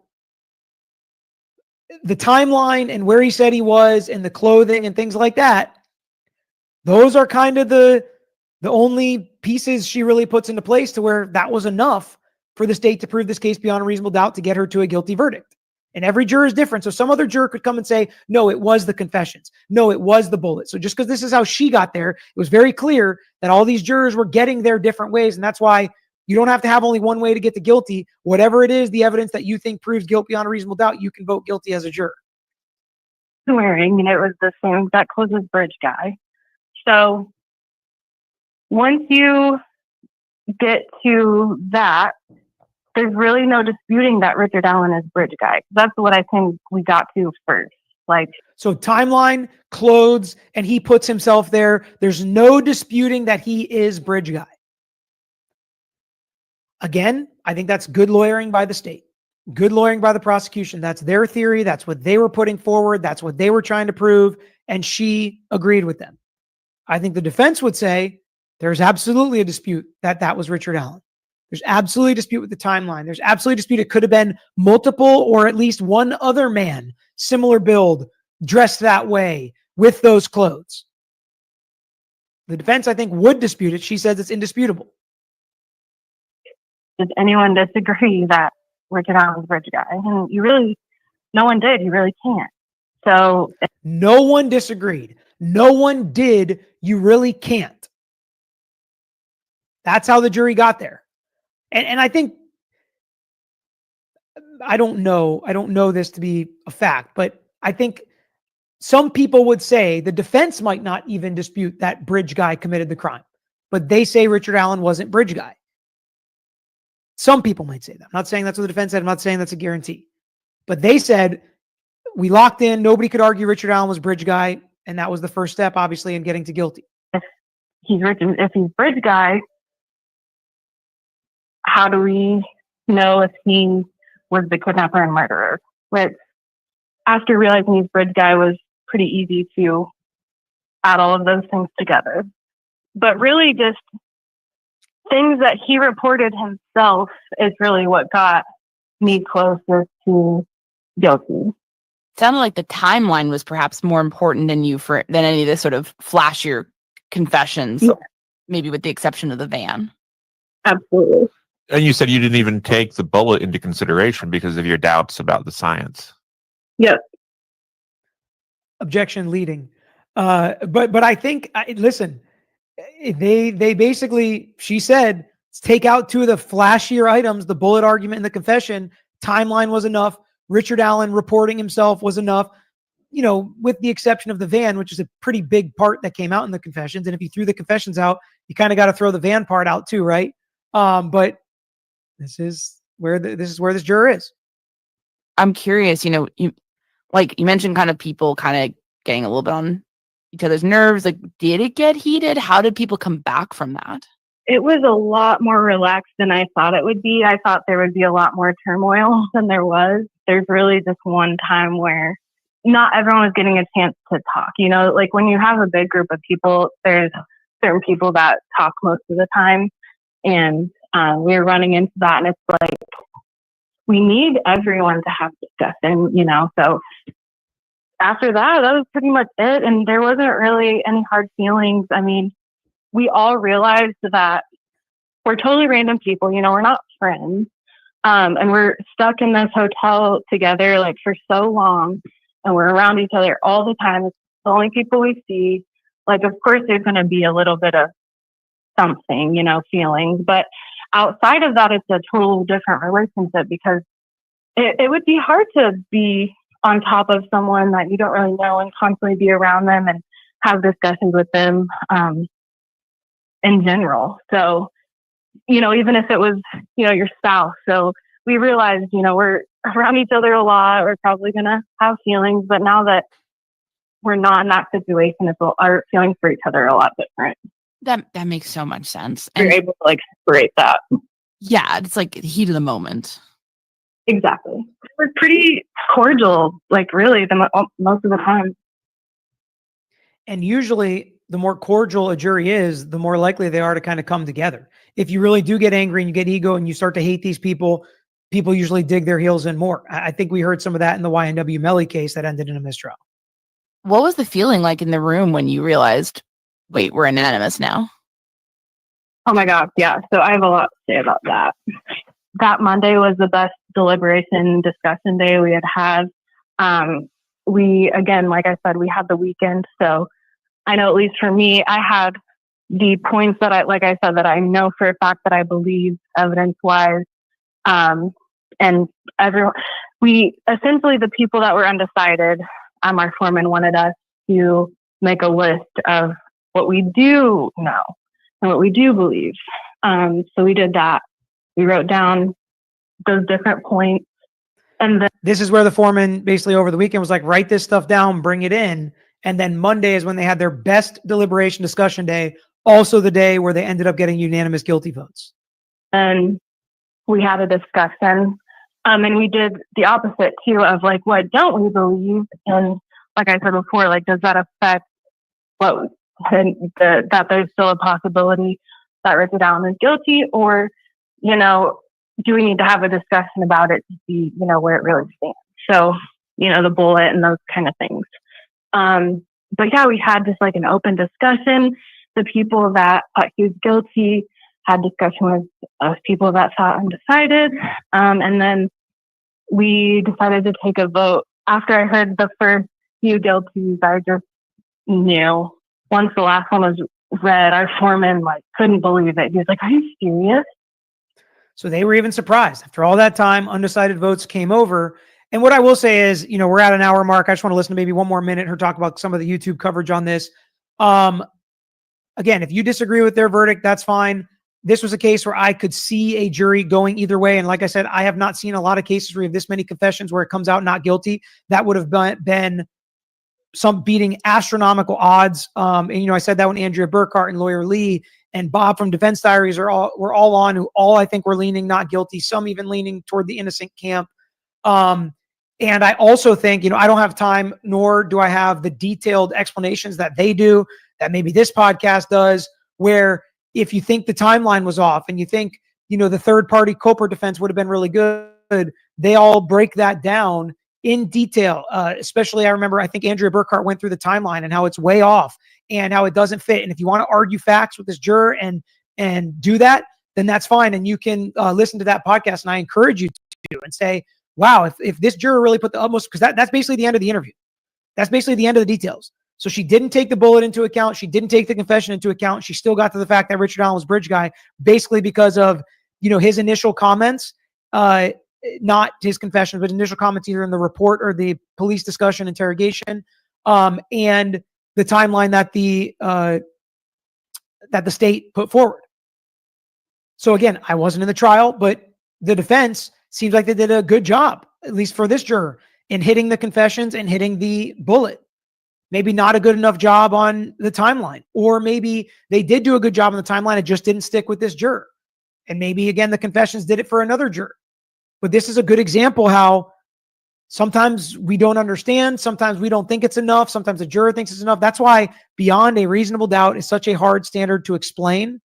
And it's difficult to get a jury to understand. And it seems like there are even parts where, the undecideds did have reasonable doubts.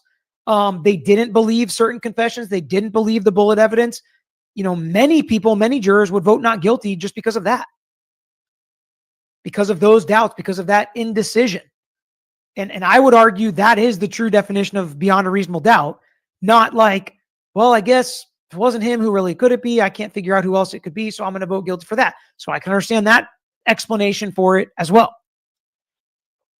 Now, she does say that there was a bunch of inaccurate YouTube coverage. So I wanted to play that here at the end. I have no idea what she was talking about. She doesn't actually say who she was talking about. Could be me. I don't know. And she does say people that were not in the courtroom. I was not in the courtroom. But I honestly, this trial was interesting for me because I feel like this is why it's difficult to cover cases when you can't watch them. This is why it's difficult to cover cases when you can't stream them, because it's hard for me to push back against some of the factual discrepancies. I can hear one person say it's so clear the facts say this. I can hear one person say it's so clear the facts say that. I can disagree. I can say that's not enough for me. I can say the way you told me the facts, it doesn't prove it beyond a reasonable doubt to me. But it's different than when I get to watch the whole trial, because I feel pretty confident and resolute in a lot of my positions, even though sometimes I say this is my position, but wouldn't surprise me if the jury does something else. So let's listen to hear what she says about the inaccuracies on YouTube. Individual creators. People saying like, you know, like Judge Gall telling people things that like didn't actually happen, or I saw things of like the jurors, like their jurors come doing this and that, which was so inaccurate. I don't know. It's the general. I listened to your guys' podcast like from start to finish, and that's about I've read some articles, which they're more the stuff I see like article wise and like on social media, like outside of like videos and podcasts and things, they're more just like attention grabbing. So they're more dramatized, I guess, like not necessarily incorrect, but they just make it sound way more like intense than it really was. Things like that. Mm-hmm. Well, thank you for listening to all of our episodes. Yeah. That was a lot of hours. A lot of rambling. Oh yeah. Yeah, no, it took me a while, and I think you guys did a really, really good job of. All right. So yeah, clearly she listens to their podcast. She chose to go on to their podcast and kind of discuss all of this. Let me just say this to be clear. I don't blame her for, if she thought that they broke down the case the right way and saw it the right way. I do not blame her for going on the podcast. I don't expect her to go on a hostile podcast. Not that I think any of the lawyers that disagreed with her would be a hostile podcast. I would hope that they wouldn't, and I don't think they would. All of the people I talked to were not hostile at all. And again, I think they all broke it down in a fair way. I think that they saw it a certain way, explained it a certain way, but all of them in my discussions with them, I thought, understand that there were issues and there were things about this case that were a reason we were here. But I also think it's really hard for lawyers, including myself, to get over when we see mistreatment, trying to kick lawyers off the case that really want to fight for a client totally in an inappropriate way, that even the Supreme Court justices saw it that way.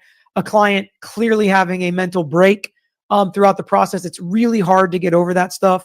But yeah, I think that this case brought out a lot of difficult emotions. I appreciate jurors so much for what they do. I also appreciate when they speak out. It's very rare that, I don't know if I've ever just smashed a juror who has come out and said something publicly. I can disagree with them. I can say, I don't think that's how it's supposed to. I could say this could be appellate issues potentially. We even had a case, I think it was Lori Vallow or Chad Daybell, where one of the interviews with Nate Eaton came up as one of the motion for new trial or appellate issues. And that can't happen. Some of the jurors speaking out in the Murdaugh case has created, what we have going on there, and shedding some light and telling us what is going on is a good thing. We learn more, we understand more, we can see if there were problems.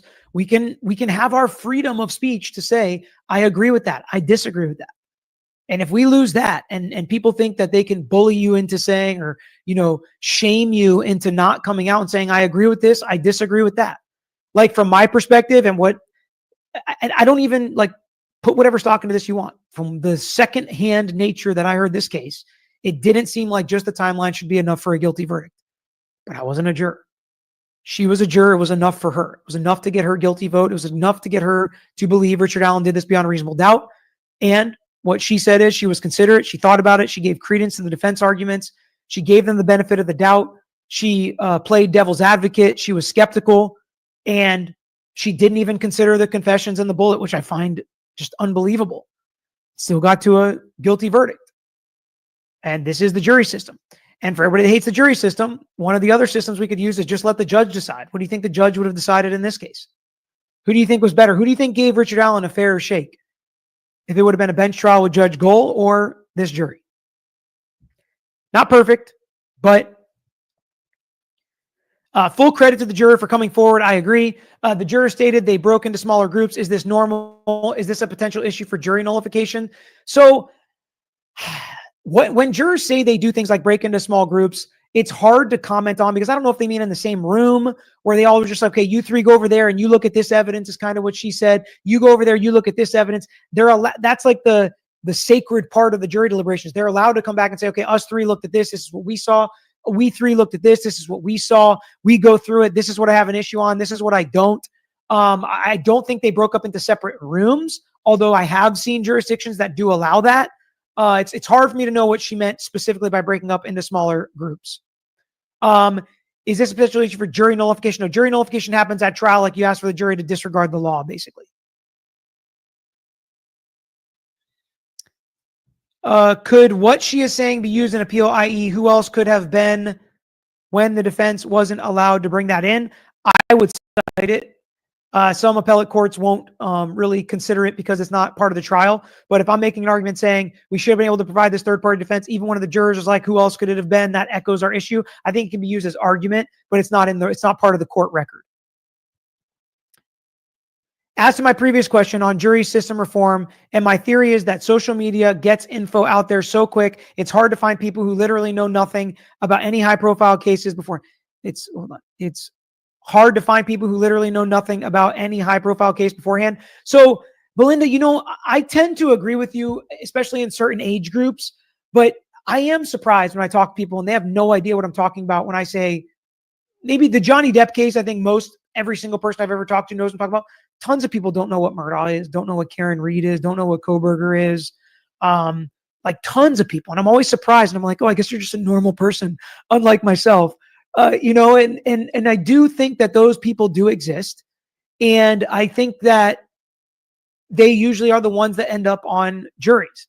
But I do think you can be into true crime and maybe not pay attention to some local case that's not high profile. And you could be perfect for that jury as well. Because not every case is a high profile case. And even if you know about all the high profile case, you're not going to know about your truck accident case where some pedestrian was hit by a drunk truck driver who was driving too many hours. You're probably not going to know about that case, but you know a lot about the law and about trials, and you watch that and you go sit on that jury. Be perfect for that jury. Peter, when is the members only chat? I don't know. We're going to have to schedule that, John. And we are going to have some Cowboys something behind us. Either maybe we'll put some Cowboy stuff up on that screen, maybe some highlights or something, because Rebecca did win our Lawyer Fantasy Football League. She beat me in the finals like a drum, I might add, dominated most of the season. So she deserved it. Congratulations, Rebecca, on that. Okay. It's a tough one in the chat. Let's remember to keep vibes high and respectful and considerate. You may disagree with me even. I know it happens, and I know people get disappointed when they disagree with me. And while I don't like to disappoint people, I've got to say what I think is true and what I believe and how I see things and how I break them down and try to add value to them from my perspective. Hopefully that happened today, whether you agreed or disagreed. I appreciate every one of you coming and joining along. Hit that like button if you have not already. Till next time, I'm out of here.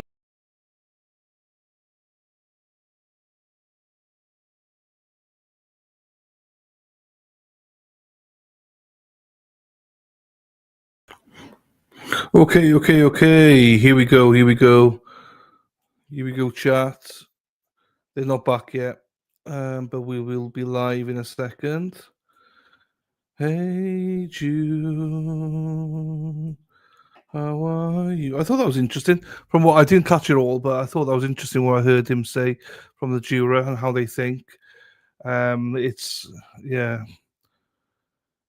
is so important there isn't one size fits all for jurors. I think we forget that sometimes. Present. We'll present it. Present that there. There you go. Put that there. Oh. So hopefully, I know a lot of people I think left because they'd seen it before, but I always find it intriguing to watch that, especially a long lunch break. An hour and a quarter is just too long for me to stay on. It gave me time to have some dinner as well and just to relax for a little bit, which is good. So I hope those that stayed around enjoyed it, and those that did leave, hopefully they come back. We shall see.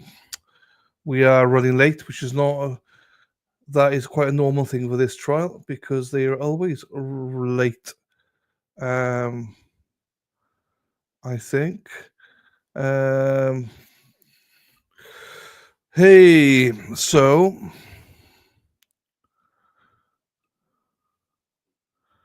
and okay, Dylan, enjoy Dylan. That year was like Elle Woods from Legally Blonde. There's some things she did was really good. Like, I think she took it seriously, but the end result is a bit like that was enough to convict. Do you mean? Like Peter said, every juror is the same, but it's like no one size fits all, and I want to try and cover that. I thought you said you were leaving. No, only over lunch break. Back now. Guess who's back? Back again. I found it interesting, when they talk about lawyers, and how, like we talk about this lawyer, he's quite aggressive. Some people love him, some people hate him. Even when you go look at Karen Reid, a lot of people, well, not a lot of people, some people didn't like Jackson, because he's quite aggressive. But then obviously, if you're a free Karen Reid and that, you're gonna love his style. So, just really have to be careful with juries. They're so fickle. She didn't even understand reasonable doubt. No, I know. Like as I say, I was impressed with some bits she had, questioning stuff, but then at the end of the day, they're normal people, and well, like we're normal people, but we're more into it, and I don't think that is just one style. There's a reason why in jury trials the prosecution or the Commonwealth, whichever way you call it, always are a distinct advantage. If you're 100 yards, 100 meters sprint, the prosecutors start on like the 10 meter, 20 meter line, and in a lot of cases, people lean towards the prosecution, you know, what do you call it? The prosecution, they get to present stuff first, so they seem to be more organized, So I don't know, Dylan. I'm done being nice when people's lives are in others' hands. Yeah, I know. Unfortunately, it's you'd hope that the jurors would be like that, but it doesn't seem like they are. Hello, Denise. Yes, Your Honor, he is here. He's just in the hallway. Okay. And here he is. All right, let me inquire if there are any matters that we need to take up out of the presence of the jury. Alas, there is. Okay. This morning at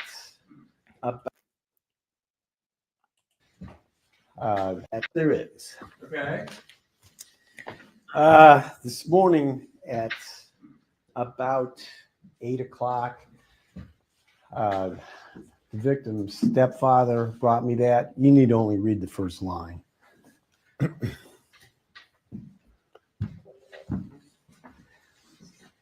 I don't think the state can call Donna Bolt as a witness under those circumstances. Counsel for the defense has been provided with that letter.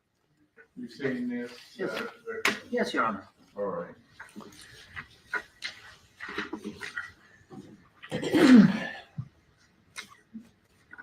Was this your next prospective witness? She would actually be number 3, but Now she's number 0. Okay, all right. I haven't had a chance to digest all of this. It's a pretty extensive. It is, Your Honor. Most of it's just what you would expect as a reaction to listening to testimony, but the first line is fatal as a potential witness for the state, I believe. All right, I think that is problematic, and so I understand your decision. Hopefully you have another witness available that you can call. We're probably going to end a little bit early today. I've got them now, yes. Okay. Yes, we're ready to go. I'm All sorry. right. Any issues or difficulties, Mr. No, Your Honor, thank you. Bring in the jury, please. Deputy Fry. Okay, I'm not sure what that was, but now there's one. Oh, it's just the text messages between the defendant and the crimes. Oh, okay. That's it. It's actually it's a download, but it's the same.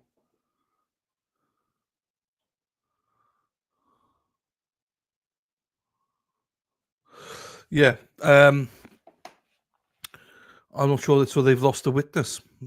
Prosecution have, so that's interesting. We didn't get to see or hear why, but that's a bit worrying when you've got it seems like the witness has been listening to testimony, so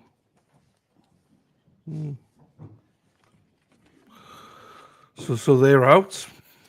Defense seemed to be quite relieved.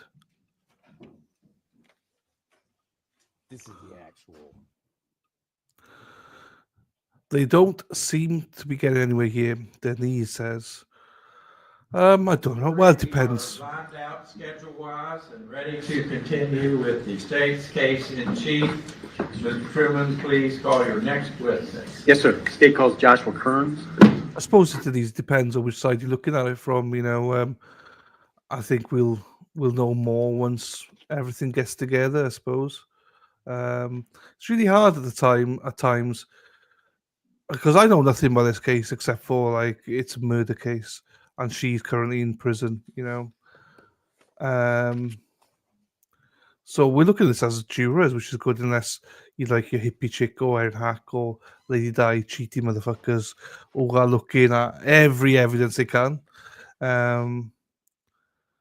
So I don't know where anyone's going. This guy's fucking built like a brick shithouse.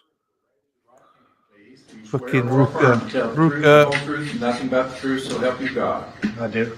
I think Ruka's gonna like this guy. You have a seat right Oh, there. and hippie chick's got eyes on him. Thank you, Your Honor. State your name, please. Joshua Kearns. And could you slide up to the microphone just a little bit, please? And Mr. Kearns, how are you employed? I'm employed by a local business, aviation company. Who owns that? My parents do. Okay. And what do you do for them? Primarily a pilot. Were you asked to conduct a flight from Beckley to Lynchburg, Virginia on February 6th of 2019? Yes, sir, I was. Who asked you to do that? Well, directly my father, but through Natalie, my father, who owns the company, and then me. So Natalie being the defendant? Yes, sir. Okay. Oops, not that. Your Honor, I'd ask that this be marked as States 5, please. Very well. And it's a number 1 in your heart.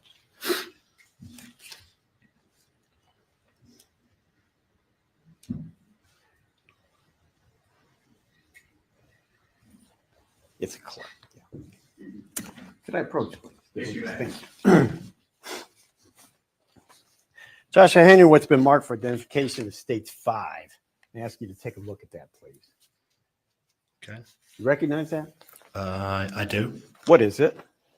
This would be the conversation between she and I.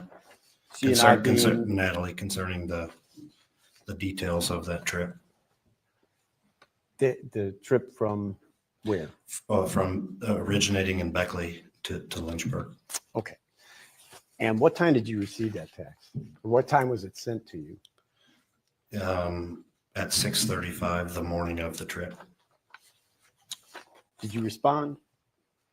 I did. I simply said, okay, as in response to her canceling that trip. Okay. What time did you respond? Well, she texted pretty early in the morning. My response was a little bit late. Normally it's a little quicker, but it was at 7:16 that morning, so 40 minutes later. And the original flight was scheduled for what time? I believe, and according to this, at 9 a.m. was the departure time. Okay.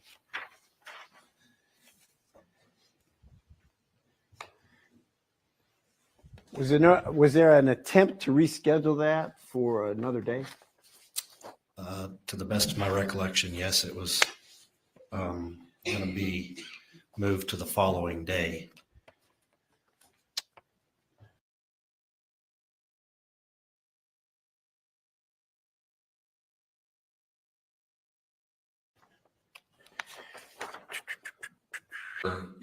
You know, the next day is what I was told. So, and the original thing was when she texted that morning, it was going to be moved to tomorrow. Original thing was when she texted that morning, it was going to be moved to tomorrow. And then a text later that evening, you know, just canceling that altogether. So that trip never took place? That trip never. 5?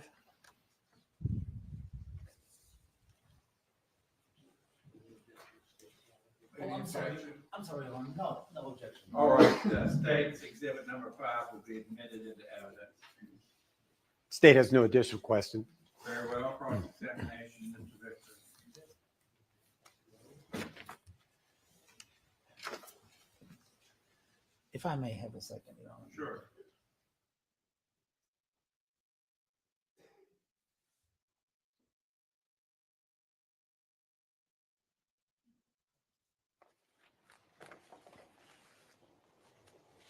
Buy some shares in Albatross earring.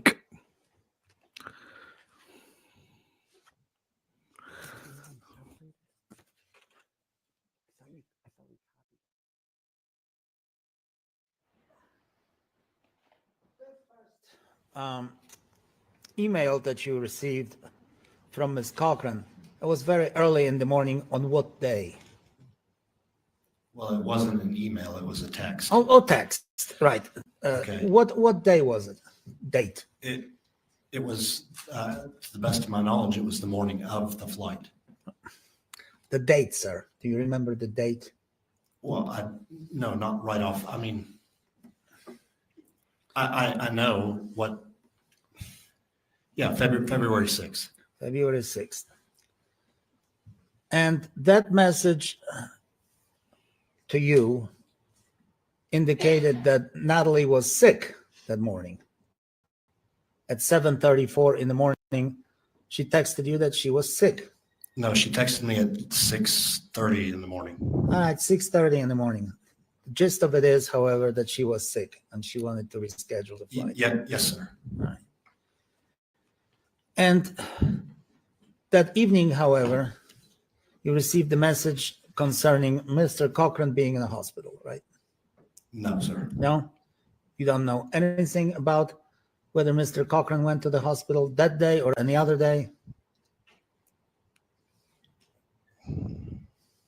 I'm not sure how to answer that. Okay, well, did you learn from anybody, well, from Natalie? At that time or now? No, at that time. No. During the day? No. On the 6th. All right. So the next day, you received the message asking for yet another rescheduling? No, sir. No. Okay. It was the same day. All right, on the same day. So she communicated with you twice, rescheduling a flight to Lynchburg? Yes, sir. Because, as you know, as far as you know, she was sick. Correct. All right. Let me ask you this, maybe outside of the scope of the direct, but you seem to be in a tremendous shape, physical shape. Well, thank you. You were a bodybuilder, sir, right? Yeah, I've been a weightlifter, sure. And you worked out with Mr. Cochran. I've never met him in my life. No, sir. No, you never had any contact with her with him whatsoever. No, sir. Did you know about his bodybuilding? I never met him, so I didn't know Okay. him. Okay. And you had no contact with him in any way, shape, or any way, in any shape? I had never seen him, never talked to him. All right. That's all I have. Thank you. Redirect, Mr. Drew. State has no additional questions, Your Honor. All right, Mr. Burns, you are excused. You may step down. Okay. Call your next witness, Mr. Truman. State calls Christopher Davis.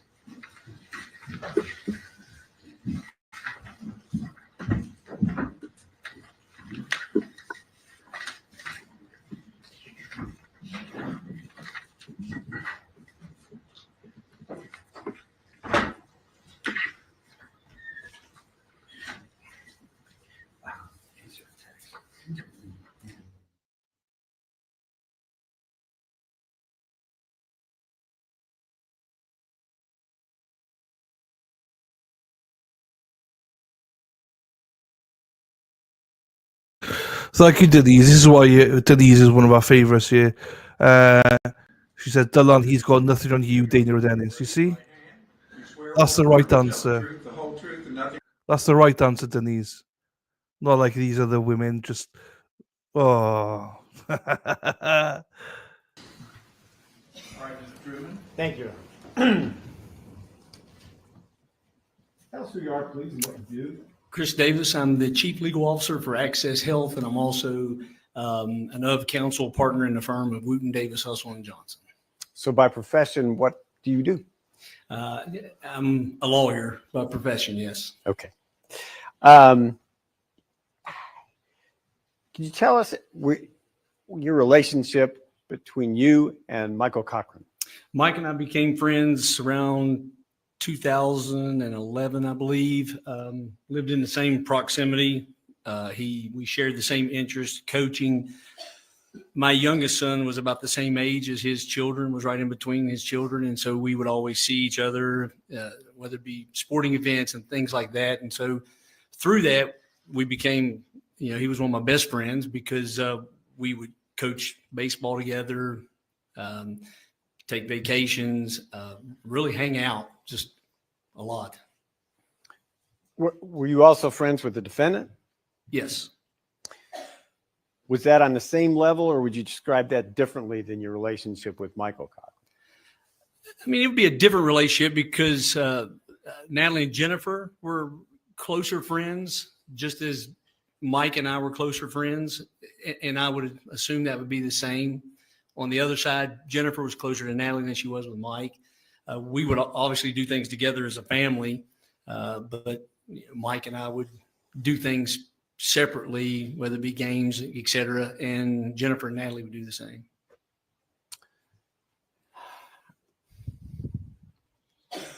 Prior to February 6th of 2019, do you recall the last time you saw Michael? I would say the last time I saw him was within days of February 6th. I don't remember the specific last time, but it was within those few days. How did he seem to you at that time? He was Mike. Did he seem sick? No, he did not seem sick. Could I have this marked as state 7? No. 6. Number 6. Oh, number 2 in your heart.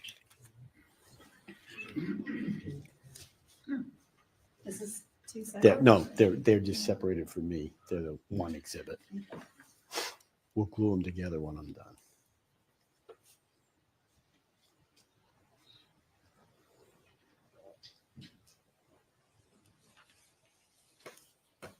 Thank you.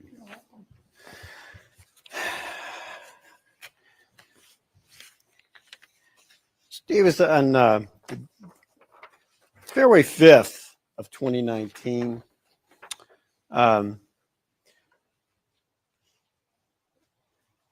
Did you and Michael Cochran exchange text messages? I'm sure we did.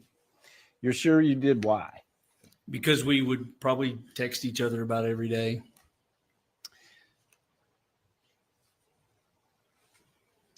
Ugh.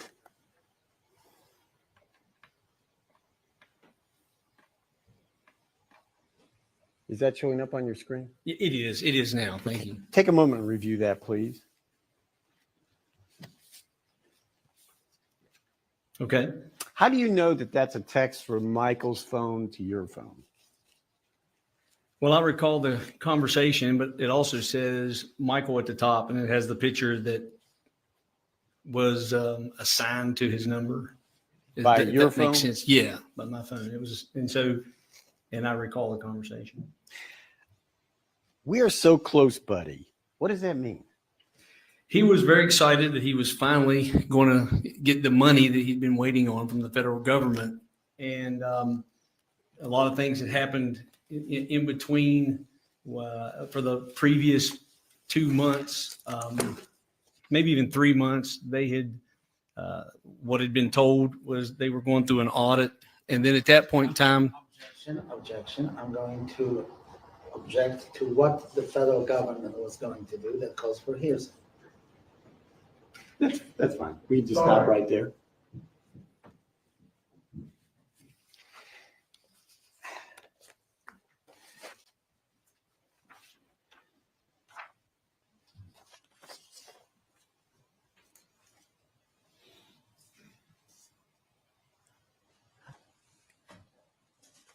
Now, this is a text with you and somebody else. Who else is involved in this text chain? it says Natalie Cochran on the text that I'm reading. But there's someone else on there as well. It looks like it says 2 people. And unfortunately, I can't see the top of that. Would a good guess be Jennifer? It probably would be. Okay. There's a reference in here. If you could explain that to us. The Smith house? What's that about? Yes, they, Your Honor, I'm going to object, but this so far seems to be the financial case retried. What's the relevance of all of this? I understand what you're saying, but I'm going to allow the state to proceed. The objection's overruled. Tell us about the circumstances where this text came to pass.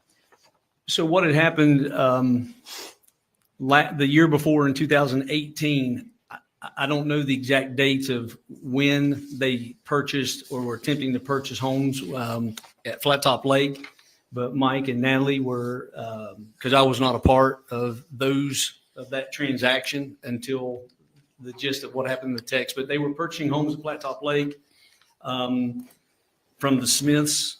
I'm not sure both homes are from the Smiths. My understanding, they bought a home for themselves and a home for Natalie's parents. And they were purchasing homes at Flat Top Lake because of the issues with their company with not receiving their funds from the government. The government was shut down. There was an audit that was ongoing, is what I believed and was told. But because they weren't getting any money, what was happening? To any testimony based on hearsay, Your Honor. All right, well, he said that's what he believes, and I think that's good enough. And perhaps we can stray from what he was told, but he indicated what he believed, and I'm going to allow that. The objection's overruled. For our purposes today, what was your involvement in the Smith house? They were going to let the houses go back. It's not necessarily a repossession, but ultimately because the contract wasn't fulfilled and they weren't buying the homes, these pieces of real estate, they were going to let the Smiths take the homes back. And the idea was, what will it take for them just to take the homes back, because she didn't want the houses anymore. And you helped with that? Yes, Robert Dunlap represented the Smiths, and there was a resolution document that I believe he prepared. Not really for sure who prepared it, but there was a resolution document that ultimately got resolved. It didn't happen at that point in time. It happened later after Michael passed, but that's what that's referencing. And you were part of the negotiating of that or resolving it? Resolving it, yes. Okay. Let's go to the 6th of February.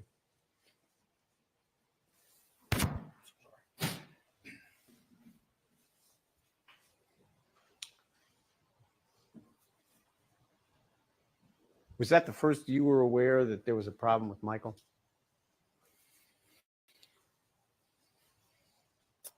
There were some other text messages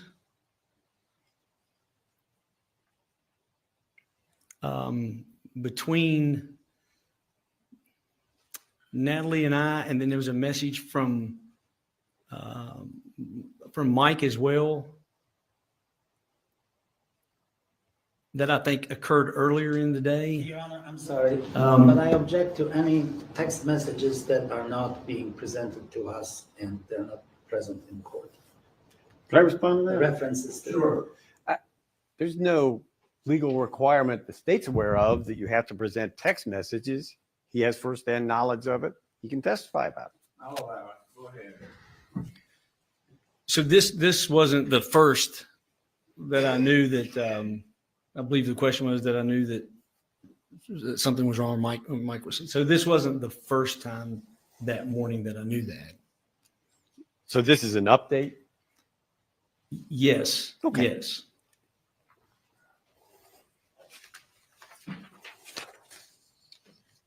Now, by 103, you were asked a question. Take a look at that. Yes. Had you noticed any odd behavior from him? I had not. And actually, that's in my response. He hasn't been around. My question was, has he been around anything? Because the earlier messages that she had noted, that Natalie had noted, is that he was sick like last time because he had been, he was sick in November. He was exposed, or my understanding was he was exposed to black mold while working on a rental home. And so that prompts the question, has he been around anything mold? And then into the supplements. Did Michael express to you that he was sick because of mold exposure? Did that come from another source?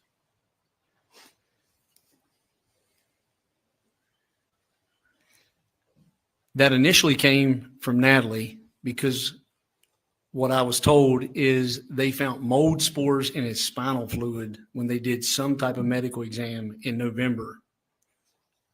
And then later, Mike may have said that as well. I don't remember if it come from him directly. It more from him was about the story how they were working on the house and two contractors were there. They had masks. He did not.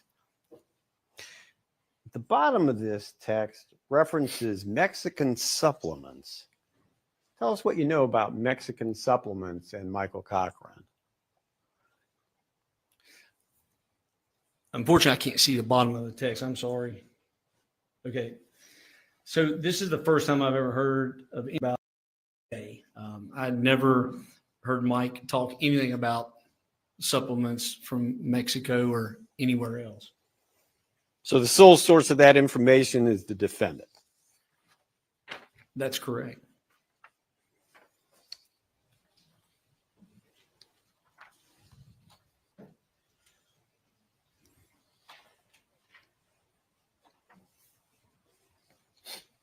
Excuse me.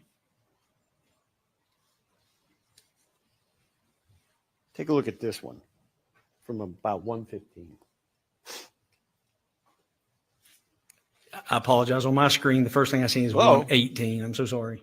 Or 18. Yes, that's right. Okay.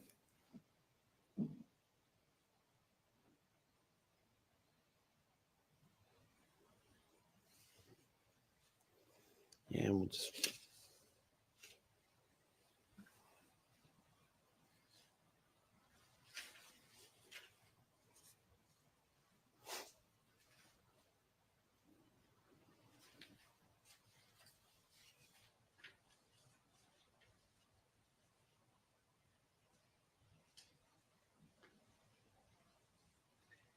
I'm sorry, yes. Did Michael advise you of what kind of supplements he was taking? No, Mike, when Mike would talk about his supplements with me, it was always his GNC, what he would take for his workout supplements. I mean, he never went into any detail about the specificity of the supplements. Probably the most specificity we got into it was he would talk about how Natalie prepared the supplements that he was taking and would then, in essence, manage those according to him. There's also a reference to seizure medications. What's that about? My understanding is from November, because of the exposure to black mold while he was at CAMC, there was a determination that he was now having seizures. And so he was prescribed seizure medication. And that's the reference. November to February, do you know, did he talk to you about taking his seizure medication? He talked to me about he talks about the seizure medicine to the extent he was working on his pilot's license. And that was something he really wanted to get. It was also something that he wanted to do in the future. And we talk about the seizure medicine, how he said, well, I'm not going to be able to fly. I'm not going to be able to do this. We would actually have a lot of dialogue about that because I'd encourage him. Obviously, I'm a pilot and that was something that we were going to do together and he'd enjoy. And I would remind him and tell him, no, you'll still be able to fly. You may have a medical restriction or something like that, but you'd be able to fly. So we did discuss these seizure meds.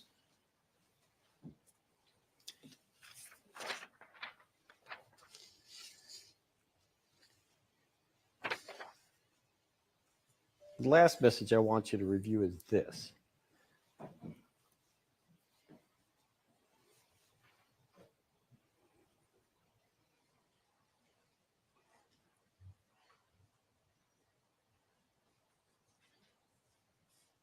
Yes. There's a couple things that came to your attention in this. One of which is the defendant reported to you that about his condition at the time. That's correct. And then she informs you that he wet himself. Prosecutor is leading. That's fine. All right, perhaps you could read. Not that, Your Honor, we're good with that.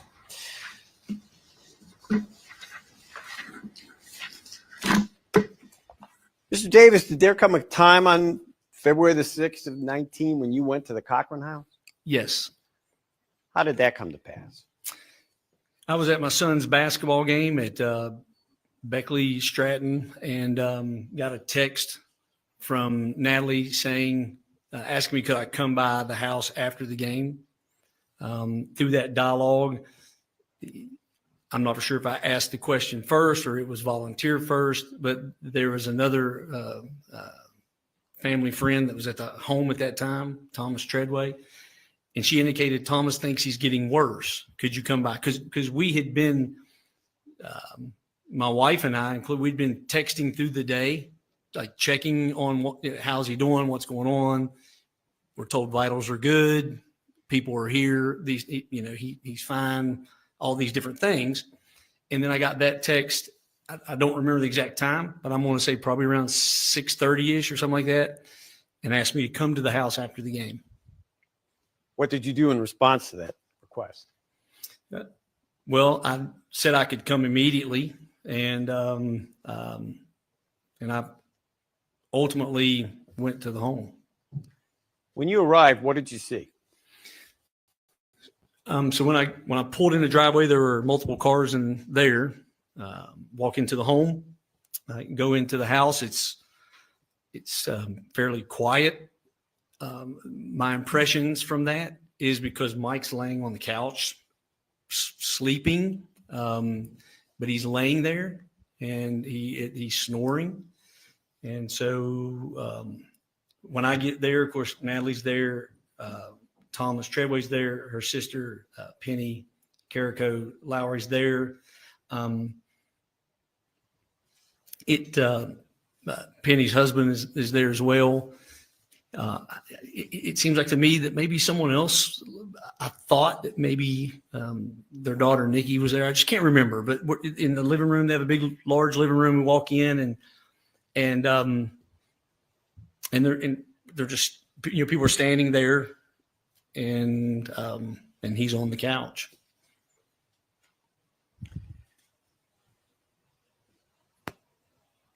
What did you think should take place at that point? Well, my first question was, my text message says he's getting worse. And I want to know, what does that mean? What's he worse? So I asked, it was kind of, everybody was whispering because he's laying there and it's like, hey, what's going on? How's he worse? Well, he's just not responding. Okay. And so I go over to him.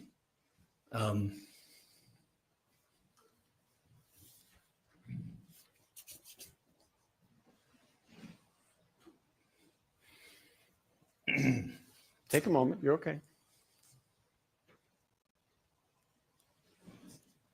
Difficult now because I know the outcome.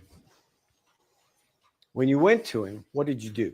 So I go over to him and I'm like, hey man, you need to wake up. Kind of shove him, wiggle him a little bit. We were told that Natalie had told us, because that's who it specifically came from, that he had fallen and hit his head earlier. So I'm actually looking for, like, do I see anything? And we've been told about this seizure that he supposedly had, and I don't know what happens when you have a seizure, the outcome, or so I'm just looking. So I'm trying to kind of nudge him, wake him up, shake him. Hey man, you need to get up. You need to get up. Hey buddy, you got to talk to me. And he's just laying there, and it's he's non-responsive. He's just laying there. So at that point in time, I was just kind of looking at his face. I was worried about his head. And I asked, does he have a knot on his head? Is there anything on his head? Because he's laying on his back. So he's laying on his head, So I asked, is there a knot? Is there anything back there on his head? And I believe the responses were no. I'm looking like in his nose and like his ear to see if I maybe see blood or anything. Mike didn't like anybody to touch his face. And not that I'd have any time to touch his face, but I knew he didn't like people touching his face. And my understanding was that when he was younger, there was a fire and whatever the case. But so I tell him, and I'm like, hey man, I'm going to touch your head. If don't hit me, because his arm, I'm like, don't hit me. And it was almost like I think we may have, almost like kind of smiled and laughed like, hey, because it's Mike. I'm like, hey buddy, don't hit me. I'm going to touch your head. And so I reached down and I looked in his eyes. I'm not really for sure what I was even looking for, to be honest. I was really looking for like maybe trauma, blood or something. And his eyes, they were fine. They weren't rolled back or anything like that. But anyway, and so after that, Thomas is standing there too. And Thomas does a sternum rub on him where he took his knuckle, rubbed his sternum. And I just remember saying, man, hey buddy, we'll take you to the hospital. I'm going to take you to the hospital. So you gotta help me here. Are you okay? What's going on? Are y'all, And so no response. At that point in time, I went down to his feet. My father had a massive stroke years ago. And I just remember the doctors told us then, about statements by doctors, about fathers. I object to that. I'm going to overrule objection. You can continue, Mr. Day. Thank you, Your Honor. So ultimately, I go to his feet and like rub the bottom of his feet, because my understanding, if you were to do that, how the feet respond, the toes respond, can indicate something, a brain injury or a head or something like that. And I remember that because of what my dad went through. So I did that on both of his feet, and it was clear that something was wrong. And I was like, he's got to go to the hospital, and he's got to go now. Did you enforce that command?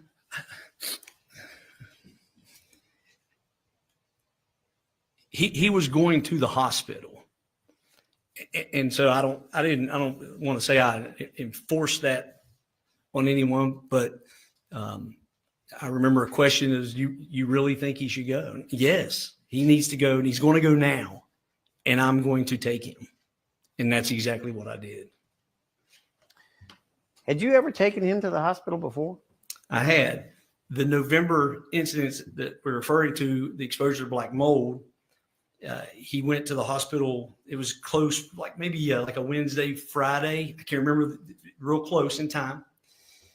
And those two times he was sick. He, again, wasn't feeling well and throwing up. And I went to his house, and he you could tell obviously he wasn't feeling good. He was struggling, and those, he said he wanted to go. He said, take me. He said, I want to go to the hospital. Take me to the hospital. And that was in November of 18? Yes. Was there another time you took him to? Those were close. They were twice in the same incident. He went to CAMC at first, and then came home for a few days, and then was still sick, not feeling well, and then went back to CAMC. Can I have just a moment, please? Can I have a moment?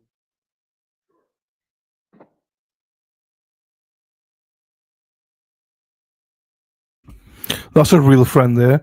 Just pick him up and take him to the hospital, not messing about. None of this, I'm not a police officer and a physicist who should know better. Didn't even take him.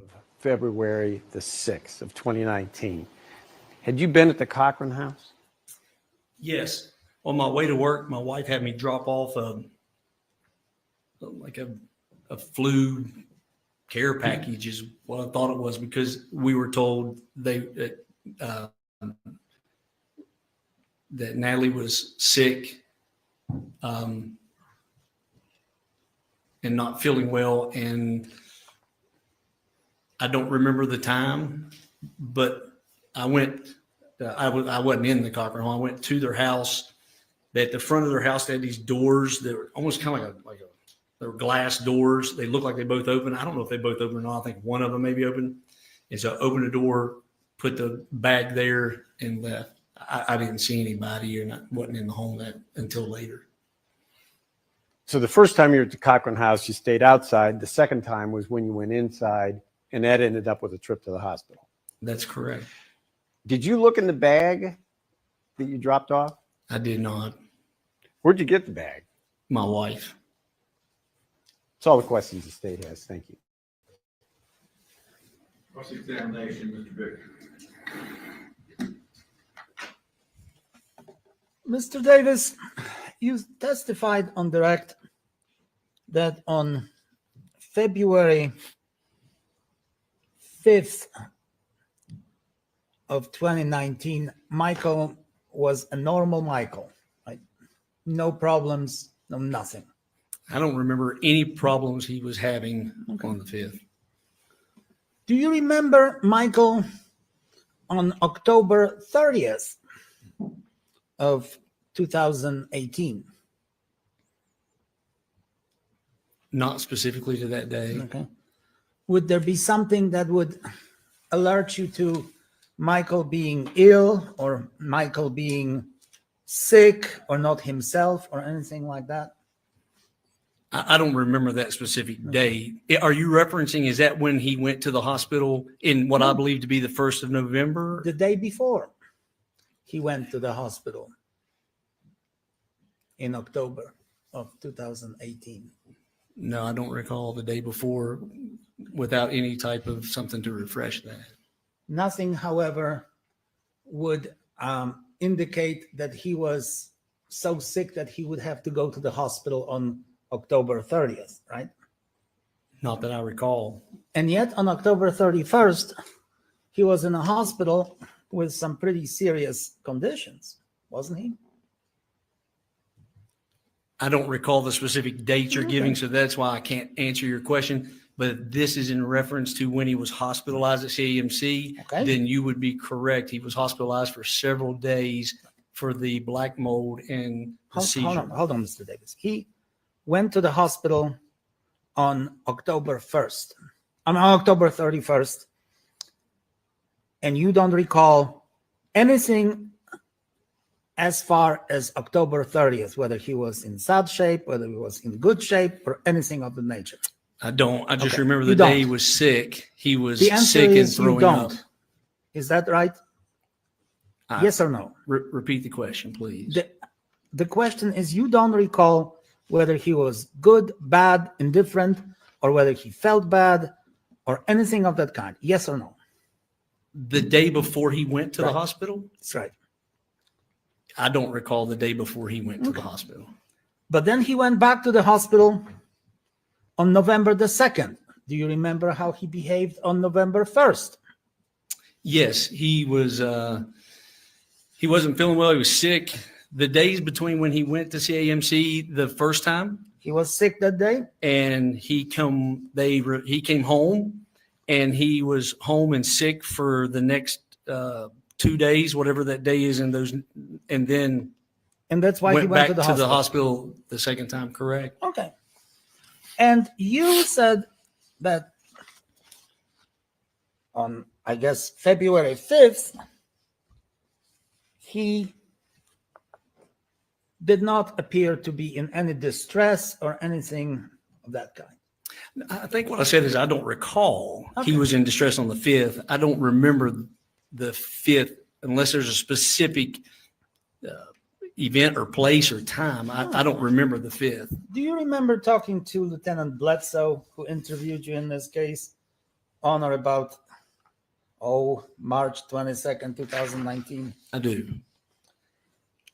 Is it true that you told Lieutenant Bledsoe that in February of 2019, you observed Michael Cochran to mentally struggle while he was assisting you in installing a ceiling fan? Remember that? I don't remember the statement specifically, but I do remember the event. We were putting a ceiling fan up in my house, and he would do the wiring. I asked you, Mr. Davis, please listen. I asked you whether do you remember that conversation with Lieutenant Bledsoe? I don't remember the specific conversation with Lieutenant Bledsoe. Do you remember? Well, all right. Is it true that in February of 2019, Michael Cochran was struggling mentally and was not feeling good? He was stressed, waiting on his money. I didn't ask you that. And I asked you so whether I don't. Yes or no, sir? Did he act mentally? Did he struggle mentally?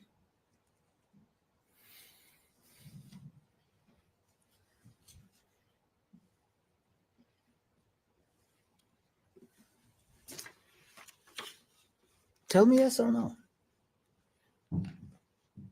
I believe that, again, he was definitely struggling because of his stress. I didn't and ask what you was why, going on. sir. So I do believe he was Your struggling Honor, mentally. Your Honor, I'm sorry. Please instruct the witness to answer my question. I think he did answer it towards the last. So let's move on. Did he appear sick to you?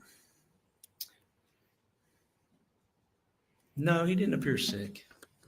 Okay. You observed him as having outbursts of stress and anger that wasn't like him. True?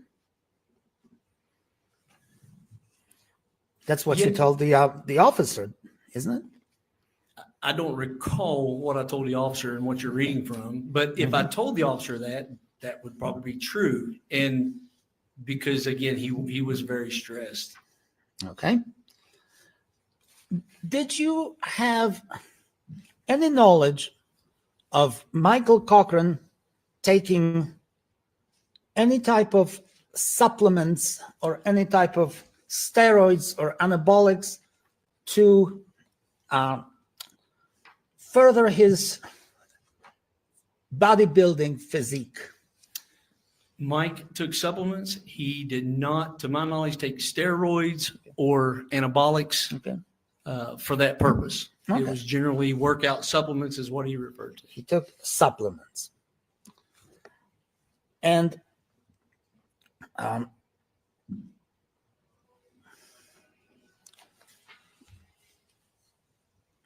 did Michael have a seizure either in October of 2018 or November 2018?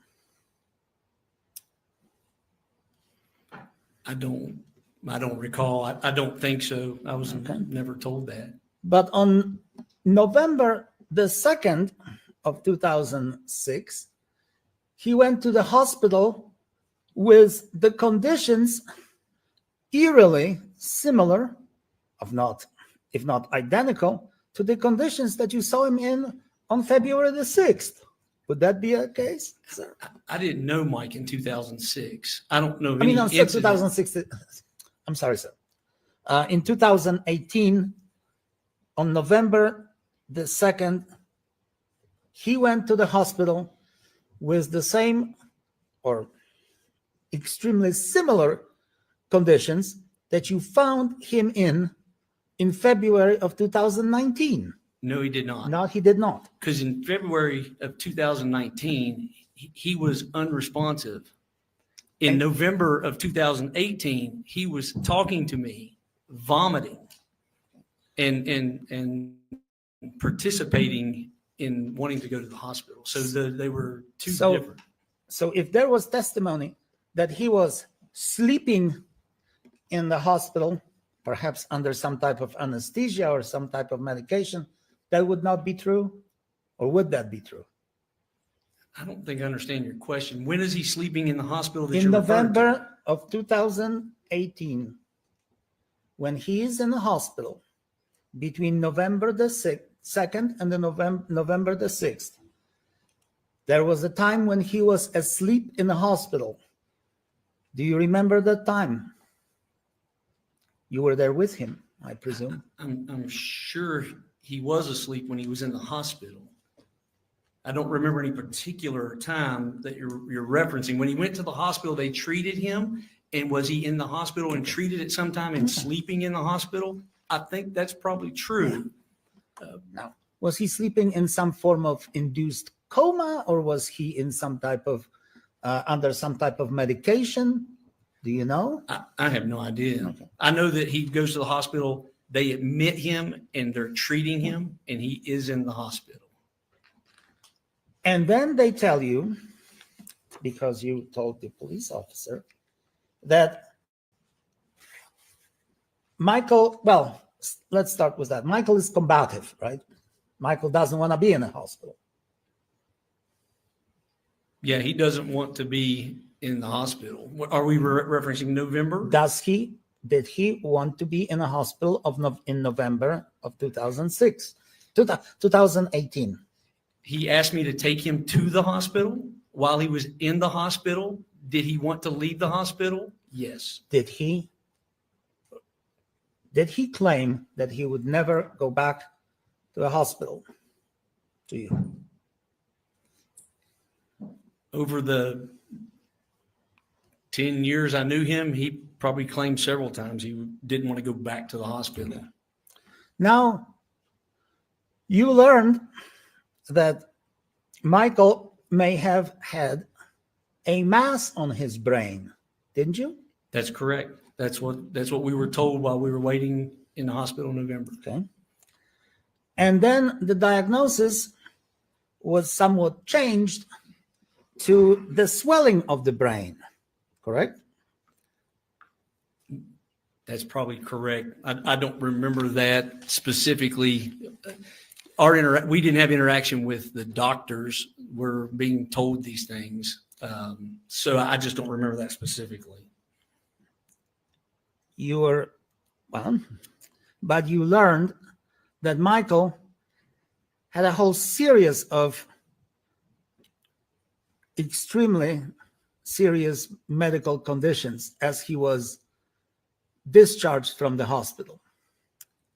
No, my understanding is that he had seizures. He was exposed to black mold, and through that they determined he has seizures, and he was placed on medicine. That's the only medical conditions that we were ever told. All right, let me ask you this. You learned that he had encephalopathy, right? Brain swelling. Did you or did you not? I don't recall that diagnosis, You don't recall. but I would Okay. defer to Do those you- medical do you- records. If you don't and if they recall, say it, then I believe Mr. it Davis, exists. Your Honor, Mr. Davis, I asked you a simple question. Do you recall being told that Michael had encephalopathy? Do you or don't you? I was never told his diagnosis. Okay. No, any diagnosis? Other than he had seizures and it was exposed to black mold. Okay. Were you told that he had seizure-like activities? Were you or not? I was told he had seizures. Okay. I wasn't told in your Yes word. or no, he had- sir? I'm answering your question. You Yes said that or no? he has seizure-like Yes or no, Mr. activities. Davis? And I've Your never Honor, was told he had please seizure-like instruct the activities. witness to answer my question. Mr. Victor, pose the question, please. Did you learn that he had seizure-like activity prior to going to the hospital, Mr. Davis? Yes or no? Going to the hospital in November? Yes. No. No. All right. Did you learn that he had conditions such as urinary retention, chronic sinusitis, confusion, brain swelling? Did you learn about these conditions? No. No. Okay. So if you told Lieutenant Bledsoe otherwise, that would not be true, right? Again, I would defer to the medical records. If those medical records said that, and at some point in time I recalled that through the medical record and repeated that, then it would be accurate. I'm saying today I don't recall hearing those specific diagnoses. Did you know that Mr. Cochran was prescribed medication for encephalopathy by Dr. Ward? Did you know that or not? Is that seizure medicine? Did you know? Well, did you know that he was prescribed the medication for brain swelling by Dr. Ward? Did you or not? I don't know if I know. He was prescribed seizure medicine. I don't know if that's what that is, Mr. Vicker. If it is, then yes, I knew it. If it's not seizure medicine, then no, I did not know. Okay. Did you know whether he religiously took that medication as prescribed by the doctor? Did you or did you not? We were told by Natalie that he stopped taking No, the I'm medicine. not asking you about Natalie. Did you know from Mr. Cochran or from anybody else but Natalie that he was taking that medication as ordered by the doctor? Yes, he indicated to me he was taking his seizure medication in December. Okay. How about January? He never specifically told me he was taking it or he was not taking it. And that our conversations were more about flying as it related to the seizure medicine. Prior to February the 6th, you were advised that Natalie Cochran had a flu and she was sick. Yes or no?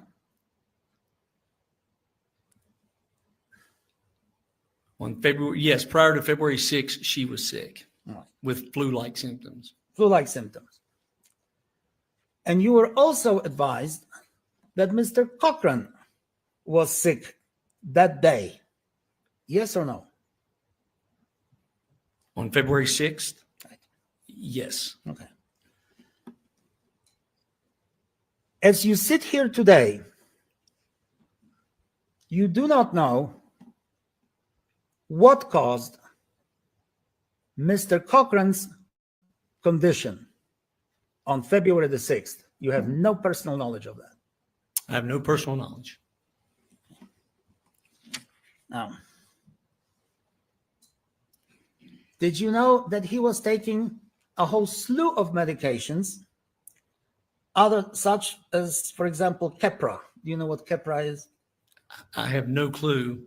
And I knew no medicine that he was taking other than when he would reference seizure medicine. Outside of that, I didn't know of any other medicine he was taking. Did you know that he was diagnosed with an acute respiratory failure, sir, when he was in the hospital? I think we were told by Natalie he had that. How about convulsive status epilepticus, epilepsy, perhaps? Did you know that? I don't recall ever hearing that from anyone. So if those were the diagnoses from the hospital in February of 2019, you wouldn't have any reason to debate the knowledge of the medical experts. You're correct. I don't know what the diagnosis was. Okay. Now, and I'm very sorry to hear that, but your son, I understand, was afflicted with diabetes 1, right? That's correct. Is he an adult now, sir? I mean, he thinks he is. Okay. He's 19, and yes, he's as much of an adult, I guess, he can be. Okay. And you had in your possession always some form of medication, such as insulin, that would. No, we don't always have that in our possession. No, he wears an insulin pump. Right. And it houses the insulin. Okay. But yes, do we always have insulin, say, for instance, at our home? Yes. Okay. If we traveled a long distance, we would have it with us. That's correct. He's in college, so he has it with him. All right. So, yes. Okay, sure. Were you ever tasked, sir, with injecting your son with the Humalog insulin so as to maintain his life and his Yes. regular condition? Yes. How much of that Humalog would you inject, sir? It was situation specific. So what would happen is you would only inject the insulin necessary to combat the carbs to which he was ingesting. Right. So, you may inject 1 unit. My wife was much better at this, but if he ate 20 carbs, the ratio may be 1 to 20. So it depends on what he ate, how much you inject. And we're talking about a little vial or less than a vial? For a 1 injection? Right. Oh, it could be, if he, like I said, if he ate crackers, you may only give him 3 units. And 3 units would be, I'm holding my hand up because I'm envisioning the needle. Right. 3 units would be small. How about, did he ever need more than 3 units? Oh, absolutely. And Again, that's how much? situational specific. Well, all right. What was the largest amount of Humalog that you ever injected, you or your wife ever injected into your son's body? Well, show us. This much, that much? I couldn't answer that because 10 units, 12 units? I think those are possible. You got to remember when you're injecting him with insulin and he was dependent upon using needles, he would get anywhere from 5 to 6 to 10 injections a day. Right. So if you take that and multiply that by a year and a half or 2 years or whatever it is, I couldn't tell you the max we ever gave him. no, nor can I tell you the minimum we ever Tell gave. me what a unit is, just for. It is. Is it in milligrams? Is it in nanograms? Is it in decagrams? What is it? I have no clue. Okay. It's a little line on a needle. Okay. And so I have no clue how it's rated. And how did that humulog react after about 15 minutes? After about 20 minutes? It would. I don't know the reaction time. Uh-huh. I know that what we tried to do was to determine what insulin he was going to need and try to give him a shot 15 to 20 minutes before he would eat. Right. Because it was the fast acting insulin. Mm-hmm. And so, I really don't know the specifics of how it metabolizes or what it does. I can tell you that in our son now, even with the pump, that, he can eat, 100 carbs, his 2 Big Macs, and his blood sugar will go up. And as it's reacting to the insulin, it'll then level itself out, come down. It could be hours. He never dropped on the floor or dropped unconscious after you injected him with a humulog, did he? Oh, praise the Lord. No, he did not, because it was administered to him correctly. Right.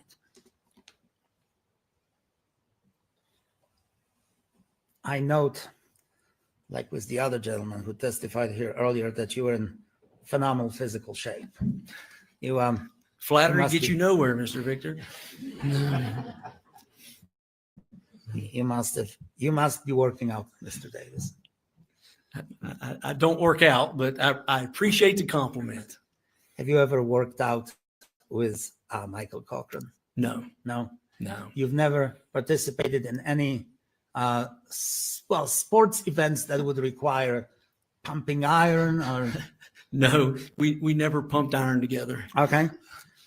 But you know that Michael Cochran was a bodybuilder. Did you know that? He was in great physical shape and took care of his body. I didn't know him to ever participate in bodybuilding. Okay. So to say he's a bodybuilder, but Mike was in great shape. But he participated in the Toughman contest? Yes, he did. And won. And winning. Yes. He also participated in what is it, track pulling competitions or something like that, where great physical strength was required? Oh yeah, he would participate in those things. I don't remember him ever doing a truck pull, but I know he would participate in those type of I think of like a Spartan event, like Spartan events. What year would he participate in those? Like 2018, 2019, 2017? I don't remember the years. Would it be at the time when his heart was about to burst because he had a mass on his heart, or mass on when his brain was about to burst because he had a mass on his brain, or he has brain swollen? I don't remember what year he participated in those events. If he had that medical condition at some time in the past, I'm unaware of that. Did he ever tell you that he had any heart condition? No, he did not. Did you ever know about his heart condition? Not that I recall. Have you ever seen him in a seizure type of a situation? I've never seen him in a seizure. Okay.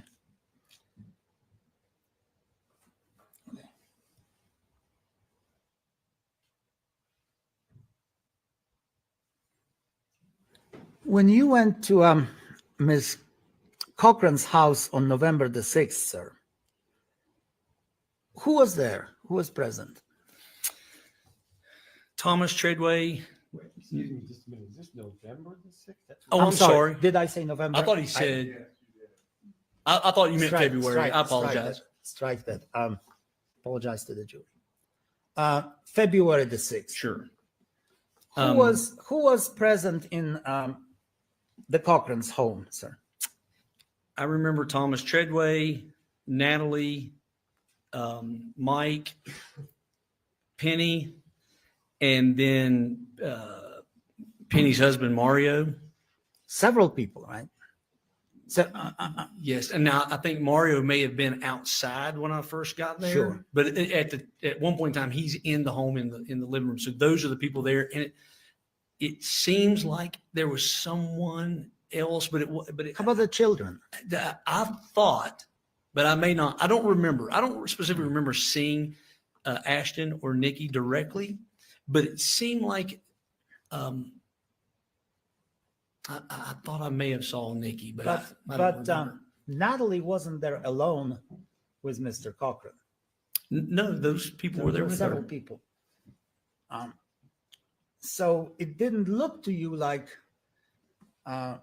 somebody was trying to hide the medical condition of Mr. Cochran or conceal it from other people. At that point in time, I didn't think anything different other than he was not feeling well and doing worse and was Okay. there. All right. Did you see any syringes when you were there? I don't recall seeing any syringes. Did you see any vials of insulin when you were there? I don't recall seeing insulin. Okay. Was there a time when you and Mr. Hamilton or Ms. Hamilton have to hold Michael down when he started moving? On February the February 6th? the 6th. No. Was he ever? He was unresponsive the He was whole time I unresponsive. saw him on February 6th. Okay. And in November, you had to do that. November, when he was in the hospital in November, you had to do that, right? There was a time in the November events that, yes, when he was in the hospital, he was in the bed, and it wasn't just me and Mr. Hamilton. I think Jonathan Bowen was there. I mean, Jason Bowen was there at that time. He was one of their contractors. Yeah, and he was in the bed, and I remember we were, in essence, holding him down to try to say, look, you have to stay in the bed. Did you, well, I presume you, in that friendship that lasted, some nine years or so, you had more than enough opportunities to eat meals with Ms. Cochran, Mr. Cochran, have dinners, lunches, and whatnot. Was he ever, did you ever observe for him to use any medication with his meals, supplements, steroids, anything of that kind? Well, I can answer the last part of your question. I never saw him use a steroid or anything like that. Did he ever take supplements while we had meals over the last 9 years? I'm sure that after a meal or during a meal, I probably saw Mike take medicine, whatever that would be for a headache or whatever. We had a lot of meals together. And so I just don't recall, but it's possible that I did see him take something after a meal. Did you ever notice that Mr. Cochran had his own place where he kept his own medication in the Cochran's home? No, I don't recall ever seeing where he kept his medication. Did you ever have Natalie Cochran keep the insulin for your son at her home? No, there'd be no reason for her to keep my son's insulin. I understand that she was allowed to pick up her insulin for your son because your wife, and I presume you, trusted her so much with the insulin that she could give to your son. Well, she never gave, to my knowledge, insulin to my son. Whether or not she could pick up the medicine, that my wife would know that more than I would know that. I don't know. And if there's an authorization that says she's allowed to pick it up, then that'd be true. Okay. But she never gave, I don't recall any time where Natalie ever gave Gavin insulin. What was the, well, and again, I'm not going to say absolutely anything negative about your son or anything like that. I'm just going to ask you whether your son and your family had a plan for treatment of the diabetes if you and your wife were not capable or not able to give him the medication that he needed. Well, the plan was that one of us would always do that. So there was no plan outside of my wife and I. So there was never any indication that Natalie Cochran would be allowed to do anything with the insulin and your son. I don't think I quite understand your question. I mean, if you and your wife could not give your son the medicine, insulin, that he obviously would need, was Natalie Cochran ever entitled or ever ever given the right by you to treat him with insulin? No, I never asked her to treat him with insulin. Okay. All right.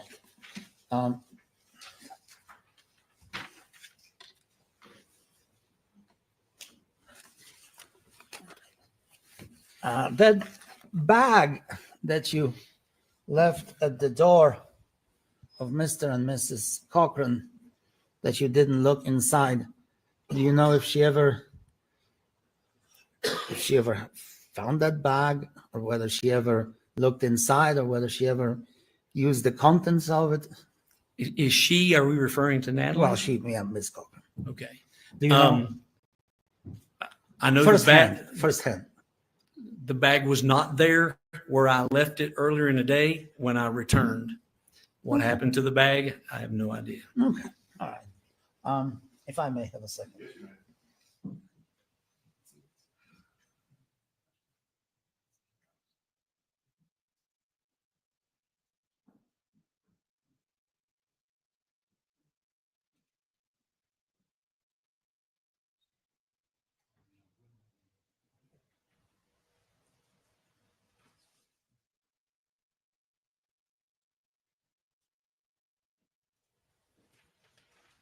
That's all the questions I have, Your Honor. Thank you.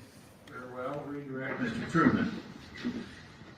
Defense counsel asked you if, or implied that because there were so many people, that there was no attempt to hide Michael Cochran's condition.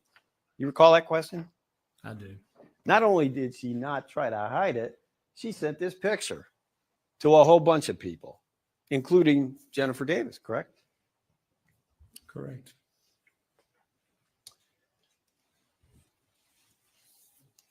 You know, the state moves to state 6, which I cleverly forgot to do. Any objection? I'm sorry. It's number 6. State's number 6. No, Your Honor. It is admitted. It's all the questions the state has, Your Honor. Thank you. Anything further, Mr. Fisher? No, Your Honor. Thank you. May this witness be excused? So far as the state's concerned, yes, sir. Thank you very much, Mr. Davis. You may step down. You are excused. Would counsel and the defendant come up, please?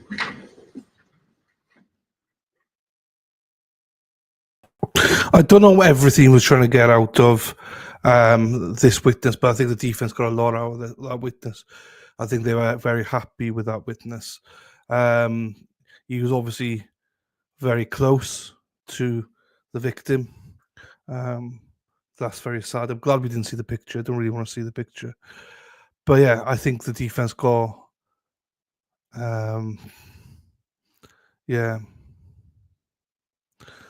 quite a bit out of that. I still don't understand what the insulin bit is, to be quite honest. This must be the daughter. That must be the daughter. I'd guess that is. But she's quite close to the bench, so I'm presuming that's the daughter.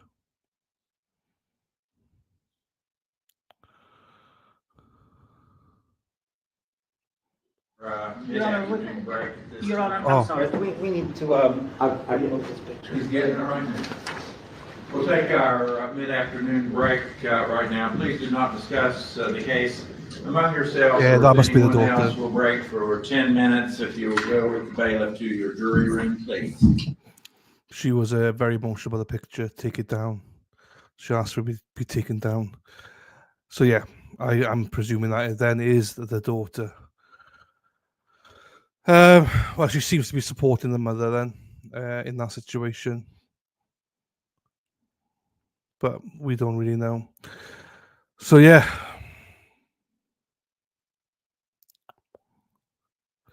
did they at some point show a picture of him lying unconscious on the floor? Was that the picture they just showed? I'm not sure.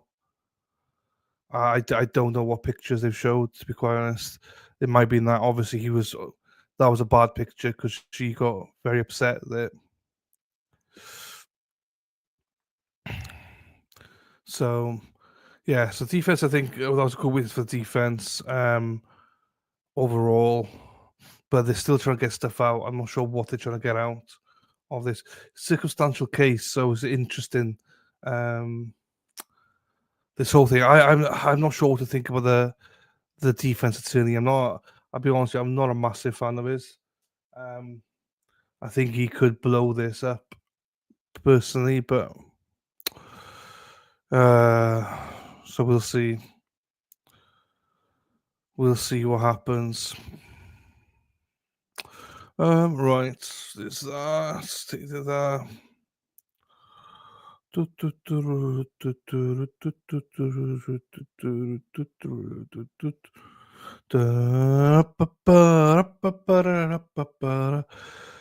on, just get this up here. What we got going on? Anything else going on here? I don't think there is. I can see. Let me just take a look.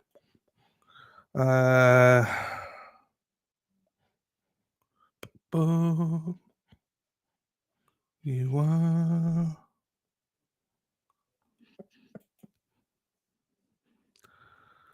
I'm going to put that in.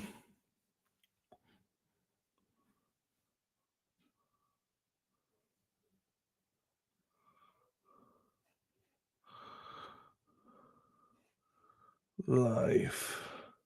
Check if I'm on the algorithm and I'm not. Yeah, bollocks. I hate it when I don't make the algorithm.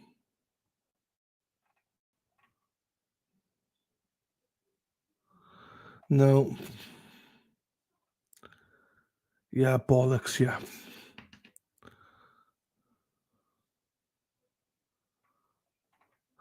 Oh well, right. Let's go back to that one then.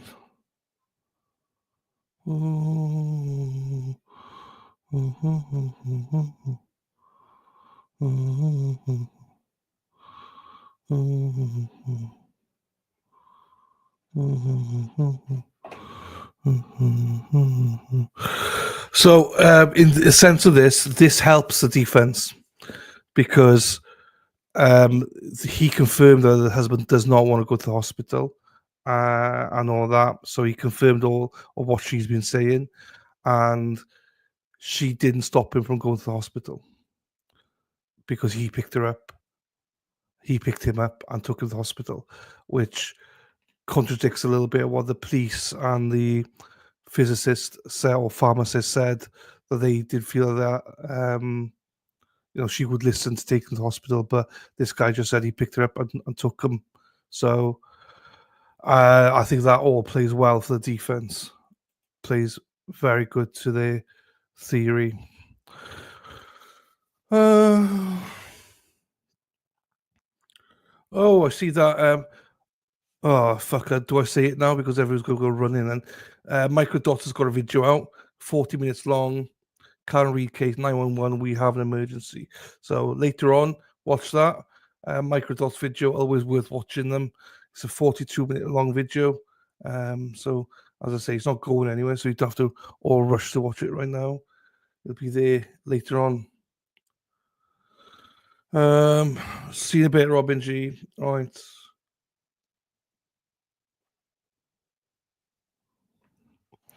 Get back to this one. This court, though, they say 10-minute break, but they always take about a lot longer. So hopefully they will just be 10 minutes. There is interesting the witness that are supposed to be testifying today is not testifying anymore because of that letter. I would love to know what was in that letter. So, yeah, that is very interesting. I'd love to know what it is.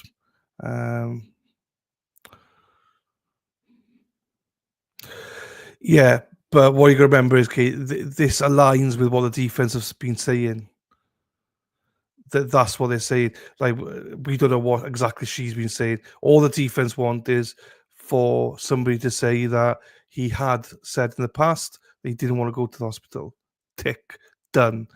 Then they want somebody to say that she didn't stop him from going to the hospital, and she was like, yeah, take him to the hospital. Tick, done. That's all they need. That's all they wanted. So unfortunately, that's what we would do in that situation. I get it, but that's all they needed. So, well, we have his word now as well. His friend just said the same thing, that he had said that don't never take me to the hospital. So whether we like it or not, that's all the defense want to hear. That's all they need for their argument. So that's what they got out of that guy. They got a lot out of that guy that I think that they were wishing for and got it. So now we all agree that we probably would do things differently, but that's not what they're going in for. The state is saying that she tried to kill him with intent, while the defense are now going to say, well, she had wanted to kill him with intent.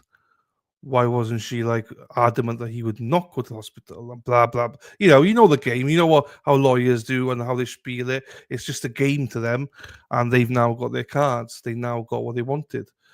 So,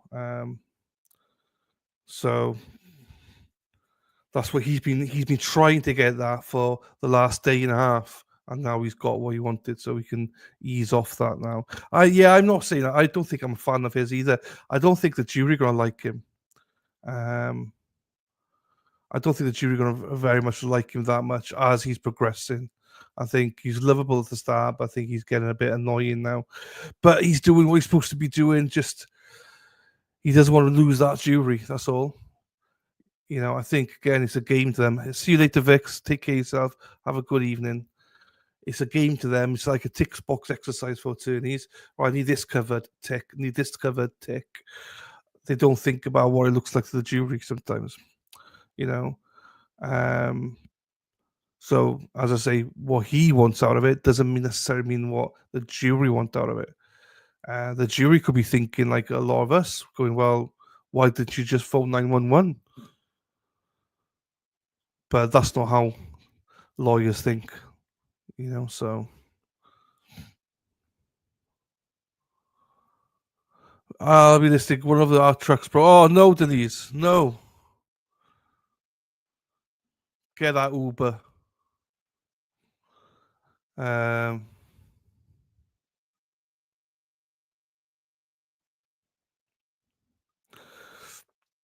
we are. I think they're going to get to that. That's why they must be asking KD why they're doing the whole insulin bit. I imagine that's why. Maybe they want to say that she's used to giving insulin. I have no idea where they're going with that line. The defense, I have no idea. But as I say, it's a game, so there's a lot of stuff that they need to cover. That's one of them, is how he died and the manner of it, and did he inject himself and stuff like that. That's one of it. The other is motive, which obviously was the motive that she was killing him because he did not know about the Ponzi scheme. And obviously the other bits are, as you said, alluded to, did she kill him? And what they're saying is no, because of these reasons. So it's interesting. There's a lot of different aspects of this. I am not really sure the motive. They've really proven the motive yet, the prosecution, personally, for me anyway. But it all looks dodgy as hell. I'll give you that. I'll give you that. So yeah, we'll see.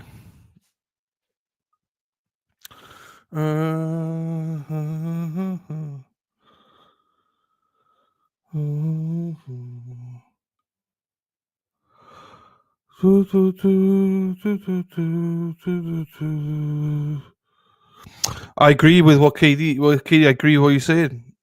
Absolutely, he's doing his job. He's confusing everything.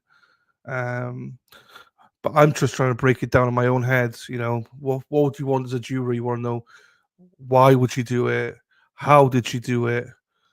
And stuff like that. So, and yeah, the prosecution aren't really breaking that down yet. In my mind, it's just they've not proven it, and we also know it's a circumstantial case, so it's even harder for the prosecution to prove anything. That's why it's even more confusing. Oh, I don't know. But also, we've heard from Peter Trigos what we think is important and what we think the jury think about are probably different to what they actually think about. Their threshold for guilt is it's quite low, actually. I was surprised to hear the Richard Allen juror who convicted on timeline and a picture rather than expert analysis and stuff. So, no court done today. No court done today. It's just a break. Money scheme, which I get, they go hand in hand. So I say I do find myself being more confused and not forgetting that it's about murder. Yeah, I mean they got to go into it. They have to go into it at some point. They've just decided to do it at the start, probably because it's not. It's probably the thing that they are just like we don't really mind if they don't remember everything about the money scheme. So. But also, what you got to remember is that as a trial progresses, as a case progresses, either it's like a shit sandwich where you start off with something good, put all the shit in the middle, and end on the most important testimony, or you start off with shit and then work your way up to the good part. So, we're only at the start. I'm not even sure this trial might take weeks. I have no idea. So we're only on day 1.5. So there's plenty of time, I imagine, left to hear from experts and to hear from other people. So, and potentially to hear from her. I have no idea. So it's intriguing. But also, I will say this as well. I think I probably look at this differently because I don't understand all this insulin bits and medical stuff and things like that. So I'm a bit more blasé about it, and it's the importance of it because I don't understand medical stuff. So for me, the motive is more like quite important. Does she have the motive? And that's why I'm looking towards and also the experts. Because I at the minute I have no idea what any of this means about insulins and what do you call it? The 1 unit thing or the bile or something? I have no idea what any of this means. So I know a lot of you are clued up, minus RP obviously, but yeah, I am as well, Denise. I think they'd be good as well. So we'll just have to see, won't we? This is definitely a trial that's out of my grasp. I do wonder how many people in the jury actually have any medical background or understanding, because that's important, I think. If they don't have much, then you don't need to go into too much detail. There you go, Dana. Dana understands it. Type 1 diabetic, understands quite a bit. It's interesting for you then, do you know what I mean? And you'd be great on that jury. Do you know what I mean? So that's what I mean. It depends what the makeup of the jury is. I think West Virginia 12 jurors.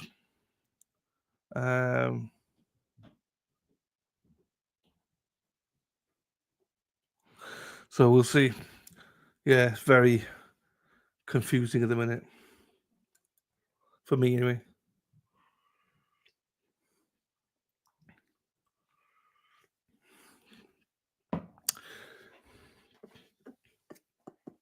Sarah P says it's helpful to go into that a little bit for that reason. Oh, you mean the medical bit? Yeah, maybe, but depends. Do you want someone like me on a jury to understand? Or do you want them to be left confused? I don't know. Lady Di, I understand it, but because I have educated myself on various things like that. Yeah, there you go. That's the one thing I'm not very up to date on is medical stuff. I think I'm well rounded normally, and I get the gist of stuff, and I get the gist of this, but I don't the detail of it. I don't know. So, but it's good because we've all got different levels of understanding, which is what we want. We also got lots of medical people in here. So, what's a bile, by the way? I don't get what I could actually, don't worry about it. I'll Google it in a bit. It's blood bile is because they take blood bile. Look at Mary from the clouds going, I understand it all. Bow, bow, chicken, wow, wow. Mary, how we doing? The penguin cleaner. No, I don't think he does understand it, to be quite honest with you. It's what's in the stomach. So you inject bile, though? How? Oh, okay. Vial. Oh, shit. Sorry, vial. Am I saying it wrong, am I? Is it vial? I don't even know what that means. Vial. See, fuck. If I was in the jury, I'd be confused. I'd be going, what the fuck's bile? And like, vial. Okay. I was going to say that's some sort of blood, isn't it? A vial of blood. I got because violence. What? So I'm sure the doctor said to me, I'm gonna have to give blood on Monday, right? And I think did he say vial of blood? My blood was clotted. I was like, what the fuck is he talking about? Shit for vial. Oh, so it's me being thick. Yeah, sorry. I thought it was bile he was saying. That's why I was like, what the fuck? I don't understand what I don't even know what vial was. I think they must be saying vial because it said how many units or how many vials. Because that makes sense. That makes more sense. But I've got you guys to ask. Imagine the jury if they don't have any medical people on there. Draw it up with a syringe. There you go. Yeah, I just don't know how much equivalent that is, Mary. Do you know what I mean? It is interesting, even though I don't understand a lot of it. I do understand more than I let on, probably, but just common sense. But it's still interesting to learn new things. So that's why I'm trying to interpret what he's trying to get out of all this. So I'm trying to look at the game within the game a little bit. I just think Lady Di, we watched that Peter Trago stuff. It goes back to the attorneys because what the Richard Allen juror said about, she didn't like the aggressive lawyer. So quite possibly they won't like this guy's style and aggressiveness and confusing and stuff like that. So you've got to be very careful. It's a small bottle with meds for needles, vial. I'm confused again because I thought they said how many vials do you give? And they were like, we give 1 vial or 3 vials. I don't know. Anyway, I don't want to confuse anyone anymore. Confuse people anymore.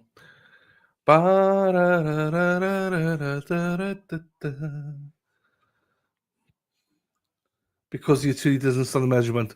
Well, he's fucking confusing everybody, isn't he? Do you know what I mean? Because he's got me confused. If I'm the jury now, I would be like, yeah, but hang on. He's saying vial. So what the fuck's this vial business about? That girl was early 20s. She was like a fangirl and not a juror of our age peers, that's for sure. No, you're right. But again, she's a juror, though. Do you know what I mean? So it goes towards it. like Trago said, this is why, I know a lot of us were like, well, not a lot of us, but a few of us were like, is Jackson being too aggressive? We love to see people squirm like the McAlberts, but is he being, too aggressive? That's why you could be so careful for, It's always intriguing. Then he was saying millimeters, etc. Yeah, I will say if I didn't have medical knowledge, that certainly would absolutely have me confused. You can't be confused. I'm calling bile for vials. Vials have U100 insulin. That means they are 100 units of insulin in each. Oh, okay, that's more interesting. Thank you, Dana. You may be seated. Thank you, Are Dana. there any matters that we need to take up at this time out of the presence of the jury? Nothing from the state, Your Honor. Thank you. Nothing from the defense, Your Honor. Very well. Bring in the jury there. Bring in the jury. Bring on the jury. Bring Bombay. Bring Bombay. Bring Bombay. Bring the jury play. Dee-dee-dee. Print them out each day. Oh, good. That way you don't have my sloppy handwriting. We'll do it. Yeah. Because I don't think you could.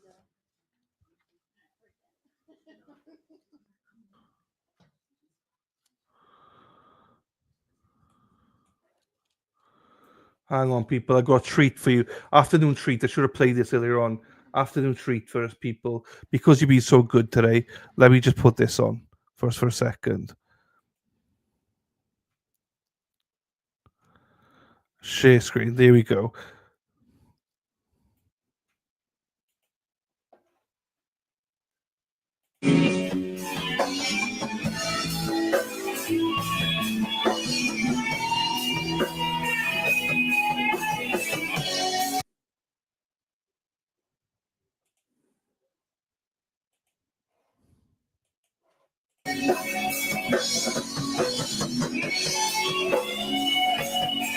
Here's Dana. Dana, looks like you're jerking off, man.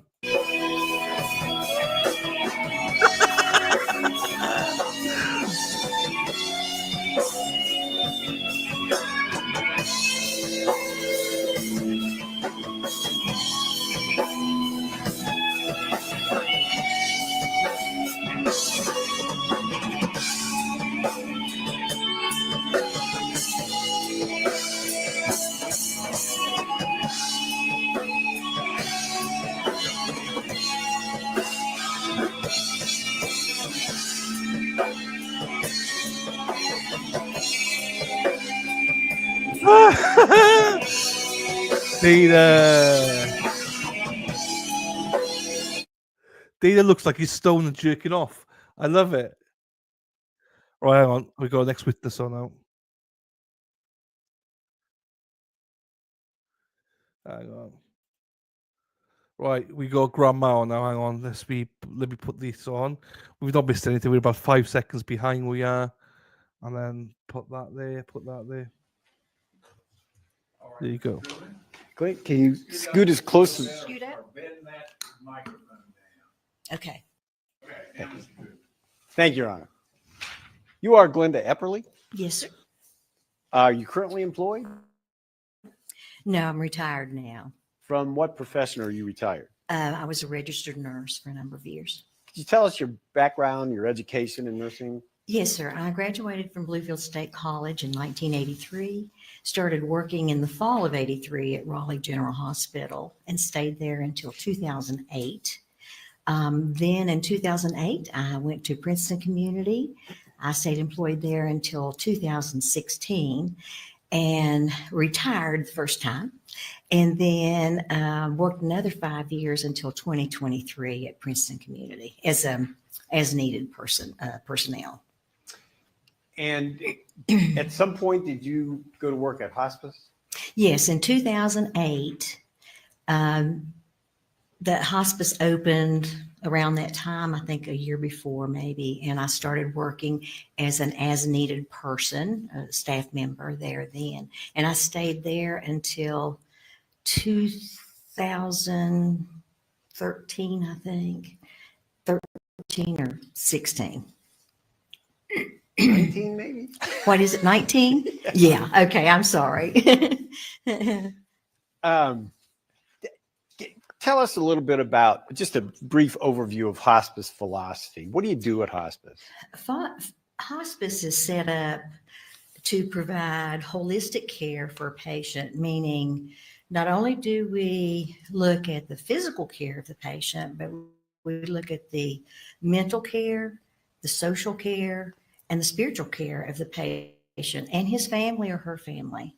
So it is, it's a palliative care, which means we're not trying to cure anything or heal anybody. We're trying to make you comfortable and live a good life until it's the end of life. Your Honor, I'd like this marked as state 7, please, for identification. Very well. Oh.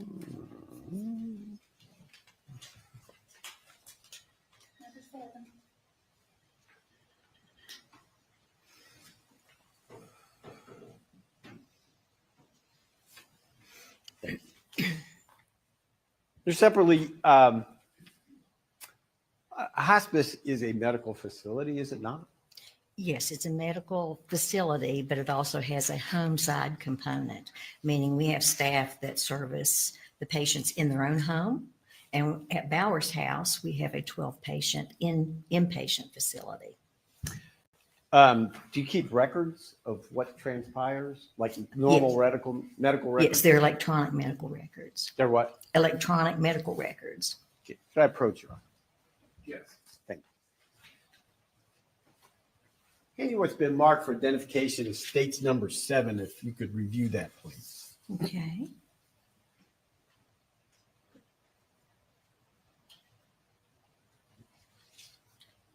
Okay.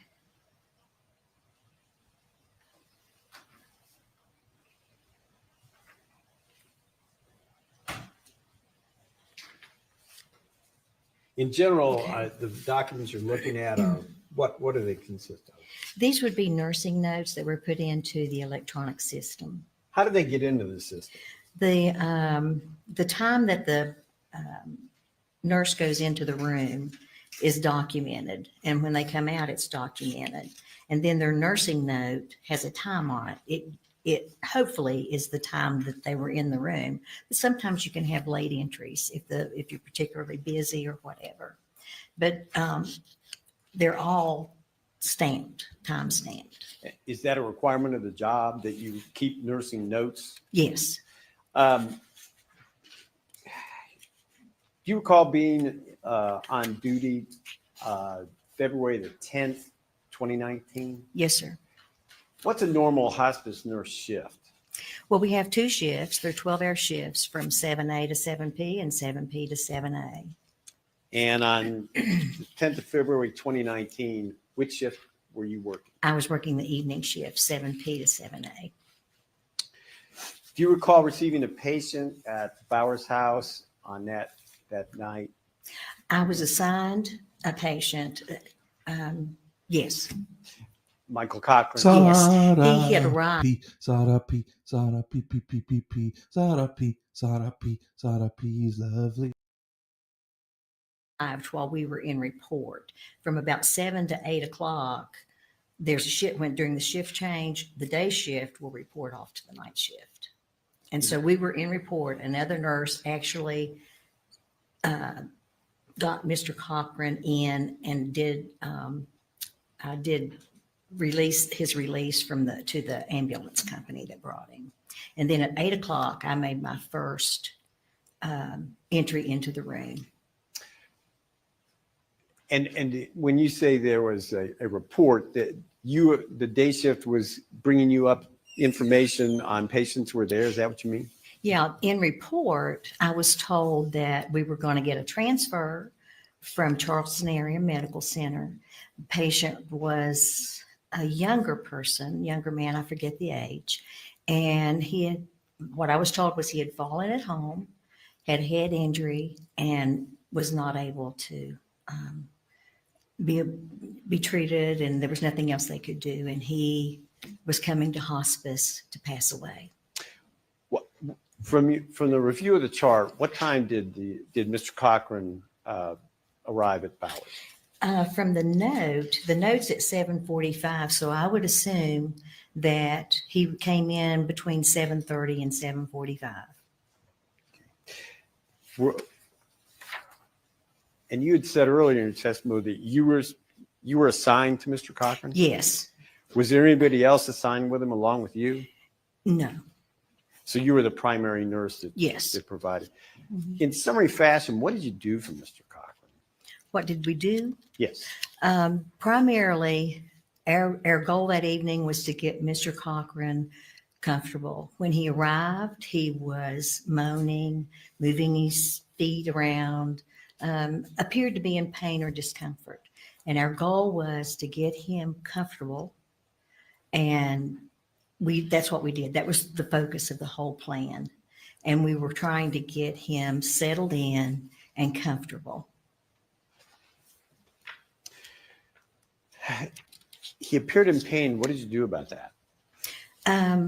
We gave him Dilaudid 4 milligrams and Versed 2 milligrams, and those were both intravenous medications. They were ordered every 15 minutes.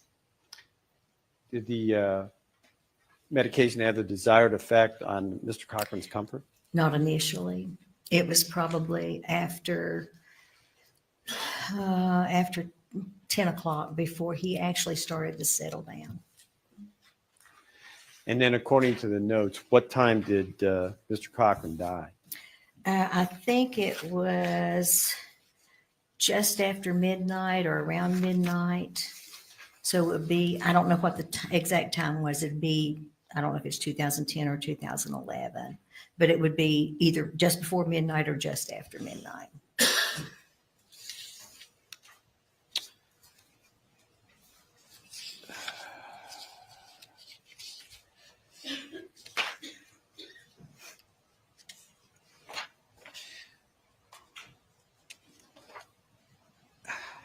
Separately, as I understood your testimony earlier, there was nothing anybody could do for Michael Cochran by the time he got to Bowers. Correct.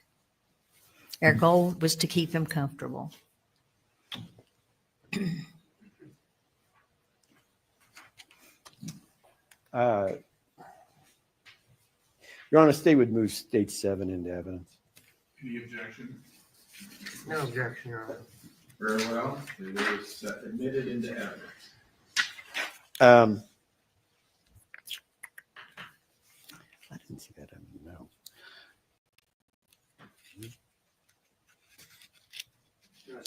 For the questions in there separately. All right, cross-examination. Thank you, Your Honor.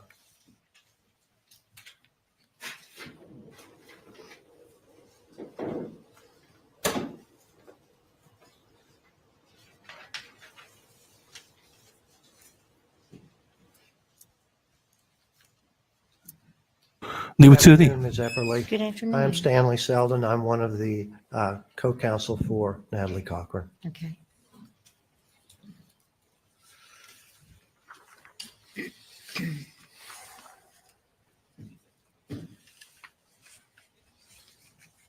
Ms. Epperly, you're familiar with the procedures in hospice as to admitting a patient, isn't that correct? Yes. And part of that admitting procedure is that there are a number of forms to be filled out in guiding the patient, his care in terms of whether he's to be put on life-sustaining equipment or if he's to be resuscitated or things along those lines. Isn't that correct? It is.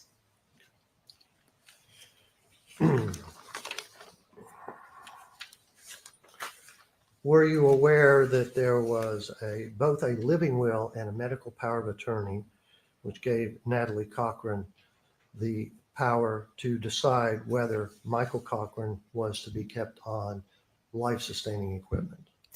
I was not aware initially. But you found that out later. Yes.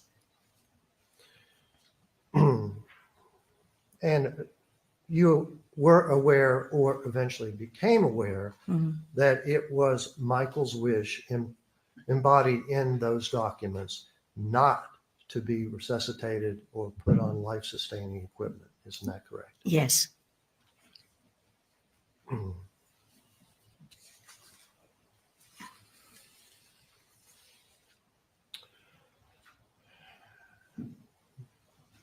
Did you catalog, or do you recall that Natalie Cochran came in with Michael and also their daughter, Nicole? At 8 o'clock, when I assumed care of Mr. Cochran, Mrs. Could you speak up just a little Okay. bit? I'm having a hard time. hearing. Okay. Thank you. When I went in the room at 8 o'clock and assumed care of Mr. Cochran, Mrs. Cochran was at his bedside. There was a younger man and his wife. I initially thought was a brother, but came to find out was a friend. And I believe their pastor was there. Just outside the room in the way, it's like a common area. The hospice is divided into 3 different pods with 4 rooms in each pod and a common area that has sofas and TV and that kind of thing. Okay. The daughter, with her grandmother, I believe, was there at that time with Mrs. Cochran's mother. Right. And I believe I recall that you said that even though you were in report, that Mr. Cochran came in about 7:45. Is that correct? That's the time of the first note. And you went on duty and started making notes about 8 o'clock. Is that Yes, right? yes, sir. Okay.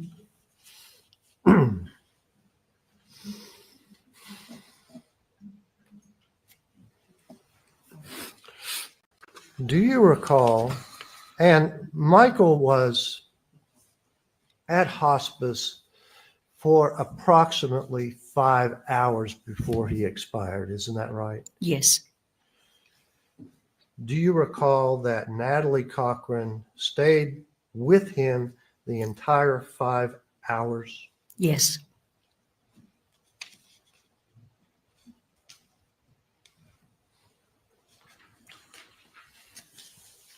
Were you aware that Michael Cochran,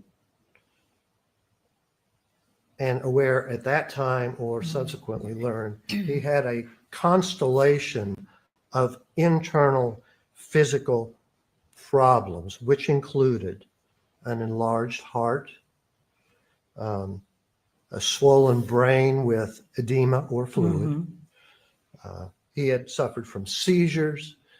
He had hypoglycemia, and all of these were in the records that came to you or you reviewed at a later time. Were you aware of that? I was not. I knew that he had fallen at home, and so the assumption of brain swelling would be reasonable, you know. I wasn't aware of his heart condition. When I went in the room at 8 o'clock, I started care of him, and every 15 minutes I was medicating him. So there was no opportunity when he first came in to read a full medical history. And it was not, a full medical history was not reported to me in report. Okay.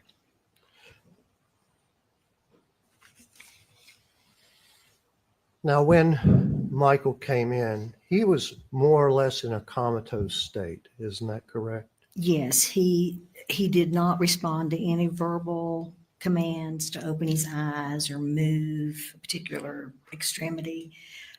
His pupils were reactive to light, but that was it. Were you aware, or did you find out subsequently, that one of his doctors at CAMC had said that, according to the brain scans, he was essentially brain dead at that time? I knew that the report from CAMC was that he was brain dead, or that he'd had a brain injury and there was no chance of recovery. And that's why he was at hospice, because your job, right, the person's dying and you right, try and make them more comfortable. Correct. Give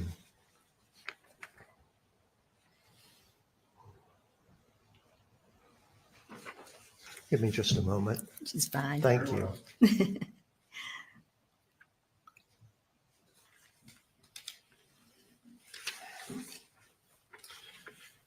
Now, you said that Michael Cochran expired somewhere around midnight. It was either a little bit before or a little bit after. And the death certificate which was filled out around that time Okay. reflects that the time of death was 12:18 a.m. That would correspond with your notes. Is that right? Yes, that would be, I would accept that as reasonable. Now, when someone expires at hospice, there is a death certificate filled out, correct? Yes, yes, there is. And who would be responsible for that? Would it be Dr. Pitzenbarger, who was the physician on staff? The nurse, myself, would Right. sign it, would fill it out and sign it, and he would then sign it the next day or whenever he came in next.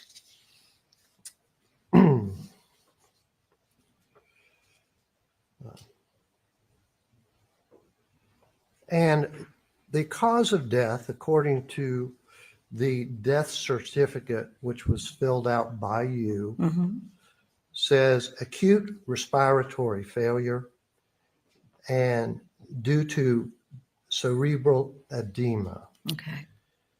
Respiratory failure means that his lungs failed.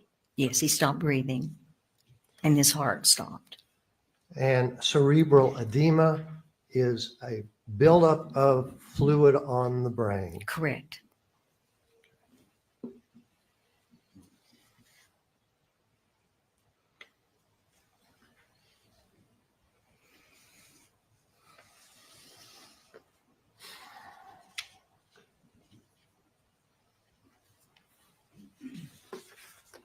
I don't believe I have any more questions. Thank you very much. You're very welcome. Thank you. Redirect Mr. Truman. He has no further questions, Your Honor. Thank you. Thank you very much, Ms. Epperly. You may You're welcome. step down to our excuse. Okay. Who does this go to? Yes, if you'll just leave it right there on the shelf. we'll Okay. get it. All right. Thank Well, you. that was quite nice. He's obviously going to be the nice guy in all of this. Oh, you're right. She was lovely. Your Honor, that's all we have for today, given the prior circumstances. All right, Hey, Robin. members of the jury. That was you're nice. Getting a little break today. We will close out the day at this time. It just seemed like she was lovely. He was nice. But yeah, that was good. That was nice. I like that. So that we can start back in. We'll continue presumably with the state's case in the morning. Please do not discuss the case among yourselves or with anyone else. Have a good meal this evening and be ready and energetic to start out the day tomorrow. You may go with the bailiff to your jury room and then depart for the day. There you go. We'll see if there's anything more here, and if not, well, another 7-hour stream. We're doing, I said I wasn't going to stream any more trials. I feel good today. I've not fallen asleep. I did sleep into about 10 o'clock this morning, though, on and off. So, All right, are there any matters that we need to discuss before we leave today? That's from the state, Your Honor. Thank you. Nothing from the defense, Your Honor. Very well. Court is adjourned. there you go. Cause adjourned. Yeah, I've not fallen asleep today, which is good.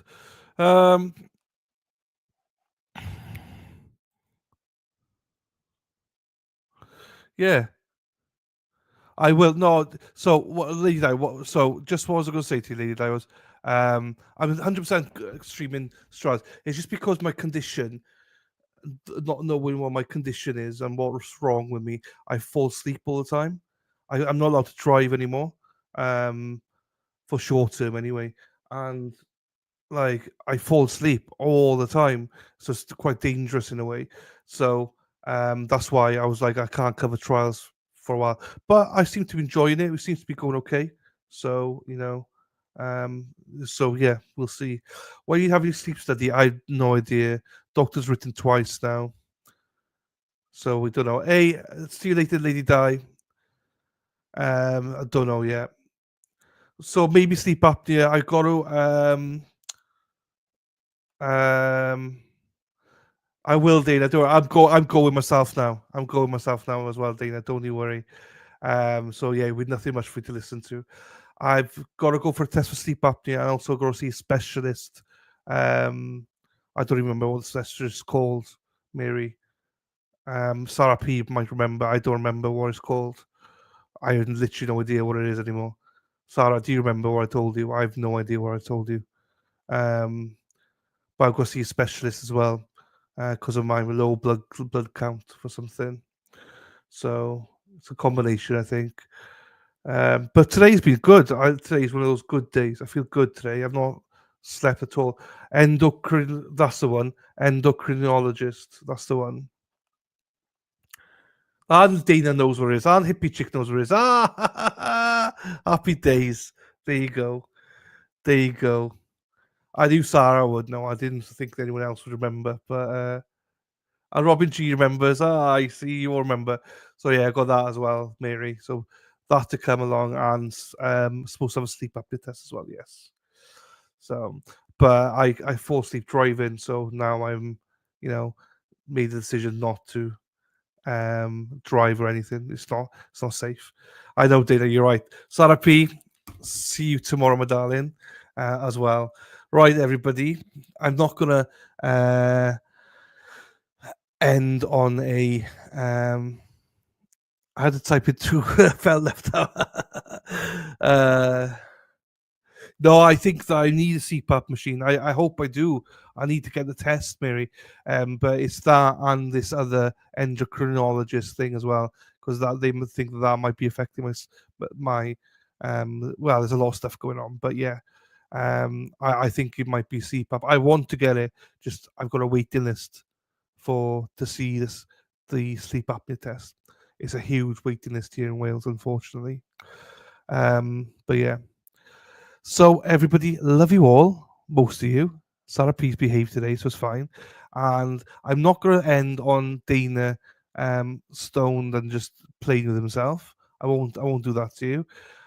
You can all look at Dana, what he called Dennis's junk here, and I'm just going to end the stream as now. End it. So with that, everybody, love you all. Thank you for being here. I will be back tomorrow. Oops, I'll be back tomorrow here bright and early, 9:15 Eastern, 1:45 UK time. Thank you. Love you. Take care. Bye bye. End the stream.